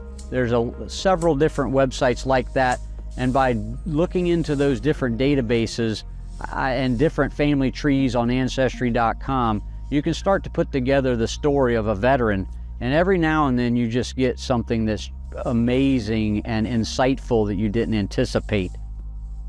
This is a application for headstone or marker for a deceased American veteran. The family members would have to complete this application in order to choose what style of veteran headstone that they wanted for their loved one. And this particular application is for Robert S. Lewis, prepared by his father, and this is where the story of his sacrifice became apparent. This man was a sergeant. Sergeant Shadman was a top turret gunner. Fire in the cockpit. Could not see if he got out. I saw Sergeant Shadman reaching for a parachute. I do not believe he could have gotten out alive because the plane broke apart where he was last seen. When they were attacked, they were flying at 24,000 feet. Sergeant Shadman was up in the top turret. He was a gunner, and he was trying to get out of that top turret as the plane was tumbling to the ground. His death date says September 12th, 1944, but there's evidence to suggest that he did in fact get out of that aircraft, and he did reach the ground alive because there's a hospital admission record of him in September 1944. We don't know what day that he died, but his mother applied for his veteran headstone with a death date of September 23rd. In your local cemeteries, there are local heroes whose graves are in really bad condition, and it's pretty sad that a man or a woman gives their life for our country and then they're forgotten in the cemetery and their headstone can't even be read because there's so much biological filth on it. There are people in America who care about veteran graves. They just don't know what's happening out here. So I want to bring this story to them so that they know that in your local cemeteries, there are local heroes whose graves are in really bad condition. So if this is something that speaks to your heart, I encourage you to get out in your local cemetery, see for yourself if there's veteran headstones in need of cleaning in your local area, and take the initiative to do something about it. When lint and dead skin cells clog up an iPhone's charging port, they can impact the phone's ability to function. Julius Kavaskas from Phone Fix Craft uses special tools to fish out debris and get phones working like new. Hello, I'm Julius and I'm the owner of Phone Fix Craft. So today I'm gonna show you how I clean and repair a damaged iPhone. My job is actually phone repairs, including micro soldering and data recovery, stuff like that. And the cleaning is just, it's not that it's a huge part of our business. It's just fixed phones that we see that they need some cleaning. So the first step, you have to remove those two bottom screws, which every iPhone has. We open up the screen. The phone had a broken screen, and the owner of this phone used it for a good while with that broken screen, so that all the internals of the phone were exposed to whatever was in customers' pockets. So It's actually a fire hazard, so we try to remove every loose bit from the inside of the phones.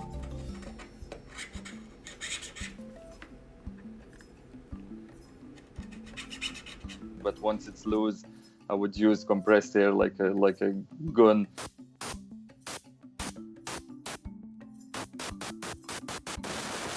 The dirtiest parts would be the charging port on all kind of phones, not only iPhones.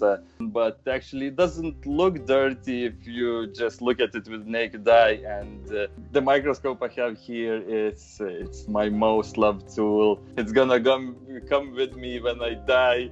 I would just clean every phone, every speaker, every earpiece, and every charging port under this microscope. This tool we use for charging port cleaning is something similar to a metal toothpick. It's just a little bit thinner and then sharper. So now I'm going to clean years worth of pocket lint and dust from this charging port that experiencing charging issues.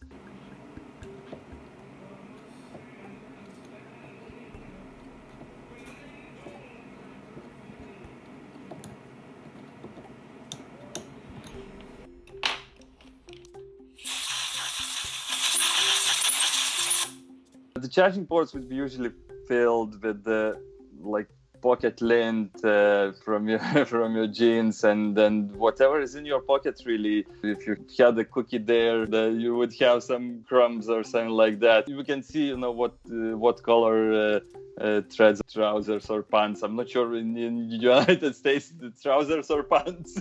So what you see here, it's actually the contents of a charging port, of what we usually would find there. So it's just a pocket lint really, pocket lint and dust. I would use the same tool that I use for cleaning charging ports to clean the really heavy clogged speakers as well.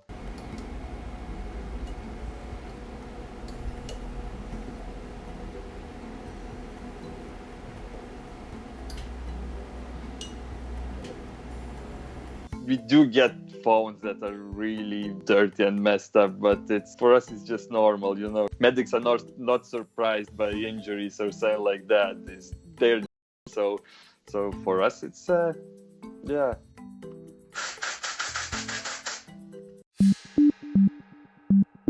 So on this phone the battery has already started to swell, and customer agreed to get it replaced. We removed the battery. We attached the new pull tabs to a new battery. We just need to apply a new display adhesive before putting everything back together.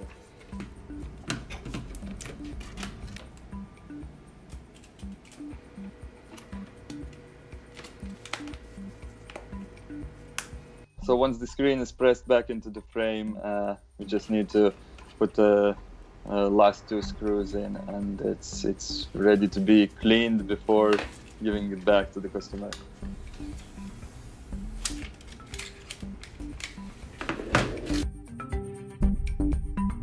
You just have to solve a puzzle, to get the thing working, and this is especially rewarding if some few other shops deemed it unfixable. And then it comes to you, and you accept the challenge, and you actually get that fixed. It's nice. That's what I really love.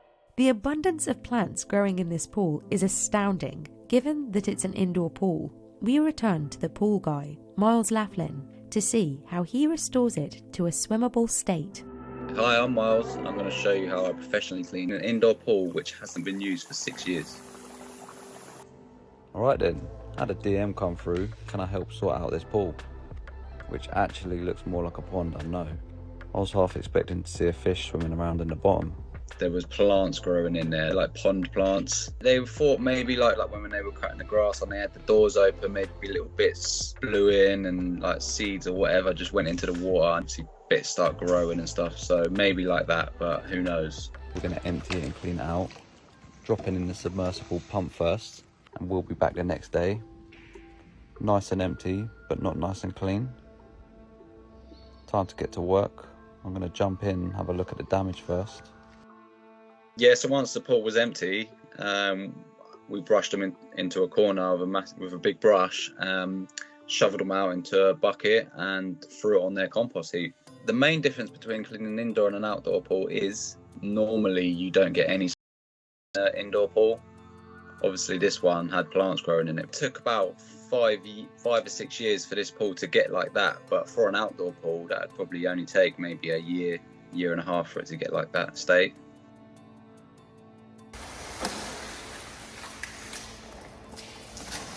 So before we emptied the pool, this was actually floating. So when we emptied it, it's sort of like the plants had like started attaching themselves to the wall.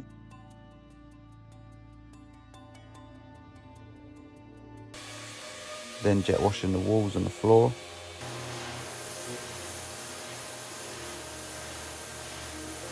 Quickly have a guess at what pictures tiled in on the floor. I went for a dolphin. Turns out it's a sea lion. That's pretty cool though. It's coming up nicely, but there's still some stains left over. So what we're going to do is mix up some acid in a bucket of water. Scrub that all over the floor and walls. Then we're going to jet wash the surround. Jump back in the pool, rinse that down. Get the big hoover out, start hoovering up all the last little bits.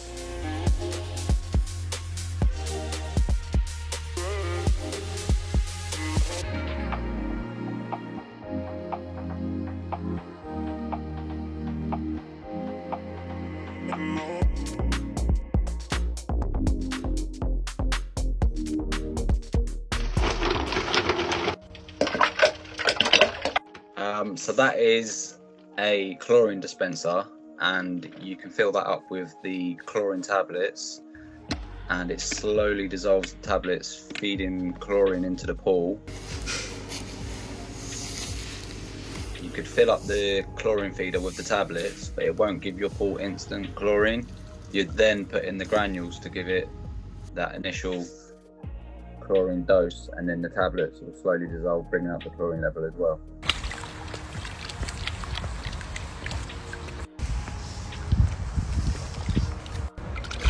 That is, well, some people think it's me adding colour to the pool.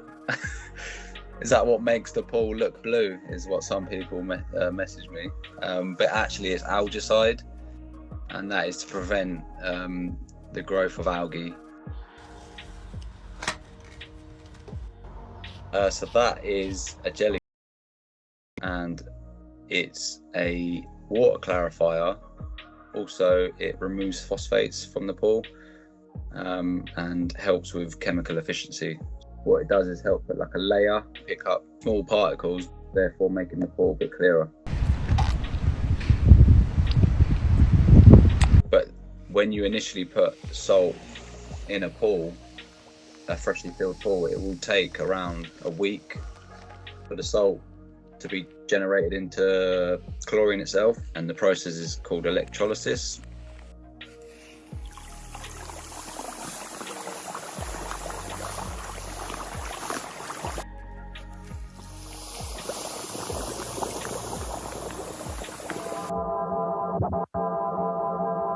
It looked as if it had just been finished from like new build. The tiles were like nice and blue, nice and white tiles, very clean looking. 100 times better than what it did when I turned up. This was all within maybe half a day's work. I mean, I've seen green indoor pools, but never an indoor pool with anything growing other than a little bit of algae. The diamondologist Gabby Davis is using a pick in the crevices of these diamond earrings to dig out the built-up grime. She'll need a specialised microscope and a high-pressure steamer to restore the jewellery. My name is Gabby. I'm a jewelry specialist and certified diamondologist at Jared the Gallery of Jewelry. So today I'm going to show you how I clean a few pairs of earrings and get them going from dark and dull to bright, shiny, and just like new again. So this particular pair, the solitaire earrings, will take the earrings over to our digital gem scope where I can get an up-close look at them. These had a good bit more than your average amount of buildup within not only just the setting, but actually the backs as well. With this pair, I would use a very sharply pointed needle to remove a lot of that excess buildup. So typically with earrings, a lot of what you see is shampoos and conditioner. And in this one, it does appear as though there was some earwax. And then after that, and I've removed as much as I can with the needle, I take it over to our ultrasonic, where I'm going to go ahead and let these soak in here for probably about a minute or so. The liquid that's in there, it's a mild alkaline type solution. It's just designed to break up anything that's built up upon the piece. Now I'm going to go ahead and take it over to our high pressure steamer, where I can remove any bits of debris that are left over after letting it soak in the ultrasonic. And then after that, my favorite part is getting just a nice close-up look at them after they've been cleaned.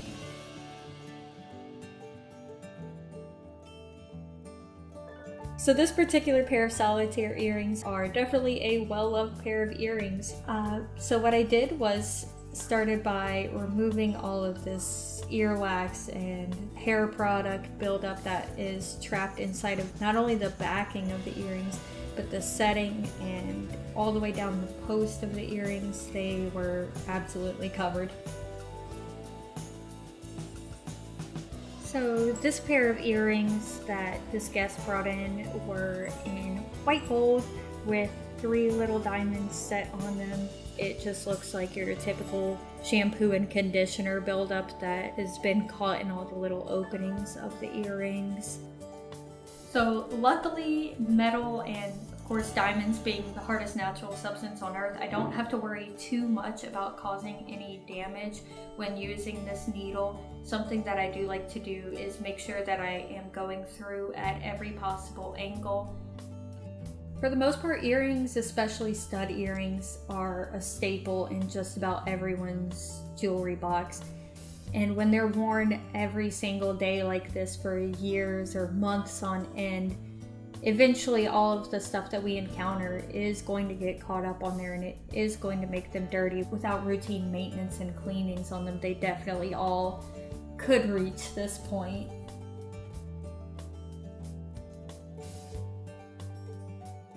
This is a cluster style earring. Gives you a nice big look. This earring here actually hadn't been cleaned in, I believe she said, a little over a year.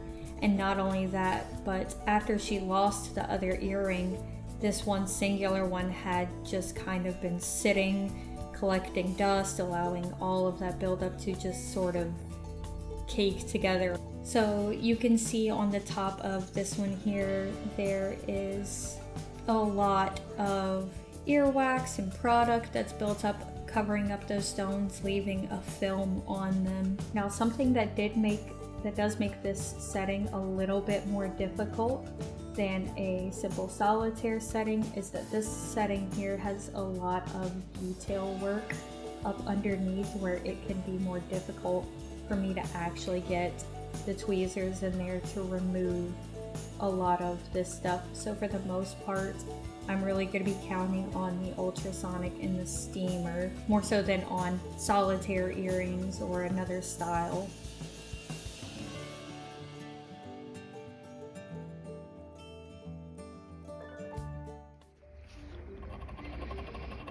These AirPods are so coated in earwax that it's impacting the speaker's sound quality. Julius Kavaskas from Phone Fix Craft knows how to clean the AirPods and get them sounding as good as new. Today I'm gonna show you how to clean dirty AirPods from start to finish. We offer all kind of phone repairs. We specialize in iPhone repairs mainly. Whatever is portable and smart, we can repair it. So when people bring in their AirPods, the main problem they have is low volume, either on both or just on one side of the AirPods. Usually they come like in the condition that customers are going to throw them away, and they just come to me as a last resort. So I'm gonna show you 3 different pairs of AirPods in 3 different conditions.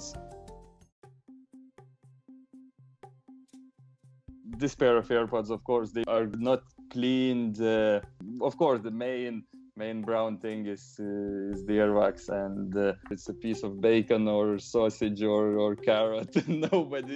Nobody really knows, but I just pour a drop of pure alcohol and leave them for a couple of seconds just to soak in, and I use toothpick to kind of release the whatever is in there, probably earwax or something like that.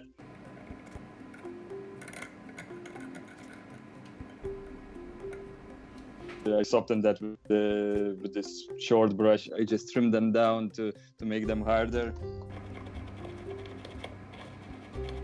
Then I just use vacuum cleaner to suck everything out.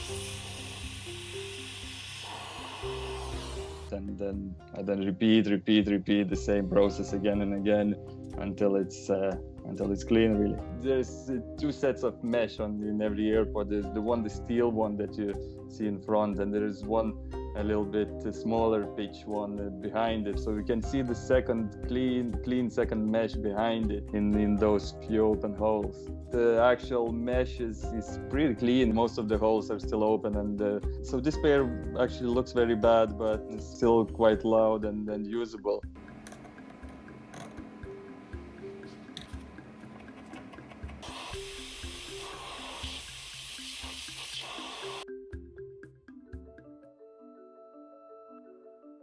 Yeah, look at the boards. These AirPods, they were still working. You can see some open holes there. So the sound was still coming through. It was super quiet, but it was still coming through. That one open hole in that mesh, it makes a difference, really. It looks like they were lying around for a good while somewhere, in the corner, because looks like mold or something like that. They were not the cleanest ones, that's for sure.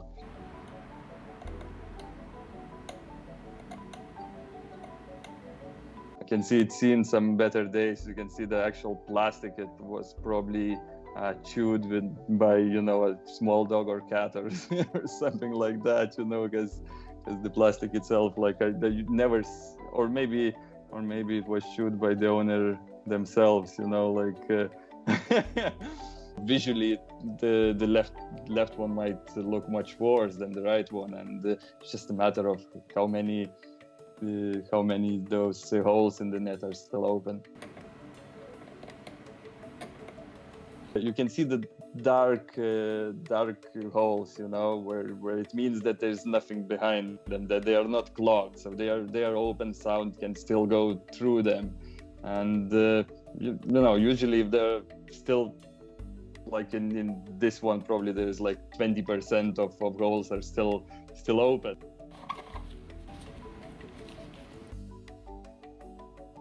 I believe the customer tried to clean them by themselves, and they did their best. So if you zoom in, you can see every single hole on that net is clogged. You can see something there, On the last pair of ones, I was using Mr. Muscle.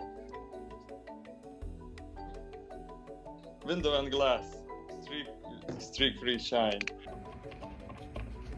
Every single one is clogged, so I believe that this is completely silent, so it wasn't usable, that's for sure.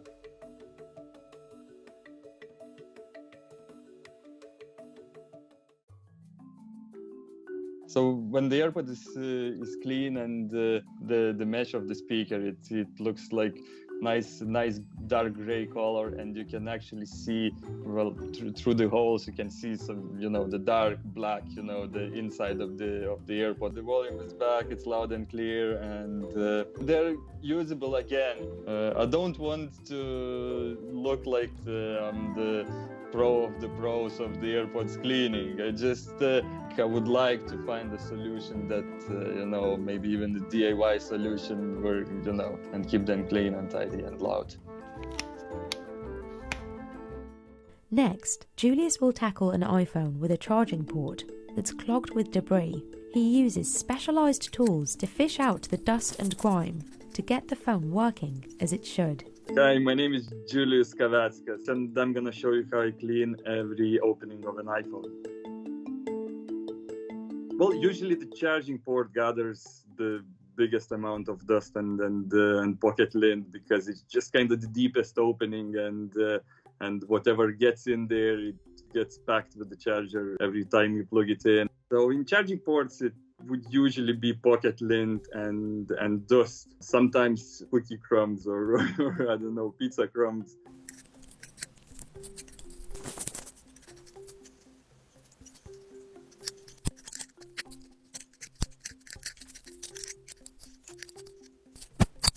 Over the time, you would start getting issues charging. Later on, you have to keep the charger at a certain angle to get the phone to charge. The process of cleaning charging ports is very simple. I use a dental pick, same kind of thing that dentists use. It goes at an angle. So when I look through the microscope, I can still see inside the port when the dental pick is there. The charging is back to normal. It's when you plug in the charging cable, you have to feel and hear like a nice click. So in the speakers, it would usually be skin oil, something greasy mixed with dust, and very similar to airbags. On the left, it's just a microphone. On the right is speaker and the microphone.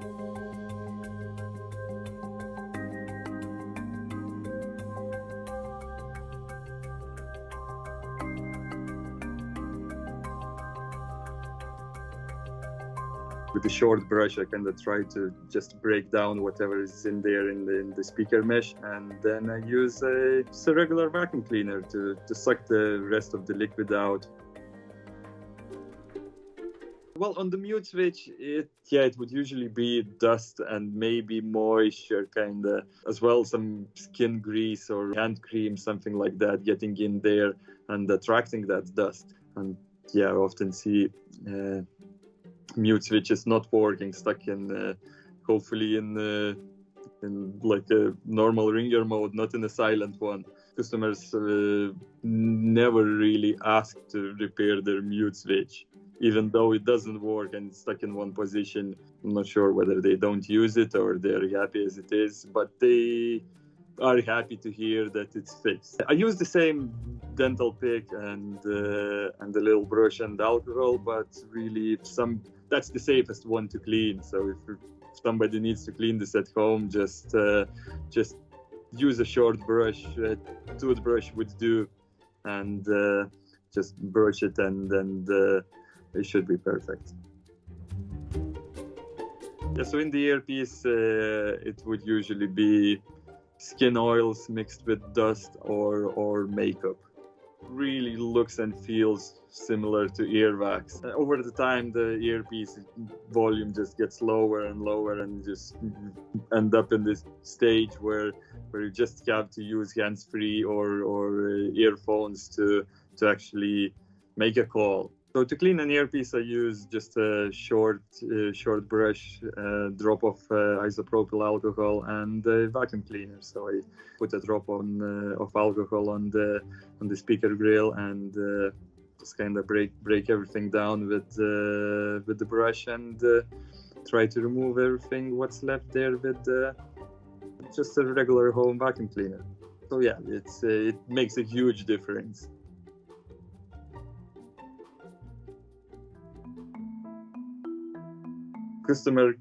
Customers can't believe that they're like regular people phones. They can't imagine who would be able to use it like that.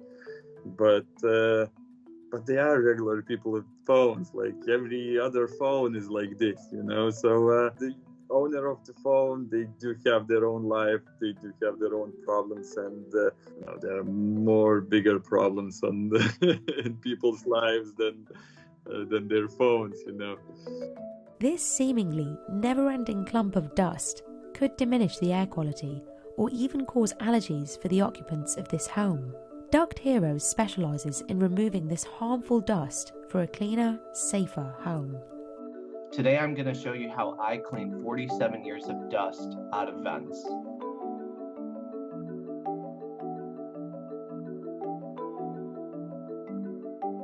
As soon as we walked in, we see the old vents, the furnace, how old it was. Before even opening any of the vents up, I knew how bad it was going to be. You know, he said 47 years of dust, probably over 100 years, to be honest. If you look at a vent and you see dust on the actual vent, that's a clear sign that the ducts have probably never been cleaned and they're pretty filthy inside. We like to start on the very top of the house and work our way down. That tool that we're using, we call it whiskers. The whiskers are just made out of rubber. The end of it's attached to an air compressor, and you have air just coming out through the rod, out the little whisker things.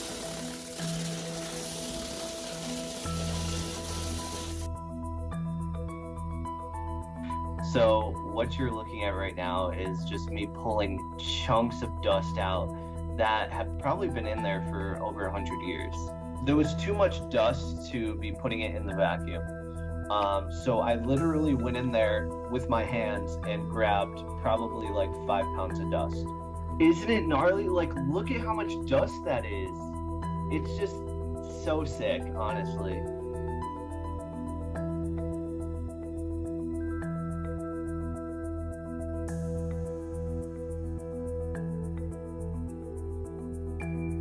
This is the back of the dryer, and you guys could pretty much see there's an endless amount of lint coming out. There's a few reasons why you should get your dryer vent cleaned. It's a huge fire hazard, and your clothes will dry more efficiently. It's well worth the money to just pay to get it cleaned every year.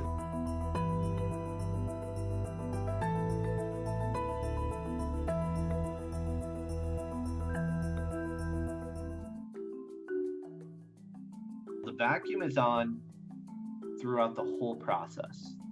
And what we're doing is blowing all that dust and debris closer and closer to the vacuum.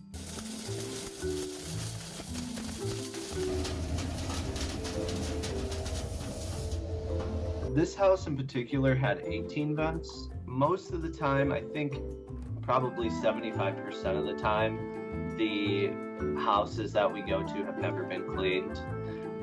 People just don't think about it, you know, that getting your air ducts clean isn't like a regular thought that comes to your, head. The dust you typically see in your vents is, most of it is actually human skin cells. Yeah, it's pretty gnarly. So right now we're done and everything's pretty much good to go. You're pretty much gonna see a brand new home, honestly. You're gonna feel much better. Your health is gonna be better. I actually got a phone call after that job and they said all their allergies went away. It's just a huge health benefit, honestly. You might not notice like the small stuff, but your body does. This home's gutters have become packed with leaves, dirt and roots. Mike LeBruno demonstrates how he cleans out the debris in preparation for winter. Hi, I'm Mike LeBruno, owner of Albright Pressure Washing and More. We specialize in gutter cleaning and pressure washing of homes and businesses in Southeast North Carolina. I'm going to show you how we clean clogged gutters before winter. In the fall, we're going to have a lot of leaves and debris that fall, so it's important to check your gutters before a snowstorm. If we have snow that accumulates on a roof, we can have some water runoff as temperatures rise. That snow will melt, causing excessive rainwater to flow into the gutter and freeze and unfreeze, potentially causing water to expand back up into the interior of your home, underneath a roof line. We start by inspecting gutters by removing any debris from the roof. Dry debris consists of leaves, dirt, and shingle grit, which can cause excessive weight inside of the gutter too. A pressure washer is a great tool for cleaning out gutters, but if it's too compacted, we will first need to resort to hand picking this. We want to pick out as many clumps and clogs, wet or dry debris as we can, Wet debris is just a little bit muddier, and we have water added with it, which is excessive weight inside of the gutter stressing it out. If we find a big clog, such as wet compacted debris, in some cases we have to take the downspout apart. We will start at the bottom by removing rivets or screws to get closer to our clog or backup. Once we're done hand picking all the debris we can, we want to perform our flush test. This is where we will take a pressure washer and run water in the top of the gutter towards the downspout for at least 10 to 20 seconds. We want to remove any remaining debris that we did not get from hand picking, and we want to see good, clear flow of water diverting away from the home and foundation. We will start at the top of the gutter and then move to the downspout to ensure we have no remaining debris and everything is flowing correctly. If we see clear water and good flow and hear a hollow sound, there are no clogs present. If there is a clog present, we want to tap on that downspout and determine where the clog is. We want to run water through the top of the downspout and have someone at the bottom checking to make sure that debris is starting to flow through. Here, this is all pine straw that's been collecting for at least a couple years. We are using a tap shake method along with running water in the top of the gutter to break up the debris and flush out all of the pine straw. A good way to tell that your gutters are flowing properly is there will be no water running over the top of the gutter, and you will see clear water at the bottom of the downspout. Depending on the type of tree and location of landscaping around your home will determine how often you should clean your gutters out and what type of debris may fall in them. A good practice would be to trim back trees as needed and plant future trees further away from the home. This rooftop hasn't been cleaned in over 28 years and is now covered in organic debris. Sid Partridge of Partridge Exterior Cleaning isn't afraid to climb on top of the house to remove the build-up. Hi, my name's Sid. I run an exterior cleaning business in the UK, and today I'm going to be taking you through cleaning a very mossy roof. So this roof hasn't been cleaned for the 28 years that the homeowners have lived here.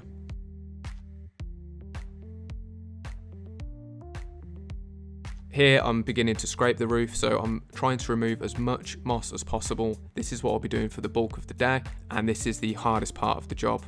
I have the tool that I use. It's basically a flat metal blade angled to one side, which means I can get the edge of the tile, which usually carries a lot of the moss, and scrape the bulk surface of the tile at the same time. I use sort of a side-to-side motion, and it is very taxing on the body, so it takes a long time to build up the endurance and strength to do it. So on this roof you'll see a lot of brown and green. This is the moss. You'll also see a lot of white spots people think is bird droppings, but this is white lichen.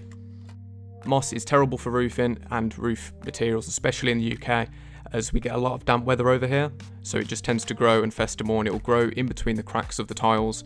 Now when you have hot weather turn into cold weather, the moss will freeze and expand and then end up cracking the roof tiles, which can create holes, leaks and things like that in the roof. So this part of the job where I'm on the scaffolding was the hardest. So I use a 40 feet extendable pole with the scraper attached on the end, and I was almost at max extension. So the scraper itself is quite heavy and the pole itself is quite heavy.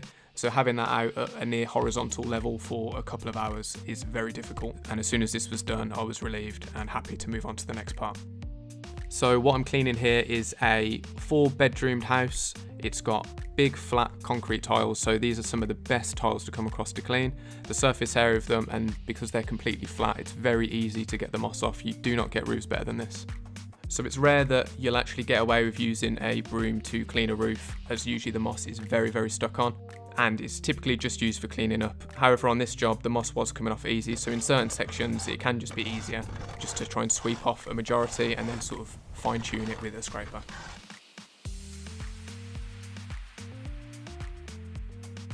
So the typical cleaning chemicals that I use in my roof cleaning work is a chemical called a biocide. What this essentially will do is destroy any of the organic growth left on the roof, and it has a residual cleaning effect once I'm gone as well. So there's no rinsing it off, you leave it on the roof to fully dry and soak into the tiles. This will get anything that we can't get to by scraping, so anything that's left in the gaps, any sort of really stubborn stains and marks that are left on the tiles also will slowly degrade.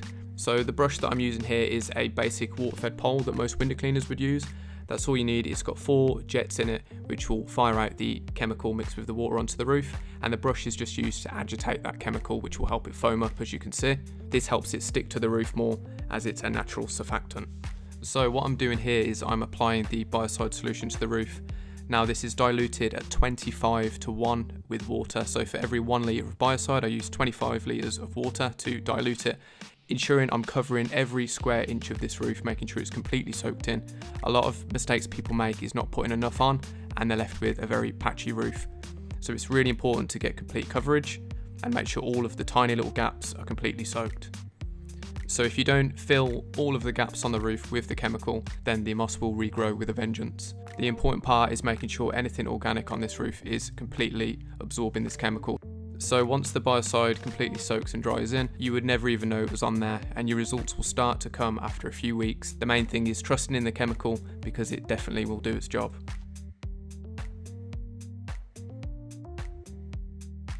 So it's important to have your roof cleaned because the buildup of moss will over time damage the tiles on the roof, which can lead to cracks, damp, leak, all sorts of issues in your home that you really don't want happening. And if the problem is not treated early enough, then it can lead to very expensive roof repairs in the future. As far as timescale on how often should my roof be cleaned, it is pretty much a one-time deal for the majority of the process, as long as it's being kept on top of. And in future it would just be a light chemical treatment just to keep anything at bay. So the first step is getting it done, and then it's a case of maintaining it. When abandoned, pools can become slimy, bacteria-harbouring messes. Miles Laughlin, once again, shows us how to make even the dirtiest of pools pristine. Hi, I'm Miles, and I'm going to show you how I professionally clean the pool from start to finish.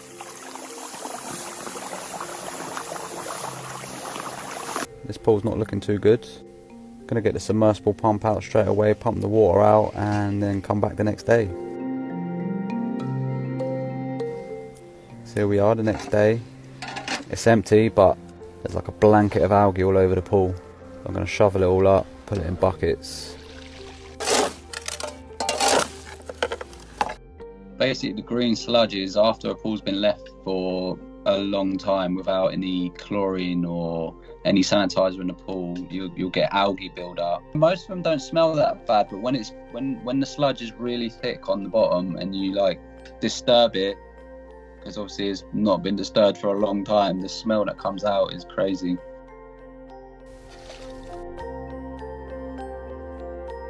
Basically, when we had the pool empty, we realised how many frogs there were. I'd never seen so many frogs in a pool before in my life. Like every scoop, every shovelful, there was maybe 1 or 2 frogs on it. So we had to get them out, put them on the side of the pool and let them run off into the bushes.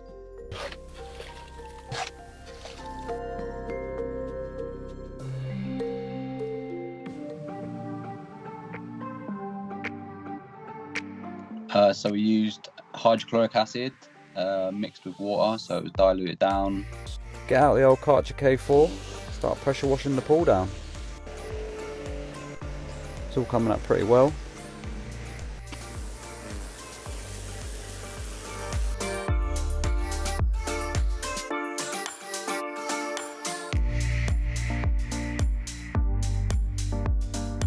At the bottom of the pool there's a main drain.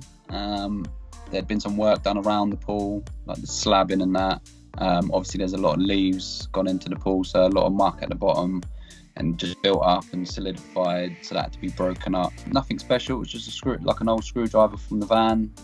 Helped to get into it, break it up, and then hoovered out.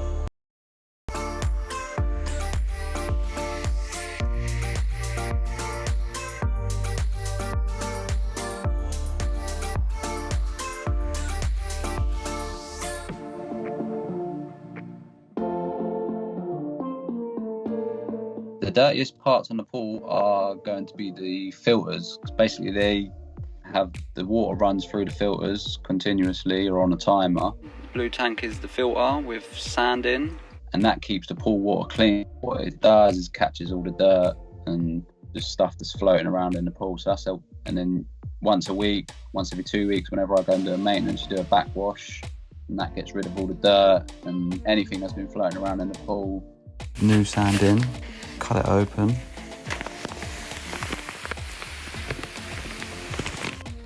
Got to do 5 bags of sand for this 24-inch filter. Slip the lid back on. So when I do the chemicals, and they all look the same, chlorine as well, they're all just like sort of white powder. But basically I'm just balancing the chemicals on the swimming pools when I'm doing the maintenance. A few bags of salt needed, 3 25 kilo bags.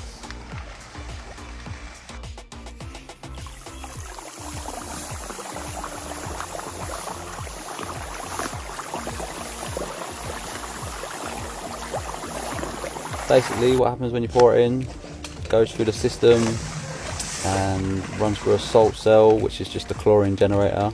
So as it's running through the salt cell, it uses a process called electrolysis. I think I said it right. Basically just turning it into chlorine for the pool.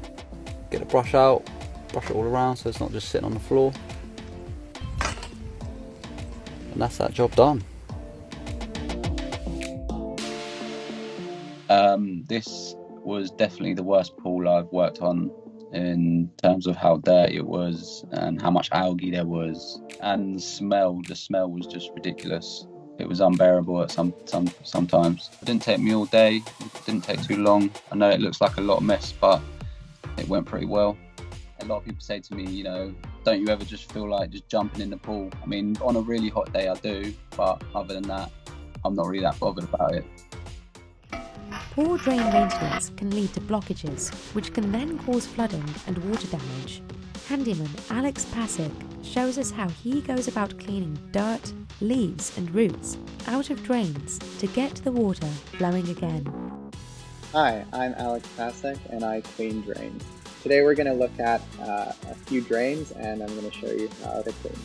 When a drain is clogged, the obvious problem is that it backs up and water doesn't drain, which can cause flooding, which can lead to the drain backing up further down its run, where it's even harder to get a clog out of. So regular maintenance of drains is really important to avoid those types of things.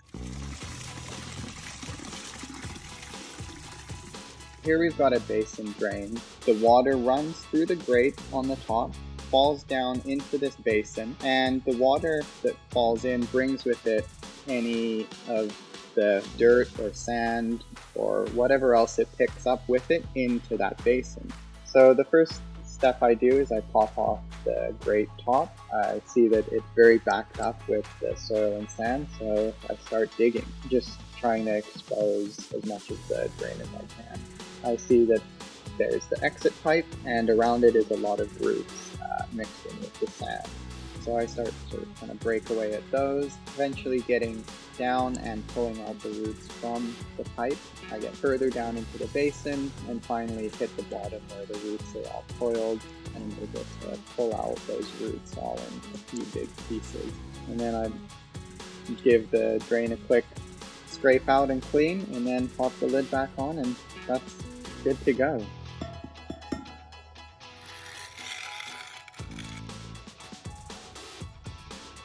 So French drains are typically at the bottom of a sloped driveway, and the reason for that is if the driveway is on a slope and the house is at the end of the slope, water will continue on the slope and end up in the house.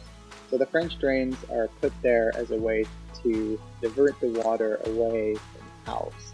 First, I'm just going to take off the top. I already can see that there's quite a lot of debris in here.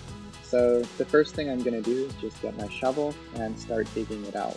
There's all types of different creatures living in here, some worms, some bugs. The debris is made up mostly of soil and sand, pine needles, so everything that's good for blocking a drain is in there.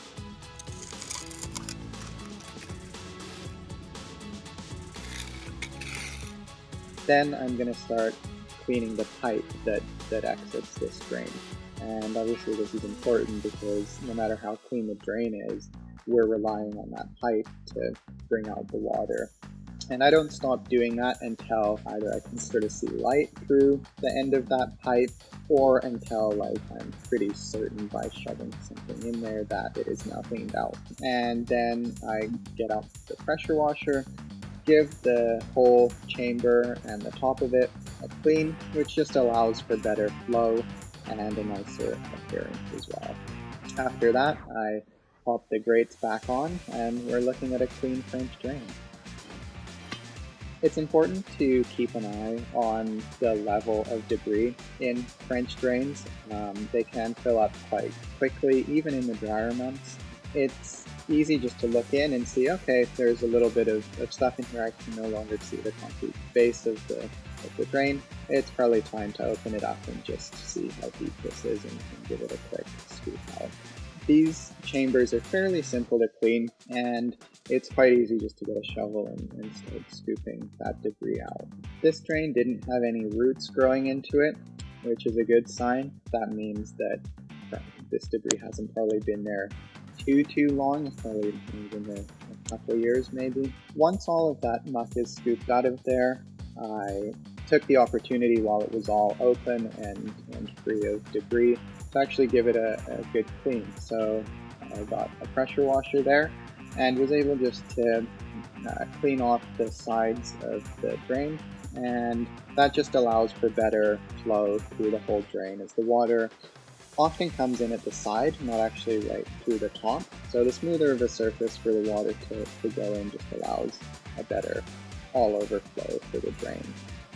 I would say, don't be afraid to open your drains and take a look in there. It's not so scary. It's probably nothing you can break in there.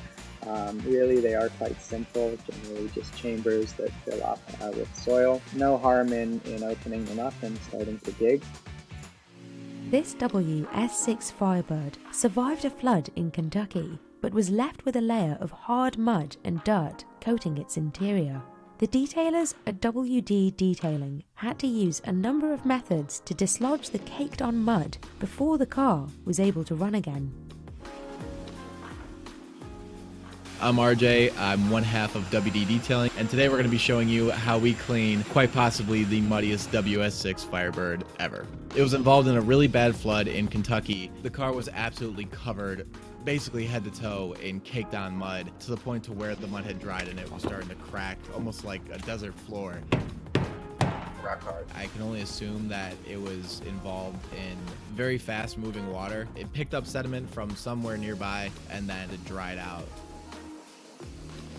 So the first step is removing pretty much anything except for the dashboard and the steering wheel and the steering column, because that was a little bit more involved than we really had time for. We're using the vacuum to remove any residual water in the back of the trunk. Going into the detail, I knew a lot of this vehicle was going to be sold for parts. Because there was only X amount made and only a certain amount of parts available, it wouldn't make sense to scrap that car, especially with so many parts still being functional. To change some of the ways that we were going to be cleaning the vehicle and using some methods that we wouldn't use in a normal detail. And we've never done this before, but we literally took a pressure washer and sprayed out the whole interior of the vehicle in order to remove all the mud. So the reason why we wouldn't do that in a normal detail job is it would definitely damage some of the electrical components of the vehicle if you didn't give the car ample time to dry. So if this was a normal vehicle that we did that in, we would have to disconnect the battery and then make sure that it dried out for over 5 or 6 days. With a car in this condition, to clean the carpet was, again, different than most vehicles that we see on a daily basis. So we probably spent about 45 minutes just pressure washing gallons of water into the carpet in order to try and flush as much mud out of it as possible. Well, not only that, we had to flip it over and spray out mud on the other side.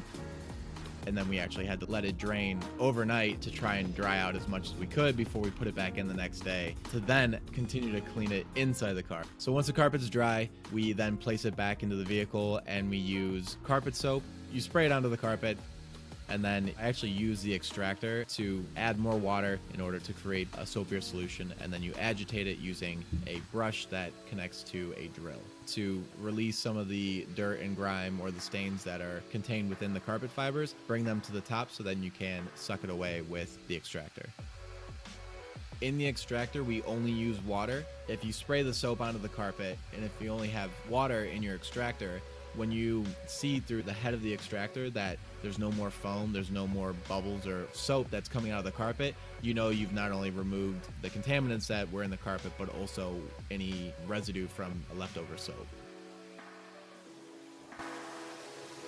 When we were cleaning the leather, we had to pressure wash the majority of the mud away first in order to even reveal the leather to follow a normal type of detailing method. There was too much mud on the surface to really remove it in any other way. So that's not typically how we would clean leather seats, but drastic cases call for drastic measures. We then used an all-purpose cleaner in a tornador. It's basically compressed air that feeds into a reservoir that holds an all-purpose cleaner, and then it uses that compressed air to pick up the solution and blast it into the material that you're trying to clean. We'll use it when we know that the leather has seen a lot of age and we don't want to potentially damage it further, and then I went ahead and used a leather brush in order to agitate that further to remove as much mud and sediment as possible.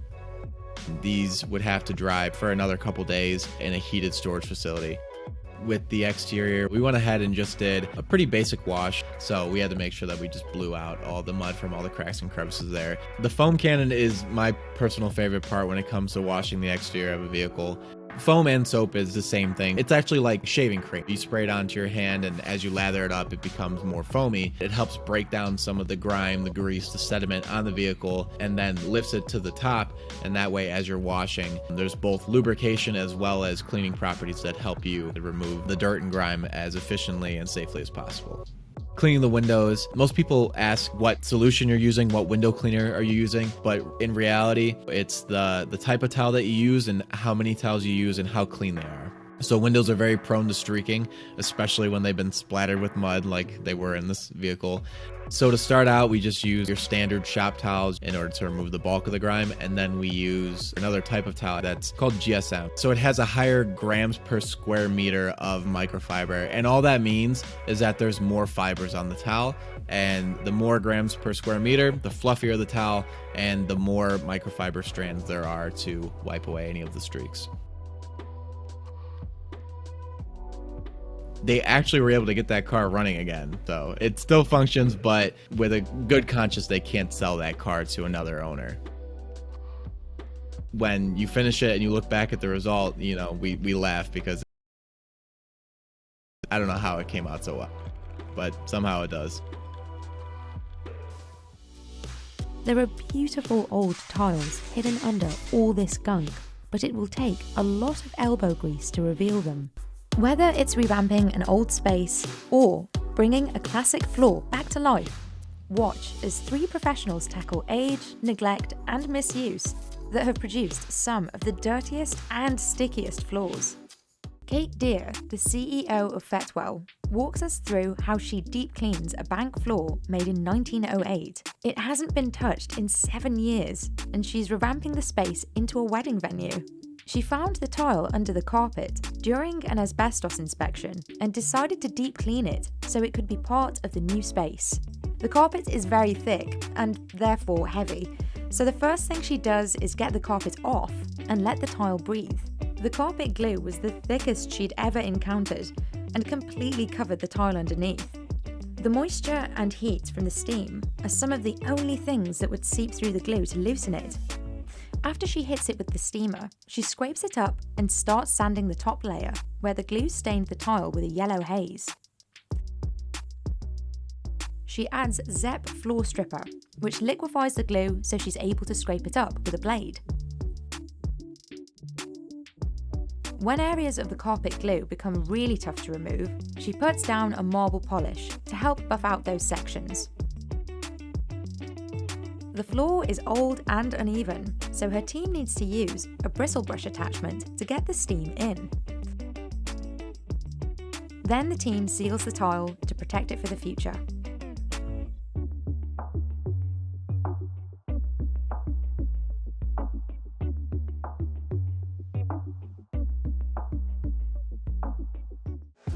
Costa Ibanowitze, the owner of Pinnacle Stone Restoration, walks us through how his team deep cleans terrazzo floors that are over 100 years old. Parts of the terrazzo floors were hidden under carpet and discovered as the room was being renovated. The most difficult part of this clean is carpet and glue removal. He removes the carpet with electric scraping machines and the carpet glue with handheld scrapers. Costa removes the glue by hand because it keeps the temperature low, which helps the glue come out more easily from the terrazzo. Grinding the terrazzo floors helps to flatten and even out the surface. Then, he moves on to the honing process, which cleans and polishes off the scratches left behind by the grinding process. He starts polishing using a 1500 grit diamond pad, followed by 3000 grit. After that, he uses another system that has much finer pads, which make the terrazzo harder and more durable. Then, it's time to seal. Costa uses a sealer that seeps into the terrazzo and protects it from stains. Burnishing the floors helps the sealer bring the terrazzo to its highest sheen.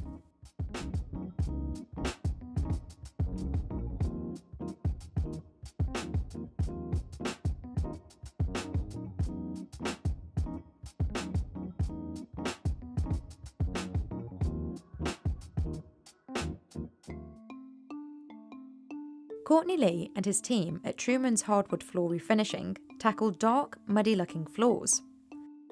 They're covered with thick wax layers resulting from DIY attempts at revitalising wood floors. The acrylic waxes from products that are meant for short-term solutions are extremely soft and don't harden up or cure. They sit on top of the floors instead of soaking in, allowing dirt, soil, and any airborne contaminants to bond to them. Courtney's team of floor technicians specialises in wax removal from hardwood floors. Floor refinishing requires sanding off existing coatings, but it's difficult to do with these layers of wax sitting on top because the wax will likely clog up the sanders. The team comes in to emulsify the wax, which takes it back to a liquid form and allows them to extract it from the floors. Build-up like this usually happens over the course of 5 to 20 years. They spray the floors with an emulsifier and let it sit for some time, depending on the severity and amount of wax. They do this section by section. They follow up with extraction tools, which remove the wax from the floors into the machine. Depending on how much wax there is, they repeat this 2 to 3 times. The buffer runs at a low speed during this process. There is a soft pad and a mesh screen on the bottom, which comes in different grits. The screen scratches off the old polyurethane, so the team can apply new polyurethane. This is what seals and protects the hardwood floors, and is typically the final layer before the wax. A splash guard is usually attached to the buffer to keep the wax from slinging onto the walls and baseboards.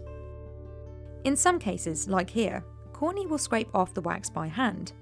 He does this when there is too much build-up on the floor. He'll scrape up as much as possible to prevent the wax from clogging up the vacuums in their machines, and then remove the residual as normal. Once Courtney removes the wax, the floor is back to its bare original state. In some cases, depending on what the homeowners want to do, he'll apply a new layer of polyurethane to finish the job.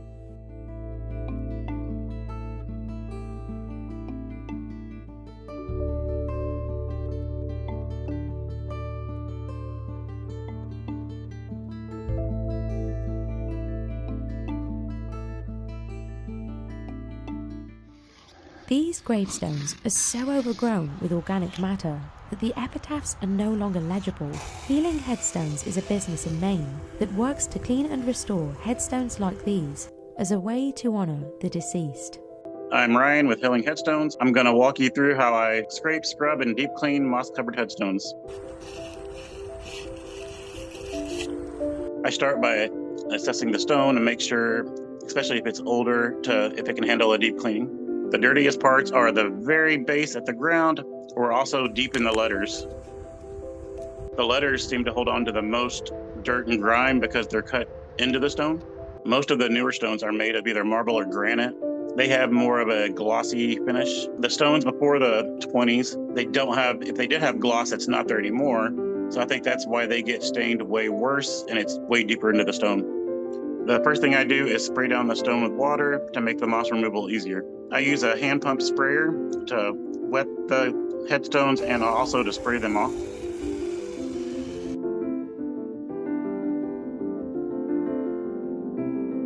I'll start scraping the moss top to bottom because that's the easiest method. And you can see on the bottom layers of moss, it turns into almost a concrete-like material, which makes it even harder to get off and remove it. I use a special scraper. It's kind of the plastic and rubber feel at the same time. So it's made for headstones. I'll use the corner of the scraper to get into the small crevices and remove any other debris. Now, when you're using the scraper, you have to be careful of the condition of the stone. Some of them, they can have what's called sugaring, where it's almost as you touch it, it'll turn into a powder. The same thing with cracks, and the same thing with stability. With a scraper, you're not really trying to get all the moss, you're just trying to get the top layer off without damaging the stone. You want to remove as much moss as possible so it's easier when you start scrubbing the stone. The black is mold and moss kind of build up. It can also be green. Sometimes you'll see orange, but that's more, they have the metal rods holding the stone, and that's where water's gotten on the inside, and the rust starts to run out, and that can stain them as well. Sometimes you can scrape the moss off and you can find mold underneath, which has stained it black or green into the stone. I'd say the moss on the stone has been built up for minimum 5 years. Environment and climate can both have an effect on the growth that's on the stone. The finish of the stone can affect kind of how much grows on it, what grows on it. The rougher finishes can hold water, and it holds algae and stuff that builds up, which kind of just eventually will take over the stone. With a smooth surface, even like the rain can wash away the growth or anything. It starts to build up there before it ever takes a hold.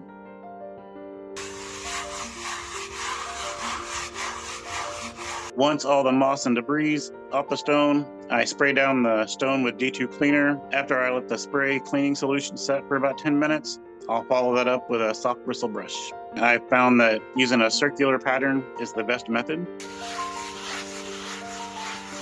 The technique can vary depending on the stone design and the engravings on the front of the stone. I'll sometimes use a toothbrush to get down into the smaller crevices. It just helps to more thoroughly get all the debris and things out of the small places. I'll use a wooden pick to go inside the letters and some of the engraving if it's a deep, small area that the brush can't really get into. To get it back to its original state or as close as you can, sometimes you have to do certain parts of the process over and over.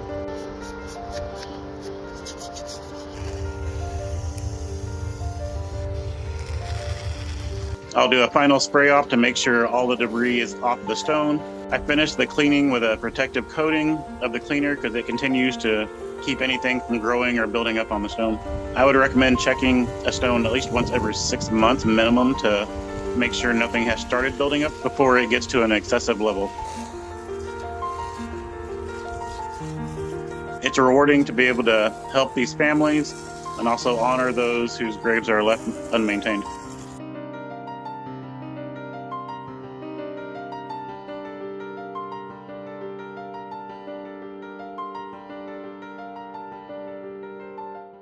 The dust that accumulates inside air vents doesn't just prevent the flow of fresh air into a home. It can also pose severe health risks. When it's time for a routine cleaning, some may turn to professionals like Cura Home's CEO Daniel Felt to get the job done. My name is Daniel Felt, and I'm the owner of Cura Home. Today, we're going to go through the process of deep cleaning air ducts. The purpose of an air duct is essentially to provide fresh, clean air to your home. We provide air duct cleaning and routine home maintenance services where we visit our clients' homes once a quarter, do everything you're supposed to be doing as a perfect homeowner, but a lot of people don't have the time or neglect to do.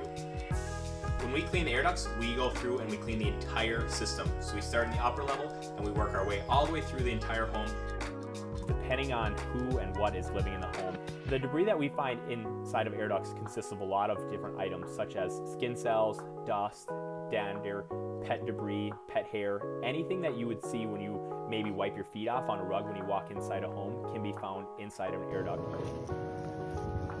This air duct has not been cleaned for probably 50 plus years. Additionally, the person that lived in this home has also smoked and had pets. So this is a very severe air duct that you can actually smell it. It has an old house smell built up over time. If it's a really light color, often we're finding sawdust or sheetrock dust that is from construction debris. As we get into darker colors, sometimes smoking inside the home is going to leave more of a yellow color. And as it gets darker, a lot of times we're more concerned about a humidity issue that can eventually turn into a dark colored mold. You're getting into more hazardous material in there. Once the air duct cover is removed, we're going to allow the air compressor hose to be put into the air duct. Before we're turning on that hose, we're going to put a clear dome over the cover, and we're going to attach our HEPA vacuum to the dome. Once those items are in place, we're going to turn the air compressor on, and that allows the hose with a reverse blasting ball to propel itself forward into the air duct. The clear dome that's used is crucial because it creates a sealed environment, so we're getting all the dust and debris out of the home and we're not creating a mess inside the home. But it's also crucial because it creates a really nice suction area, so all of the power from the air compressor and the vacuum are working together to pull and push the debris outside. We can twist and turn that hose so we can go around any corner. Once we get to the end trunk line, we can feel that in the air compressor hose, and we're going to slowly pull that back at about 1 foot per second.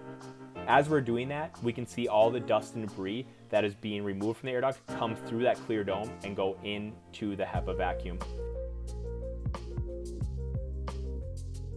Once we've completed the cleaning, find that a little bit of dust and debris has come all the way to the end of the air duct, and it's really important to take your vacuum and clean out that extra debris that's come.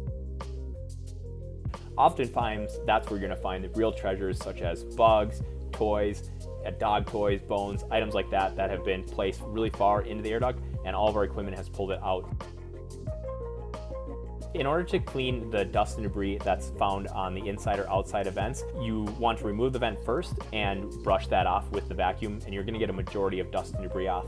Then we put the vent cover back on and replace the screws back to their original format and make sure the area is nice and clean and clear of debris. All the air in your home is circulating through your furnace on a regular basis, and by having a clean, clear furnace filter, it's going to catch all the dust and debris that is circulating throughout.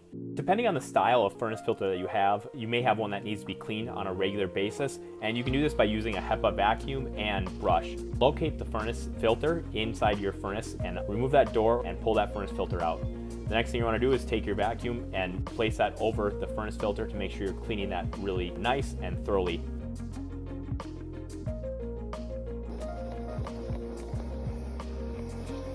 A dryer vent is allowing the exhaust from a dryer to be pushed outside of the home.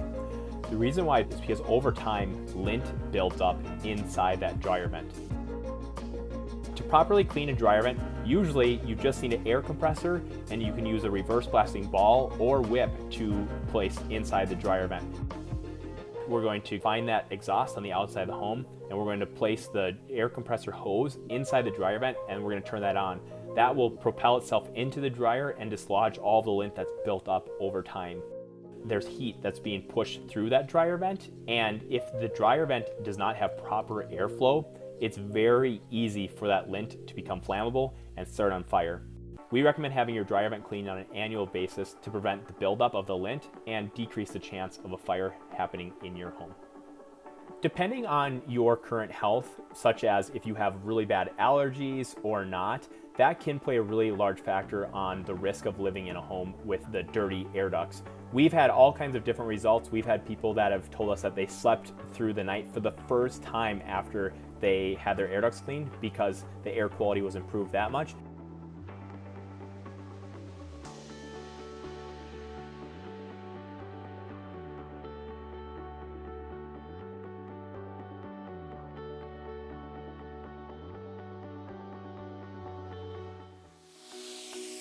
This fence is completely covered in mildew and algae, and removing it will require specialised equipment.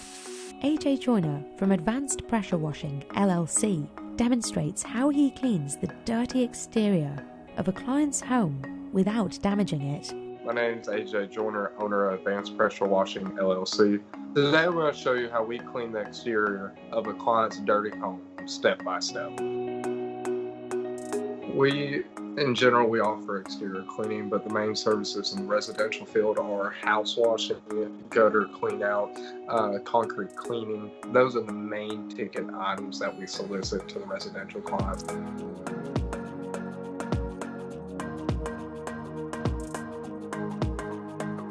The condition of the fence structurally is great, but as you can see, it's covered in mildew and algae. Wood is very particular because if you use too much pressure, you're going to cause a lot of damage to the surface. So to treat it, we just use water. We actually use moderate pressure. We make sure always to go with the grain. This keeps us from furring/damaging the wood.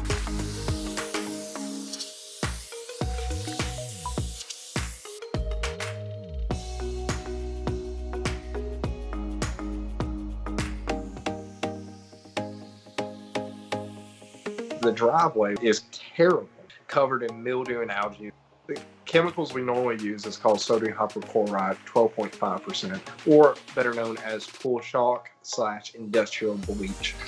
We normally dilute that down to a 50-50 ratio in our buckets. This kills the mildew and algae, that top layer, when we pre-treat.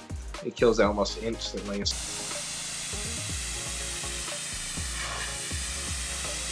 This is called a whisper wash deep void surface cleaner. That metal tubing actually rotates around on a swivel. That's the item that I use to actually clean concrete.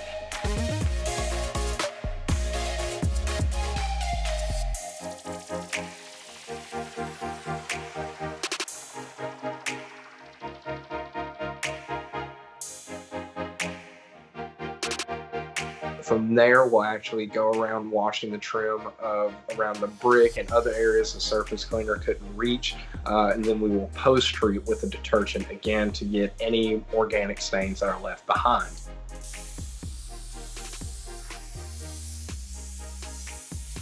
After we do the driveway, we'll then do the front patio and sidewalk.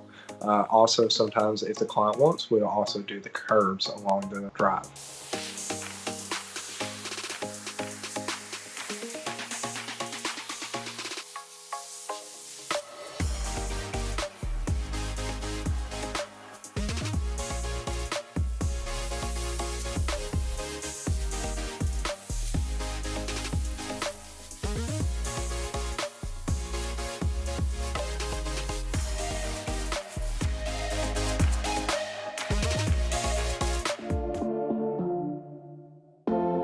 The house is in pretty good condition, but there was a few spots that we noticed that were pretty bad with heavy and thick mildew and algae.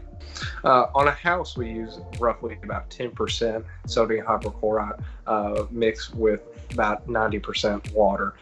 So the black on the brick is actually just really thick mildew and algae. This is caused by moisture and shade, allowing for such thick mildew and algae to grow.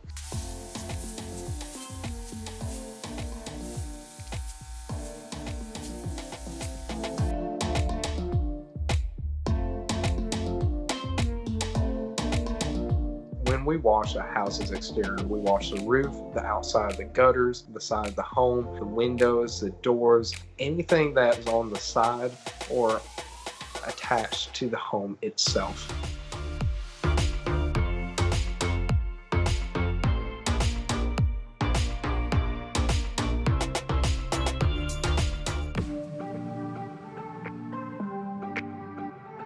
So we're finished. We finally got the job done. So roughly this job took us about 4.5 hours.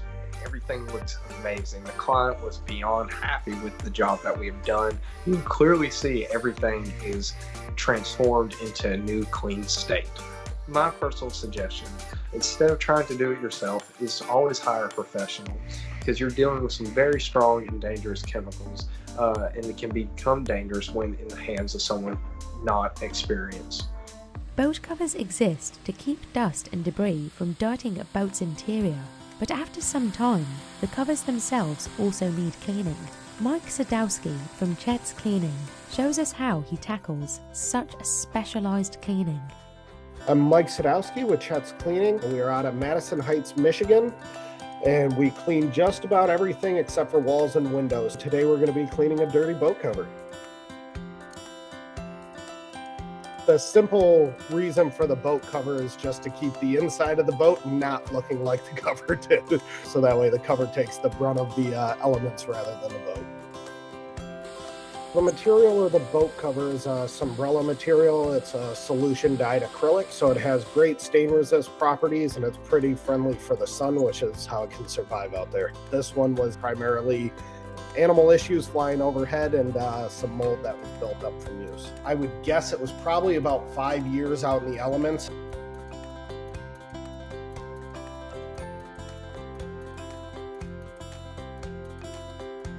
The chemicals that we use, it's called Duct. There's a dichlor granules in there, which is a chlorine, and then there is a surfactant, so a detergent in there, which allows us to get the soil off along with the mold and mildew.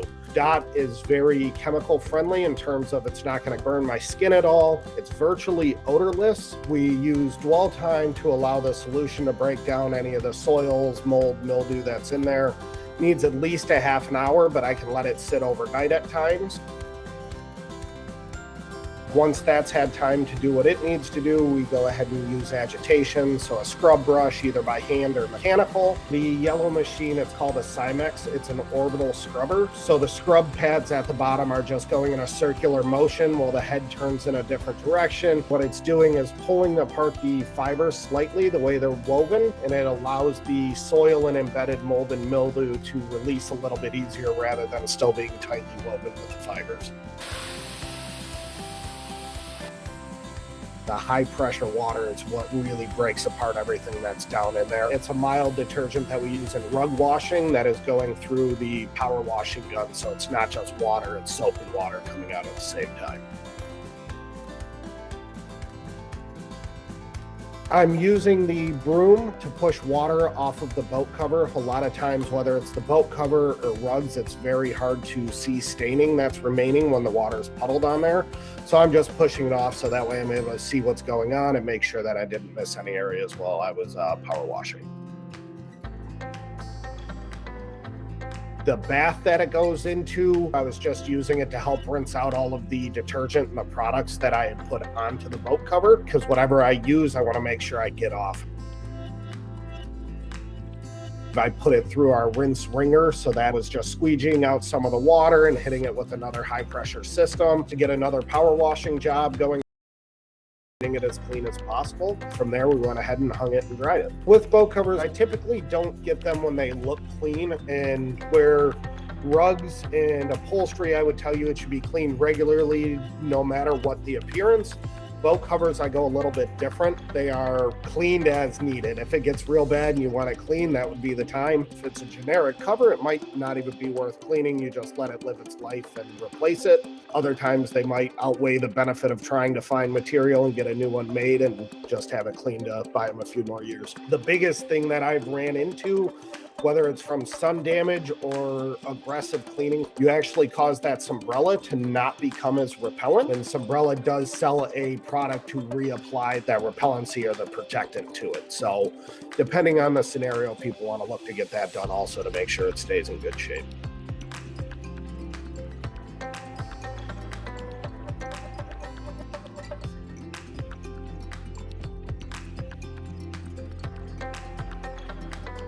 Spilling red wine on a white carpet can feel irreversible, but the professionals at Hubert Steam Cleaning in North Carolina can work their magic to make even the toughest of stains disappear.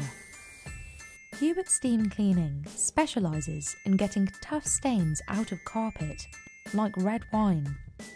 Here, a customer dropped an entire bottle onto her Berber carpet. It's pretty much a killer for most carpets or most cleaners if you don't know how to properly attack it the first time. The first step is identifying the type of carpet he's working on. This determines how he approaches removing the stain. This one is tightly knit and the stain has completely soaked through it. It's harder to get it from between those fibers because they're so tightly woven. He sprays the rug with a pre-treatment, which consists of a protein remover, and lets it sit for about 35 to 40 minutes. This counteracts the acidity of the wine and makes it dissipate. Then he brings out the Bonza steam cleaner. The trick is managing the heat correctly. If it's too high, it can leave brown stains behind. If it's too low, then the stain will just sit on top of the carpet instead of coming all the way out. This causes wicking, which is when moisture from spills and cleaning agents moves up the carpet fibres from the backing of the carpet, leading to recurring stains that are difficult to remove. But when all the steps are done right, the steam cleaner will be able to extract all the wine. These roofs have been taken over by moss, but Spencer Clace from Northwest Pro Wash has the tools and the skills to dig out the debris without causing any damage. My name is Spencer Clace, and I specialize in deep cleaning and removing layers of moss off of roofs. The area that you live in and the climate definitely plays a huge factor into the amount of moss that grows on roofs. Up here in the Pacific Northwest, we have a lot of moss because there's a lot of rain, there's not a lot of sunlight, and there's a lot of trees and stuff that provide all that material for the stuff to grow on. There's probably hundreds of thousands of species, but generally if it's green or black or something living up there, it needs to be removed. So here this gutter guard sponge was completely grown in, compacted with mold, moss. So we need to get it out, put in some new gutter guards so that the gutters can be flowing and working as they should. The purpose of the gutter guard is to keep stuff out of the gutters. This sponge got so grown in, compacted and stuff that we needed to remove it and put in new gutter guards. The moss can get up in between any crack or crevice that you have up on the roof and the gutters. It either grows bigger and bigger and bigger, and the water can get up in there as well too. Or in the winter too, when it freezes, it can freeze and expand, really break that seal that your house or roof typically has. So moss really loves growing, especially on roofs that have a lower pitch. When it has a higher pitch, it has a harder time grabbing onto a hold of the roof. But if it's a lower pitch and it's a lot less steep, there can be quite a bit more moss because it has a lot easier time of getting in between the cracks there. And generally, you're going to see a lot more moss growth on the northern side, when there's lack of sunlight. So that's really one of the biggest factors. Moss has the easiest time growing in between asphalt shingle roofs. The moss can really get up in there, grow, expand, and break the seal of the shingle for the roof, and water can get up in there, more moss, organic material, and it can cause mold, and water can get up in there and damage the roof. I'll generally start any cleaning process with the leaf blower and the brush, getting all that organic material off before I start treating it.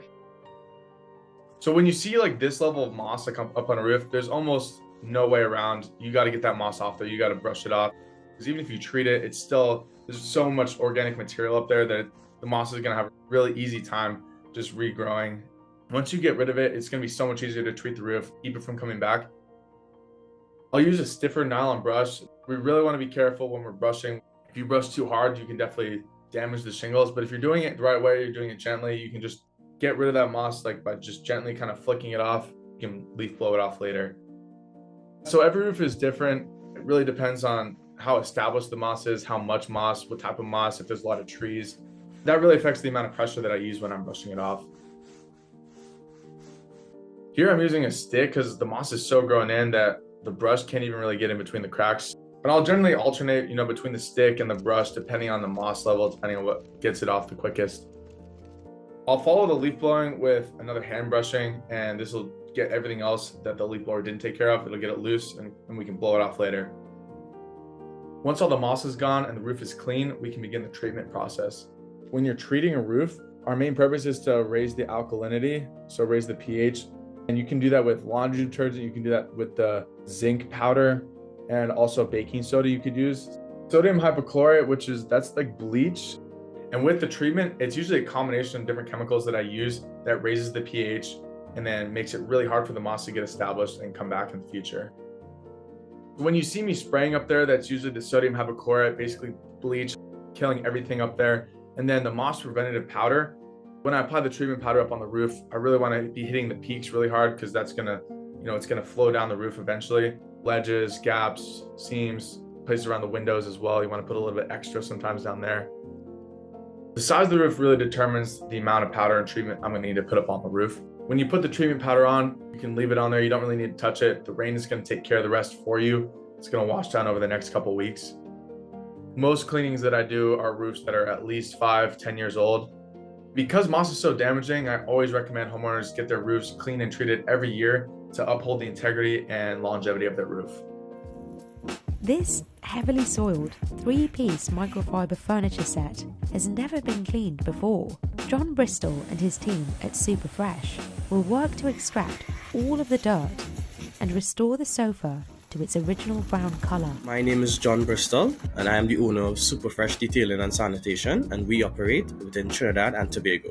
In today's video, I will be cleaning a 3-piece microfiber couch set.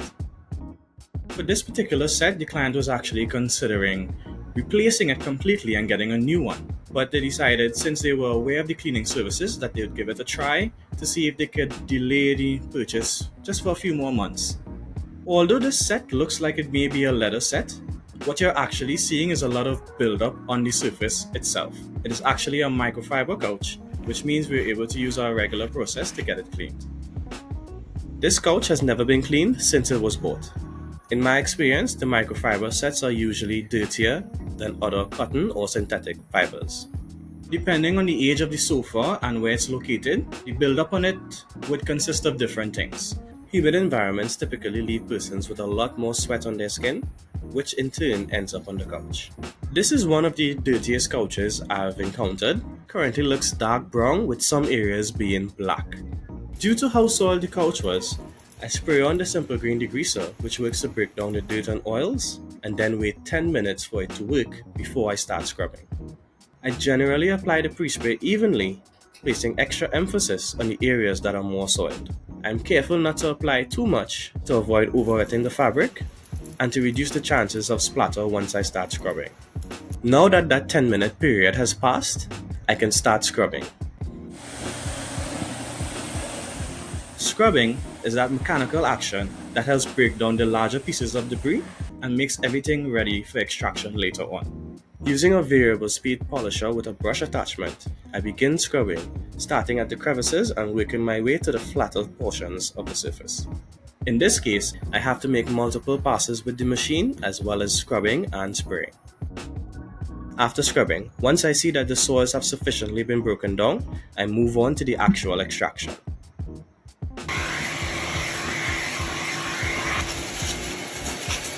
Here, our equipment sprays in a solution of clean water, fabric shampoo, and deodorizer and vacuums at the same time. This means that the debris that is on the surface of the couch is rinsed away with every pass of our machine. Taking the couch, panel by panel, I start at the edges where the crevices are and work my way over the smoother areas. I'm also careful to make multiple passes where the couch was most soiled. After cleaning the love seat and consulting the owner, I can now move on to the rest of the set.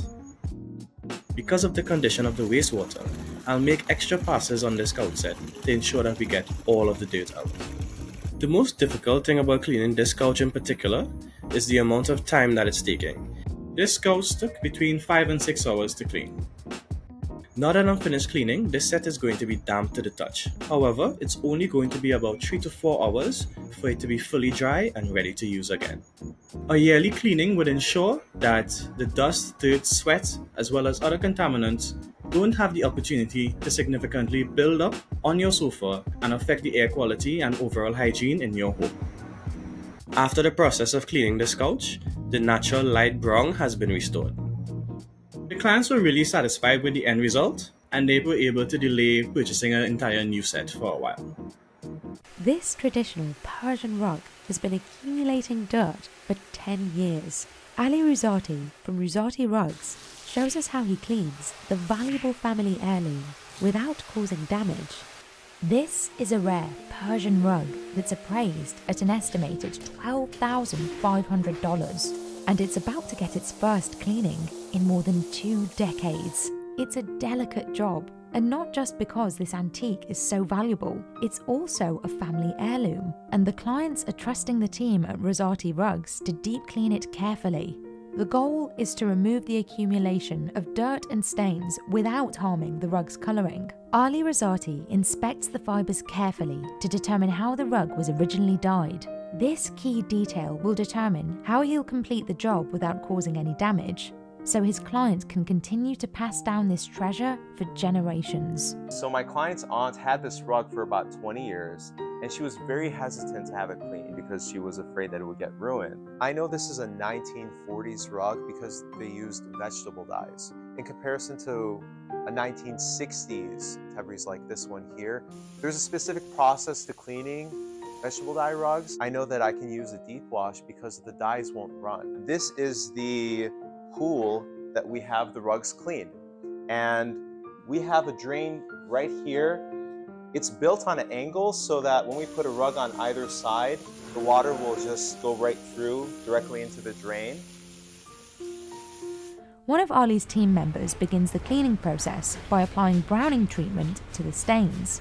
This works to remove tannin-type stains like urine, fruit juice, beer, or soil, as well as general discoloration due to age.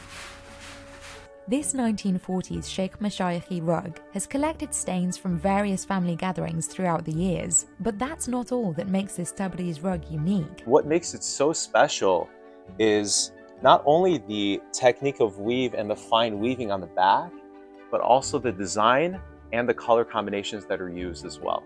After letting the browning treatment sit for 15 minutes, he hoses down the rug and applies shampoo.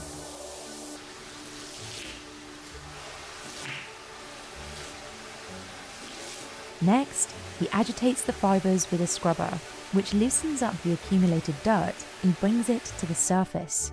So the scrubber or the buffer is used to help scrub and expand the use of the shampoo throughout the rug, and it does it in a fast and efficient way. So if you were to actually hand do this, not only would you get tired physically, but it wouldn't be as effective. Ali estimates that the original weaver made only a few hundred of these rugs decades ago. The colouring also dates back to a time when master weavers used different techniques. This rug is made with vegetable dyed wool, which means the colouring came from natural materials like plants, fruits, or tree bark. This method is more labour intensive, which adds to the rug's value.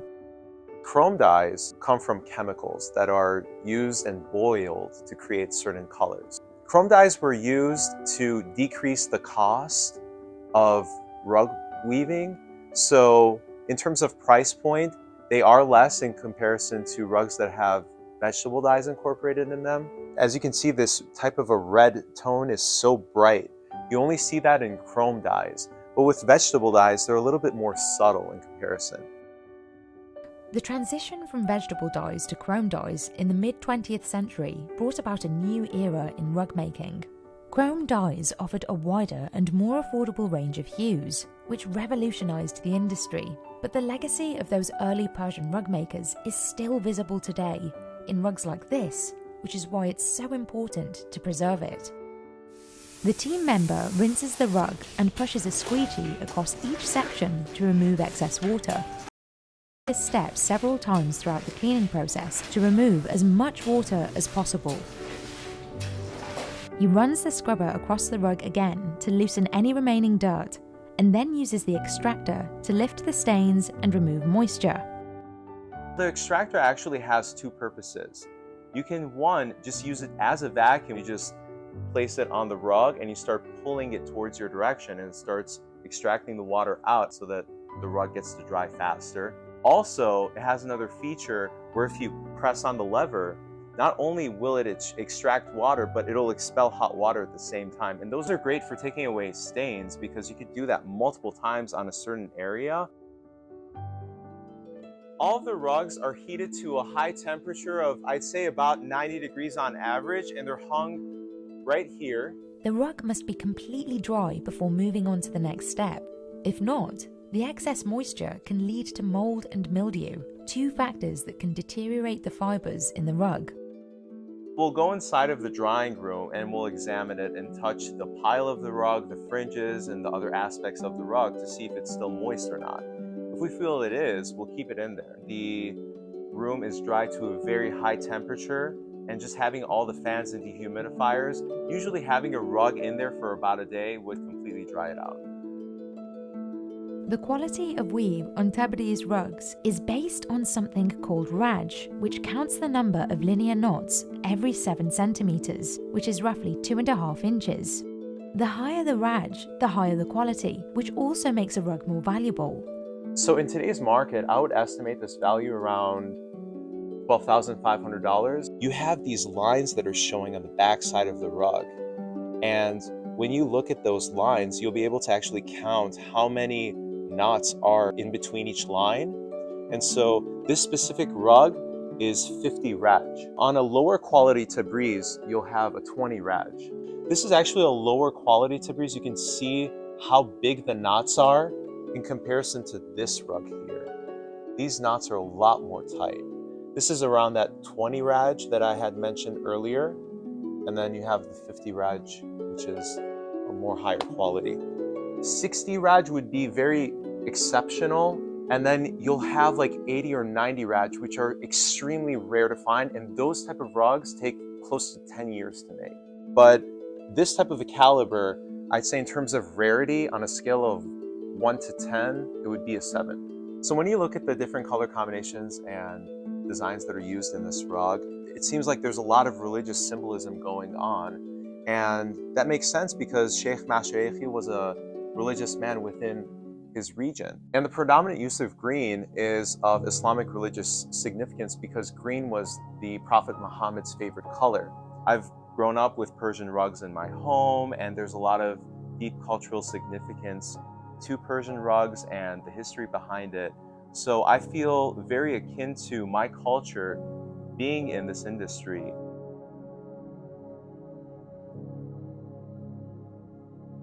The rug looks magnificent. It's much brighter than it was before, and the majority of the stains have been removed. There are a lot of other people in this industry that really don't put their heart into it. They just clock in and clock out.